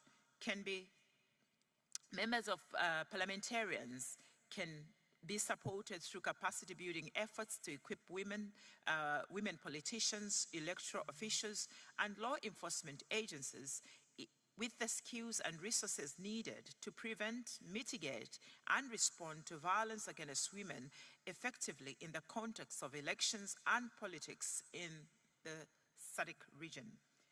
Mr. President, considering that the report was circulated some time back, I believe that the honorable members have already read this report. Therefore, allow me to only highlight some of the pertinent observations made by the committee during the meeting. Mr. President, in deliberating on these issues, it came out clearly that the members of parliament have an important role in creating gender equality society, gender equal societies, as both lawmakers and overseers of the legislation. Members of parliament can be key in driving the change by using practical strategies such as, 1, advancing women's participation by putting in places systems that can enhance women's participation in politics and leadership positions such as quota systems. Secondly, repealing discriminatory laws and passing/supporting acts that enable women achieve their goals in being involved in politics. Thirdly, making parliaments more gender responsive by increasing women's voices through numerous parliamentary forums such as caucuses and committees. And fourthly, putting in place policies that address acts of gender-based violence. And fifth, Mr. President, encouraging young people to take up leadership positions which may act as catalysts in realizing SDG 5 on gender equality. As I continue, Mr. President, the importance of having women participate in elections and being represented in elections includes the following. It is their human rights and a requirement for democratic principles. In addition, it is fundamental for sustainable development. It has to be achieved in our different states, member states. It is an enabler of gender equality and women empowerment. Another point, women equal participation, representation is just logical, Mr. President, and indeed the House, because most of our population, you find that the ratio of women against men is higher. The other point that the committee noted, it is a better outcome for everyone on the matters like health, education, childcare, infrastructure, ending violence against women, and overall quality of life concerns get paid greater attention. And the other point that was noted, governments function better. I don't know whether this was a report, but that's what your committee noted. Government function better, they are lesser corrupt, and the pace of peace is also is improved. And lastly, girls aspire to higher education and career path by seeing other women in leadership roles so that they can envision themselves in those roles. Mr. President, following these very many observations, the Committee on Gender Equality, Women Advancement and Youth Development therefore resolved to recommend to the 5th Plenary Assembly to the followings.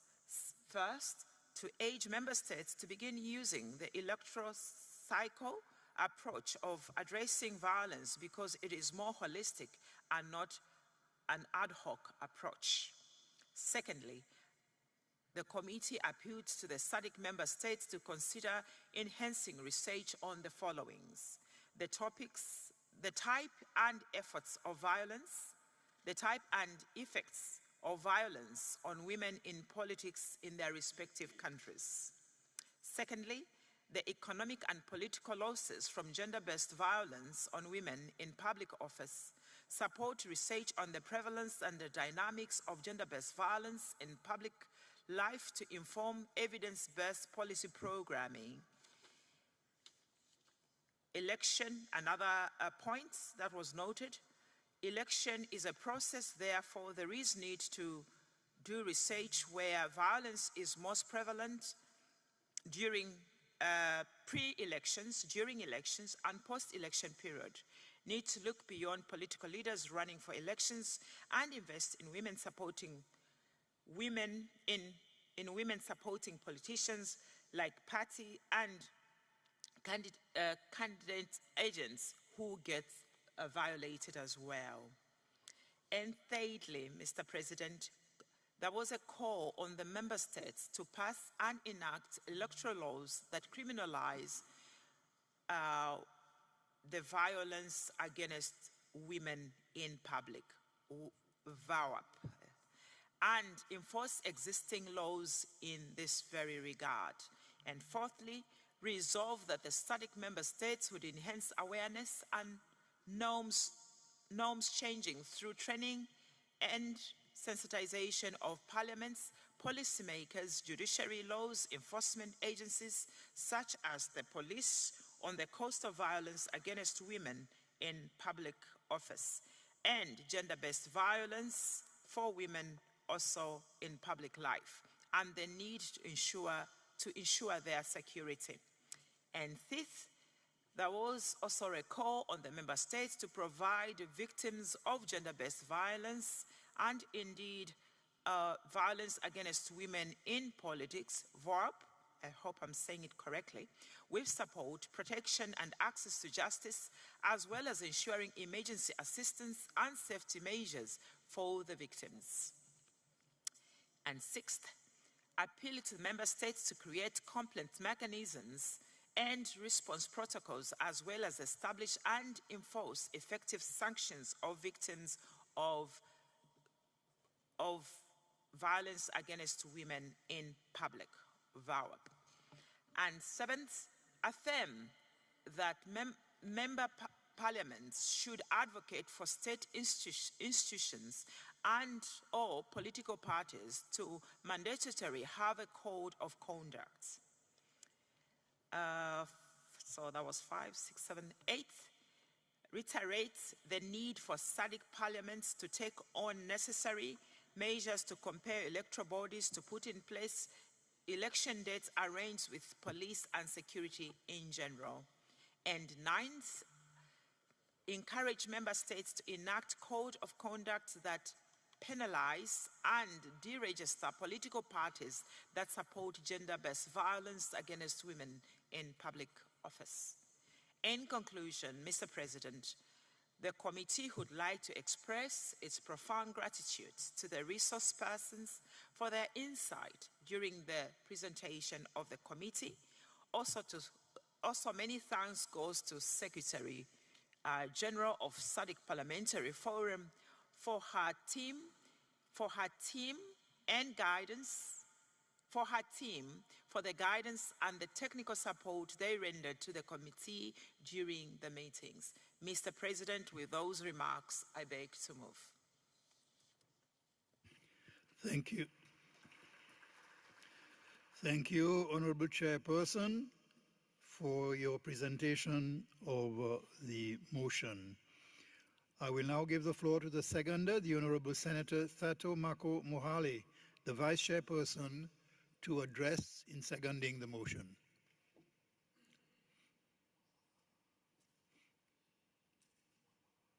Mr. President, I rise to second the motion ably moved by the chairperson of the committee for this plenary assembly to adopt the report of the Standing Committee on Gender Equality, Women Advancement, and Youth Development. Mr. President, adding to the submission that the mover so eloquently highlighted, allow me to indicate that the voice of women are missing. Evidently, so this year, 2024, statistics tell us that only about 27% of the world's parliamentarians are women. Only 22.8% of cabinet members heading ministries are women. 35.5% of those elected to local governments worldwide were women. This is a synopsis of the voice platform women have in some of these decision-making processes. I call it a voice because when they want to vote, the numbers automatically fail them. At this rate of progress, gender parity would not be reached in national legislatures for another 8 years. And gender parity is nearly 100 years away unless we take radical and practical changes. Further, women's voices are missing at all levels of public life, with violence against women in politics and elections are some of the main factors exacerbating the situation. Mr. President, women in public life continue to face two intersecting forms of violence, that is gender-based violence and political violence. Customary and cultural practices continue to support JBV in private and public life. Therefore, it is important to recognize the intersectionality of GBV, where women face multiple forms of violence and discrimination, and its effect on discouraging women from public life.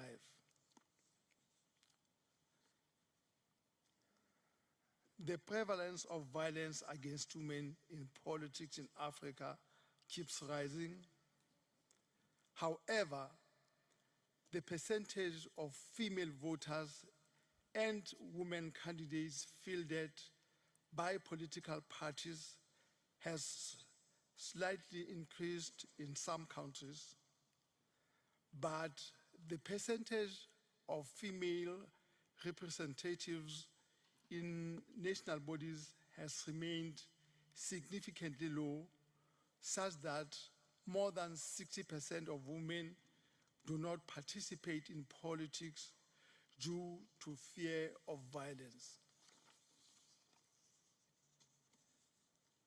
Mr. President, authorities in SADC member states, when it comes to violence, should always have in mind prevention, that is awareness raising, protection, prohibit through progressive laws, prosecution, which is effective compliant mechanism, and responsive judicial system to victims of violence, and political coordination, which is harmonization of positions and actions of matters violence against women in politics. Mr. President, I therefore would like to totally support the submission made by the mover of this motion. In conclusion, Mr. President, I wish to join the mover in thanking the resource persons and staff of the SADC Parliamentary Forum who made the work of the committee a success. Mr. President, I second the motion. Obrigado. Thank you, Honorable Vice Chairperson. Thank you for your address in seconding the motion. The motion will now be open to the floor for debate. Members who wish to address, please raise your hand. And you are reminded that for purposes of accurate recording, you should state your name and country when you take the floor to speak. And each member who speaks has 5 minutes.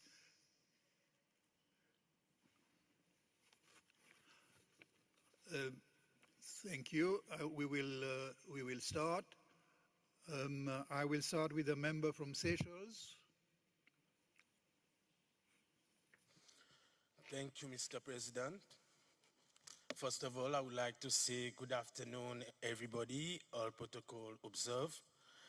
Mr. President, I stand before this plenary today to address a critical issue that undermines the integrity and inclusivity of our democratic processes. Violence against women in election and politics, this pervasive problem not only silences voices, but also hinders the progress of our societies. In the SADC region, we must adopt a collaborative approach to combat this issue effectively. Parliament have a pivotal role to play in this effort. As representative of the people, Parliament must lead the charge in creating and enforcing legislation that protects women from violence and harassment in political sphere. These include passing laws that criminalize such acts and ensuring that these laws are rigorously implemented.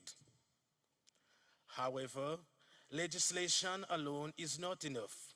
We must foster a culture of respect and equality within our political institution. Parliaments should work closely with civil society organizations, like was mentioned before, like women's groups and international bodies, to develop comprehensive strategies that address both the substance and root causes of violence against women in politics. These strategies should include educational campaigns, support services for victims, and initiatives to promote women's participations in politics. Additionally, it is essential to ensure that our political environment are safe and inclusive. This means implementing measures such as secure reporting mechanisms for harassment, providing training on gender sensitivity for all political actors, and ensuring equal representation of women in all decision-making process. The fight against violence in politics requires the collective effort to all stakeholders. Governments, political parties, law enforcement agencies, and the media must join forces to create an environment where women can participate in politics without fear or violence or intimidation. In conclusion, Mr. President, addressing violence against women in election and politics in the SADC regions demand a united and concerted effort. Parliament must take the lead, but success will only be achieved through a collaboration and commitment from all sectors of society. Together, we can build a political landscape that is safe, inclusive, and equitable for all. Thank you, Mr. President. Thank you, Honourable Member, for your address. I will now give the floor to the member from Botswana. Thank you, Mr. President. My name is Dalita Manakhotla. Mr. President, in SADC region, women are underrepresented in decision-making process, especially in politics. That is why I would like to beg and implore this forum to support and adopt this report.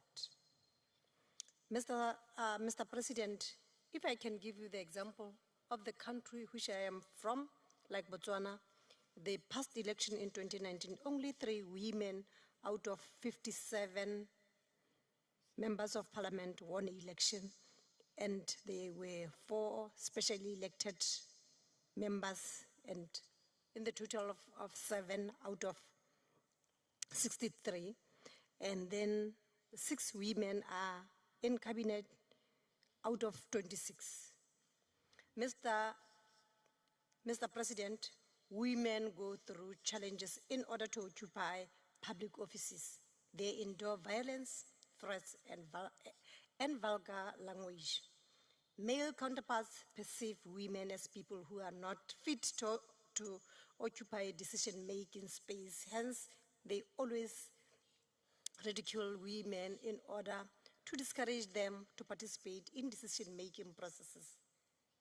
Women face difficult challenges which decision makers fail to address these challenges and need women intervention since they are the ones who understand them and endure them. But this will not be fruitful if women are bullied by male politicians vying for political office. Mr. President, as women, we condone freedom of speech and expression, and we also want to participate in decision-making processes by occupying public offices to advance interests of women and girl child. So, I would like to believe that if member states can adopt and implement the contents of this report, we will see many women taking part in politics because majority of women fear to be bullied in public spaces, especially in social network. As women, we are the face of our families, and being bullied in public spaces diminishes our integrity and dignity of our families. Mr. President, so I plead with members of this House to adopt the report to protect our integrity and dignity of women in politics. I thank you. Thank you, Honorable Member, for the address. Once again, a small reminder, please pace your delivery so that it will be facilitate the translation and the broadcasting. Please remember. I will call on, I have two members from Eswatini as well as another member from Seychelles. I will call on one member from Eswatini.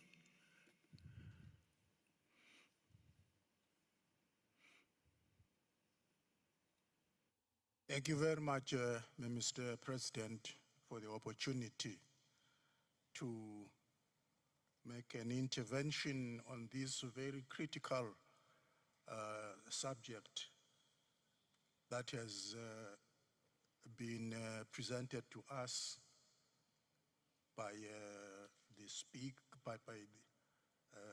the Honorable Minister of Agriculture from Zambia, seconded by a seconder from Lesotho. Mr. President, I'm just wondering, maybe I'm just hallucinating, but where else can I do that other than here, where we have everyone from every corner? Because we are saying meetings of this nature, it's where we share centers of excellence, where we can know what is happening where and how. One, without actually saying, is asking a question, but that is my comment. Maybe the presenters of the motion could assist, maybe clear what is in my mind, namely that where are we actually missing it with all the strategies that have been articulated so ably and eloquently here, Mr. President. For instance, taking a leave from home in Eswatini, in particular with the subject of GBV and the femicide. Warnings, appeals from authorities at the highest level are seemingly the order of the day. But the cases of this nature are on the rising trajectory with horrifying experiences. we just cannot imagine women being killed in the way they are being killed. Like I'm saying, authorities have appealed for restraint. Seemingly, this is not sinking down to bear the respected result. Advocacy, the speaker, the presenter of the motion talked about it. I don't know, we have advocacy in forms of campaigns,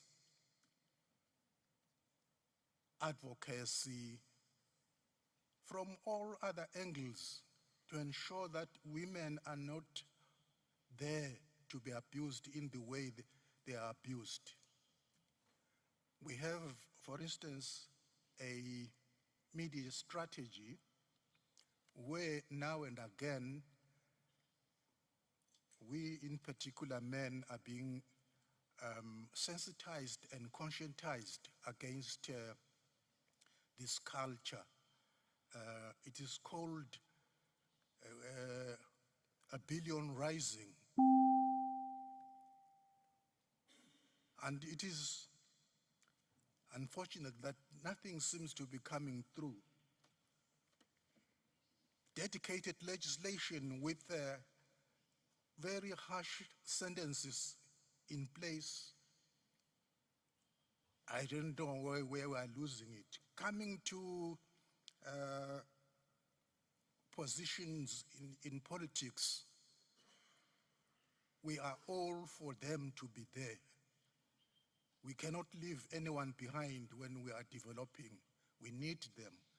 But I'm sometimes worried about the mentality and attitude of women themselves who seem not to support other women. When are we going to do away with that kind of mentality? I thank you, Mr. President. Thank you. Thank you, Honorable Senator. I will now give the floor to the second member from Seychelles who had raised a hand. Thank you, Mr. President. And thank you, Honorable Kasune, for presenting this report on behalf of the Committee of Gender Equality, Women's Advancement, and Youth Development. Mr. President, the deliberate increase in women's representation and participation in politics and decision-making is a priority for all member states in the region to achieve gender equality and women's representation and empowerment.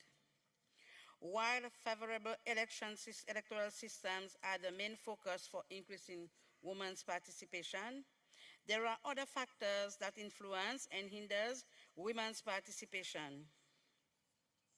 Manipulation, where women and youth are sidelined as potential candidates and are not even given the chance to reach primary and to run for election, is one factor. Mr. President, in your opening remarks at the onset of this plenary, you highlighted that cyber violence targeting women is a real issue in the region that threatens women and prevents them from participating in election. The issue of cyberbullying or other violence was also raised in public hearing with civil society. I firmly believe if we want to achieve the 50-50 target of women representation in politics and decision-making by 2030, the region has to step up to protect women from all sorts of violence, be it cyber violence, physical or verbal. We have to urge member states to enact laws that will criminalize all violence against women, especially cyber violence against women and young girls. Women's victims should be assisted to pursue a court case once we have the law in place. The judicial system should be firm when passing sentence to the perpetrator, as expressed by the seconder of the motion, as a means to discourage others to do so. We urge our male members to denounce violence against us women and to fight to eradicate violence against women. Mr. President, with these few remarks, I beg to support the motion. I thank you. Thank you, Honorable Member. I now have a second member from Eswatini. You have the floor. My name is Honorable Nokutula Dlamini from the Kingdom of Eswatini. Thank you very much, Mr. President, for the opportunity. And thank you very much to the mover and the seconder of the motion. Mr. President, I rise to support the motion. Violence against women in elections takes place in multiple forms, from physical attacks to psychological, verbal, socio-economic violence, and symbolic violence, including bullying, sexual and sexist comments, harassment and sexual harassment, as well as online hate speech. Mr. Speaker, I'm confident to talk about this topic because I've been through it all. Violence against women in elections is a threat to the integrity of the electoral process and to the quality of democracy because it coercively excludes women from having a voice in the political life and governance of their country. It is a violation of human rights, and it urgently needs to receive equal attention from government, practitioners, election managers, and observation groups. Mr. President, Eswatini Parliament as an oversight and legislative body ensures respect of constitutional mandate, which talks of Bill of Rights. The Bill of Rights endorses election of every citizen above 18 years, irrespective of gender, educational level, and age, which is high respect of human rights. Mr. President, gender-responsive policies in place are implemented without any discrimination in the Kingdom of Eswatini. Mr. President, parliaments in the SADC region should enact laws and policies that explicitly criminalize violence against women in elections and politics and establish clear penalties for perpetrators. In conclusion, Mr. President,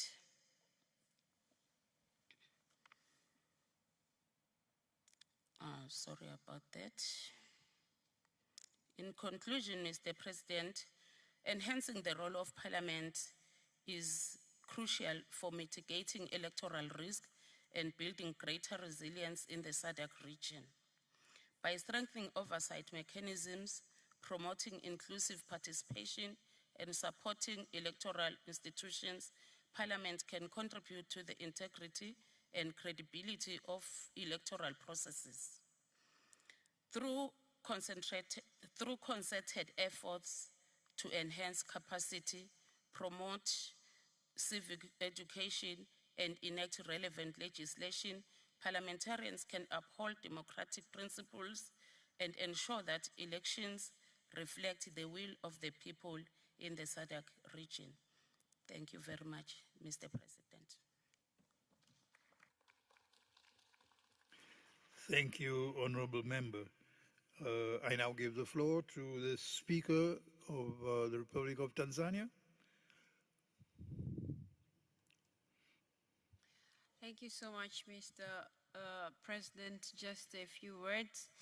The first thing is that I would like to support all the ideas that have been advanced by all the speakers who spoke before me, but I also would like to recognize all the efforts that are done by different countries in our SADC region. I've listened to different people speaking about the strides we have made in our respective countries. So I think we have made progress.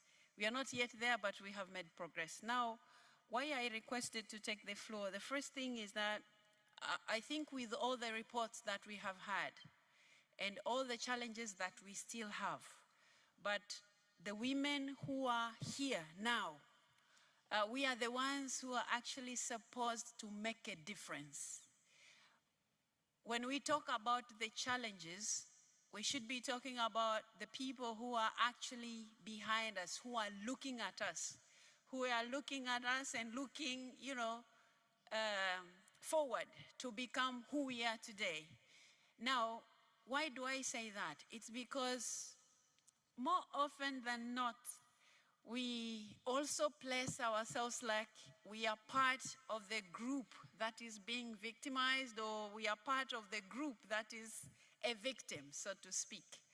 But with the efforts that I've made in our respective countries, the constitutions have been changed, the laws have been changed, they have been enacted, regulations in place to protect us in the workplaces, in our homes, in elections, in our political space.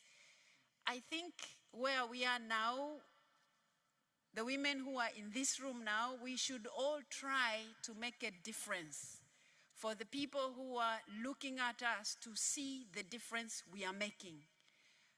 Why do I say that? It's because we have not reached where we want to go, but we are somewhere. The people who are looking at us shouldn't look at us, shouldn't hear us talk like women are victims. When we are talking about them, yes, we're talking about their circumstances. But when we talk about our circumstances, we have to fight. The political world is not an easy one. You really have to try and be tough, not only for you, but for the people who are looking at you. And now I was listening to my brother from Zimbabwe here. He was saying, what about those women who don't support other women? When I look at a woman who doesn't support me, I don't think they're not supporting me because I'm a woman. I think they're not supporting me because they just don't approve me or whatever I'm doing, and that's how I look at them. I don't look at them like they don't like me, they don't support me because I'm a woman. So I think all of us as women, we shouldn't also buy into that idea of saying, women don't love each other. I don't have to love you. You're not my friend. I'm not close to you. Why would I love you? It is Eswatini. Sorry. So it's the same with men. They don't love each other either. And they don't have to. You don't expect me to love you. We are not close. I don't know you. So you don't sit somewhere and wait for me to love you just because you're a woman. No. I will support a woman that I believe in the cause that they're working on. I will support a woman because I believe in the abilities that they have, not just because they're women. So the same way I would support a man because of their abilities. So I think we have to reach that point. Lastly, Mr. President, I think as women, when we talk about gender, we should already get out of the complaining spheres. We should get to a point where we have to make a difference. We have now examples of presidents who are female. We have now examples of women who are speakers. We have chief justices who are women. We have secretary generals who are women. And now we have the SADC-PF woman Secretary General. When they look at us, when women look at us, when girls look at us, they should all say, I can make it, irrespective of the challenges. So, Mr. President, I thought I should communicate that. We don't have to love each other. We have to respect each other and fight. The political world is not an easy one. Thank you.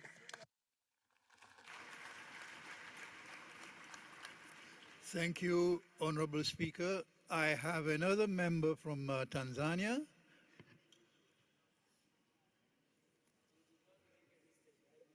Malawi after. I had another member from Tanzania and then Malawi.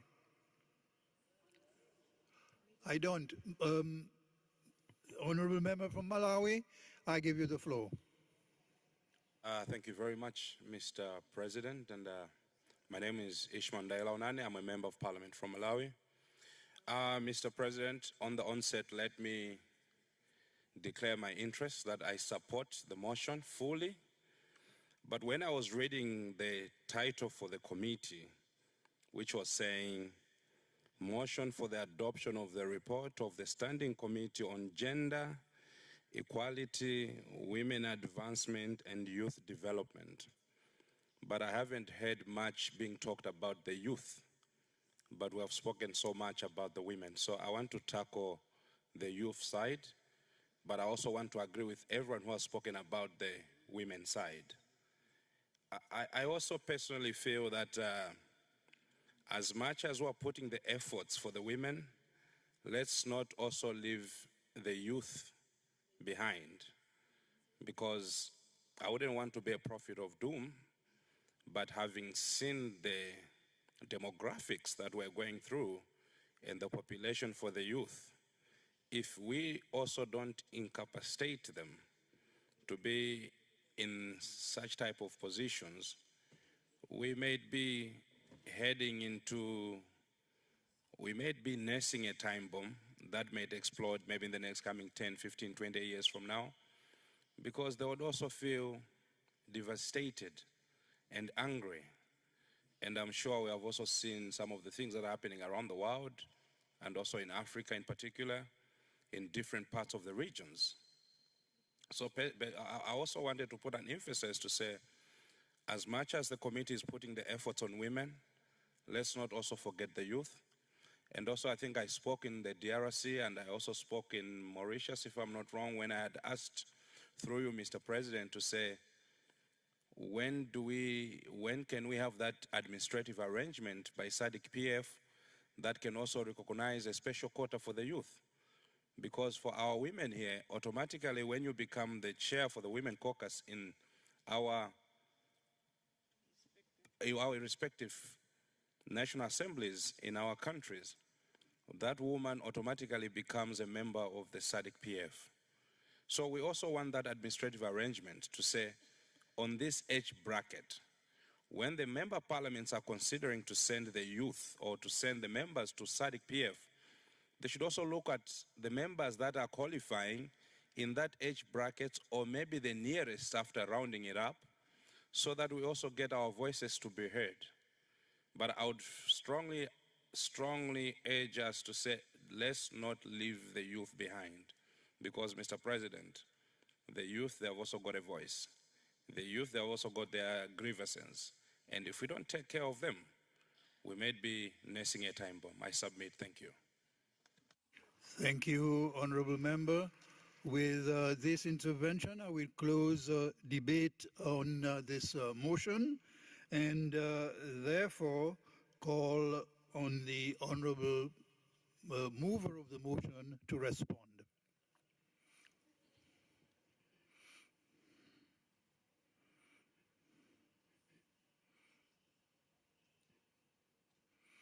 Thank you.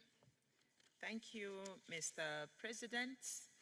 I was listening very keenly, and I will try to summarize, but also respond to some of the concerns and some of the comments that were brought to this House.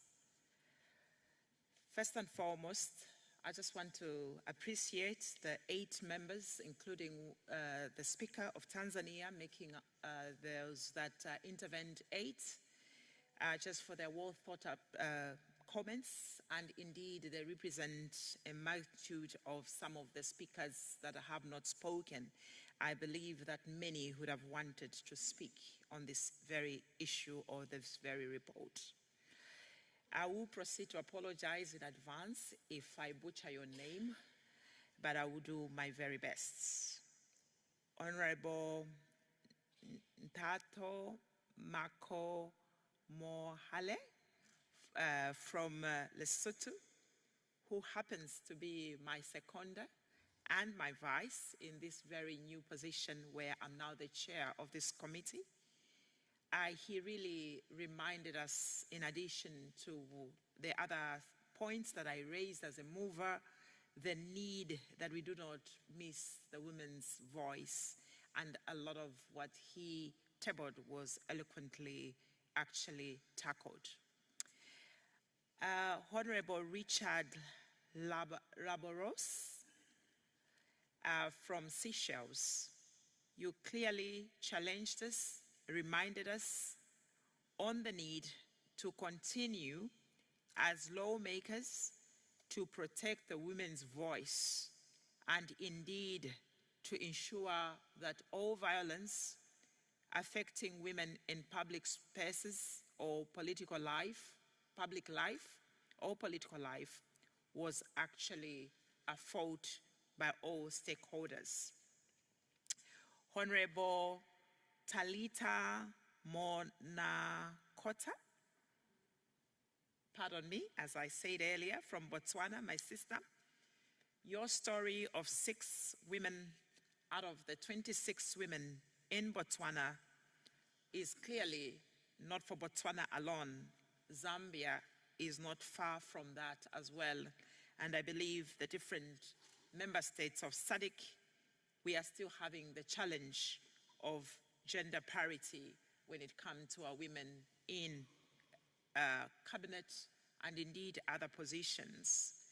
Zambia similarly has very similar numbers, and I think this is where His Excellency the President Hakainde Hichilema has tried in his own ways to try and appoint many permanent secretaries who are female, using foreign mission positions to try and close up that gap.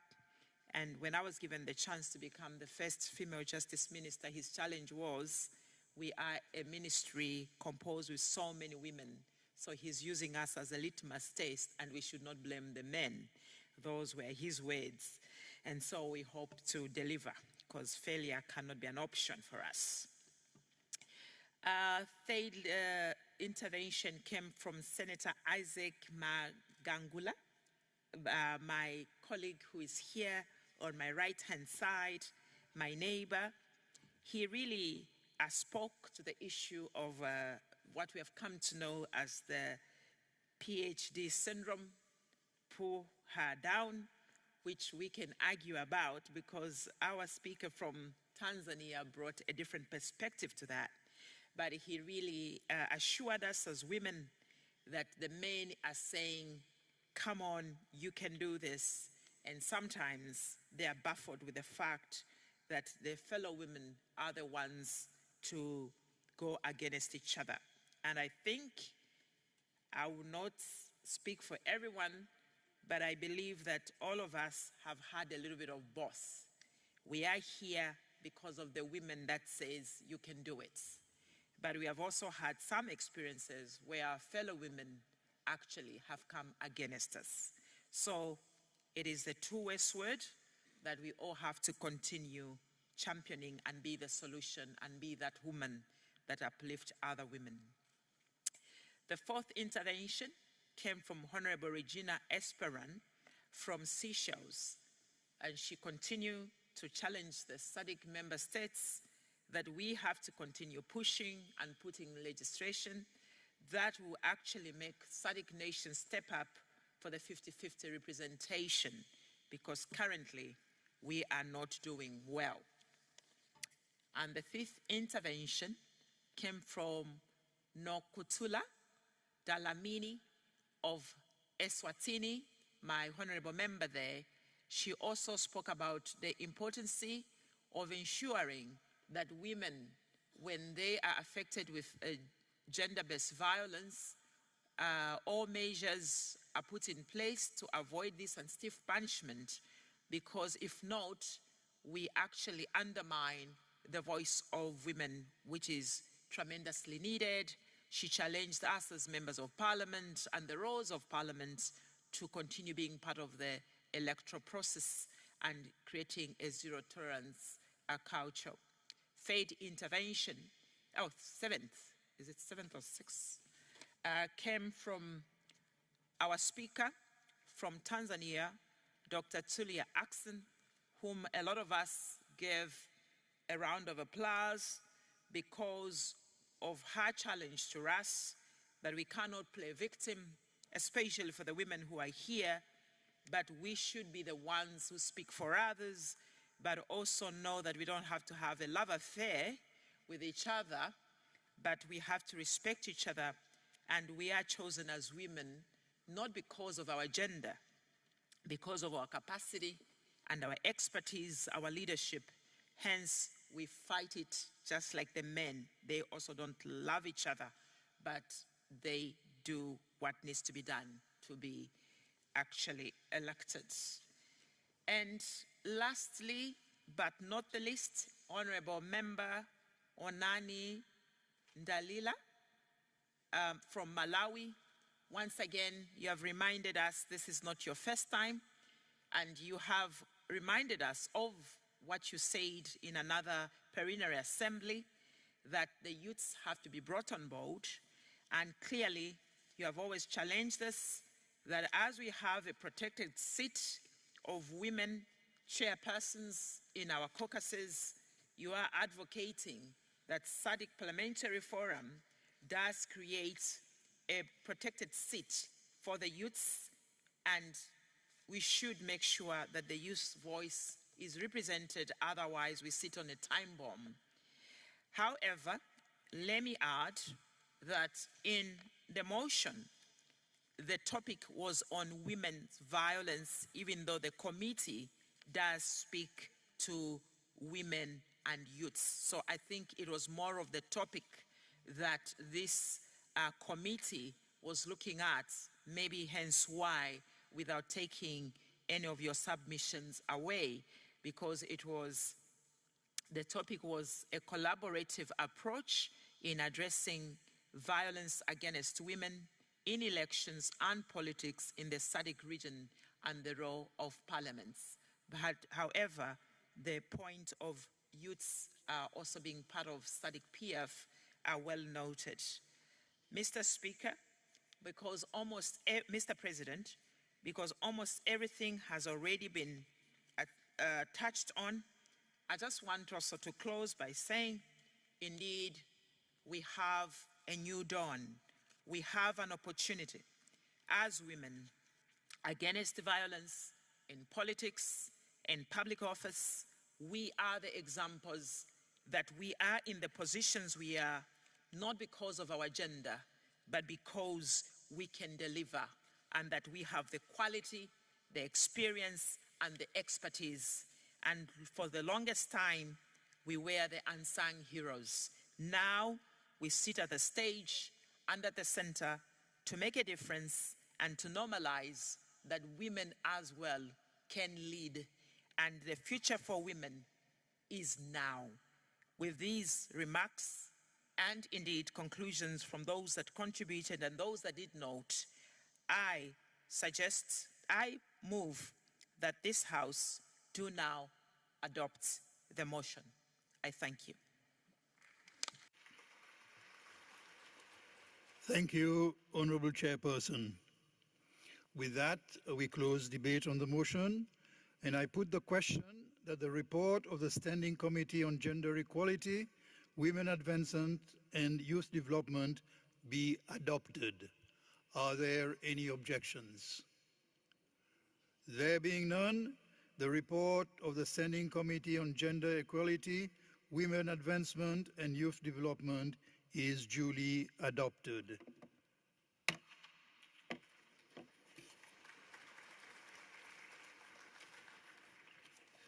Honorable members, before we close for today, I have to put a small item of procedure before you for consideration. This item concerns the election of a member to preside over the 55th Plenary Assembly during the President's absence. And to explain, I wish to advise you that the Plenary Assembly, that I and all other speakers and the heads of delegation are scheduled to pay a courtesy call on the President of the Republic of Angola, His Excellency João Manuel Gonçalves Lourenço, tomorrow, 4th of July 2024, at 10 hours. To ensure that adequate time is devoted to the business of the 55th Plenary, it is imperative that the session continues with its business during the time when the speakers, heads of delegation, and the President will pay the courtesy call on the head of state. Since the Vice President of the SADC-PF, the Honorable Marie-Joanne Sabrina Tour, is not attending this 55th Plenary Assembly, it is necessary for this Assembly to elect one of its members to preside over the session while the President is attending the courtesy call, and that is in accordance with Article 11, bracket 3 of the SADC-PF Constitution, which reads as follows.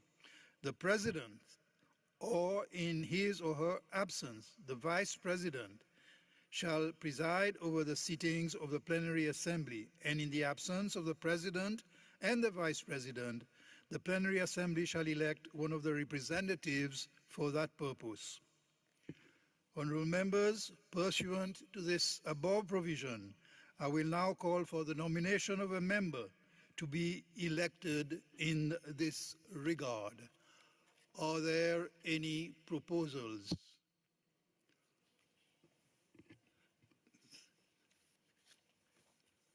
Yes. Malawi and Tanzania. Okay.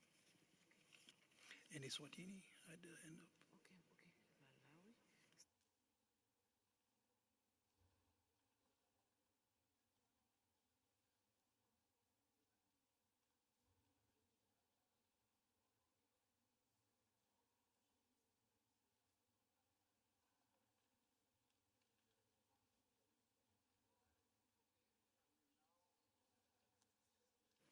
I will now take the proposal from Malawi.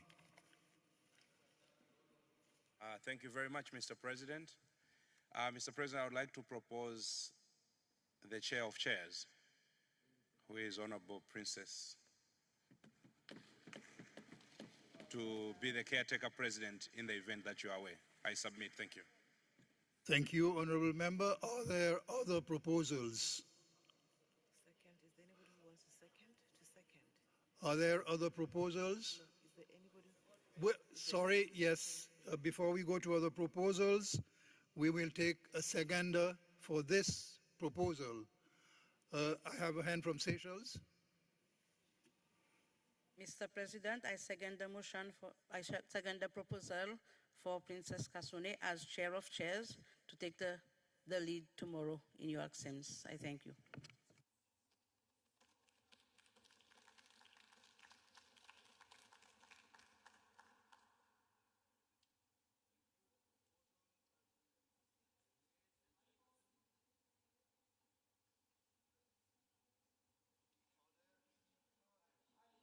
Microphone. Are there any further proposals? Namibia has the hand up. Namibia. Okay. Okay. Right. Okay, there be no proposals here. Okay. The honourable members, the nomination of the Honourable Princess Kasune has been duly proposed and seconded. If there are no other proposals, I would now therefore declare the Honourable Princess Kasune to have been duly elected as member to preside over the proceedings of the 55th Plenary Assembly during the absence of the President. Honourable members, with that we have come to the end of our business for today. Therefore, the Plenary Assembly will adjourn until tomorrow, Thursday, 4th July, at 9 a.m. local time. Thank you and good evening.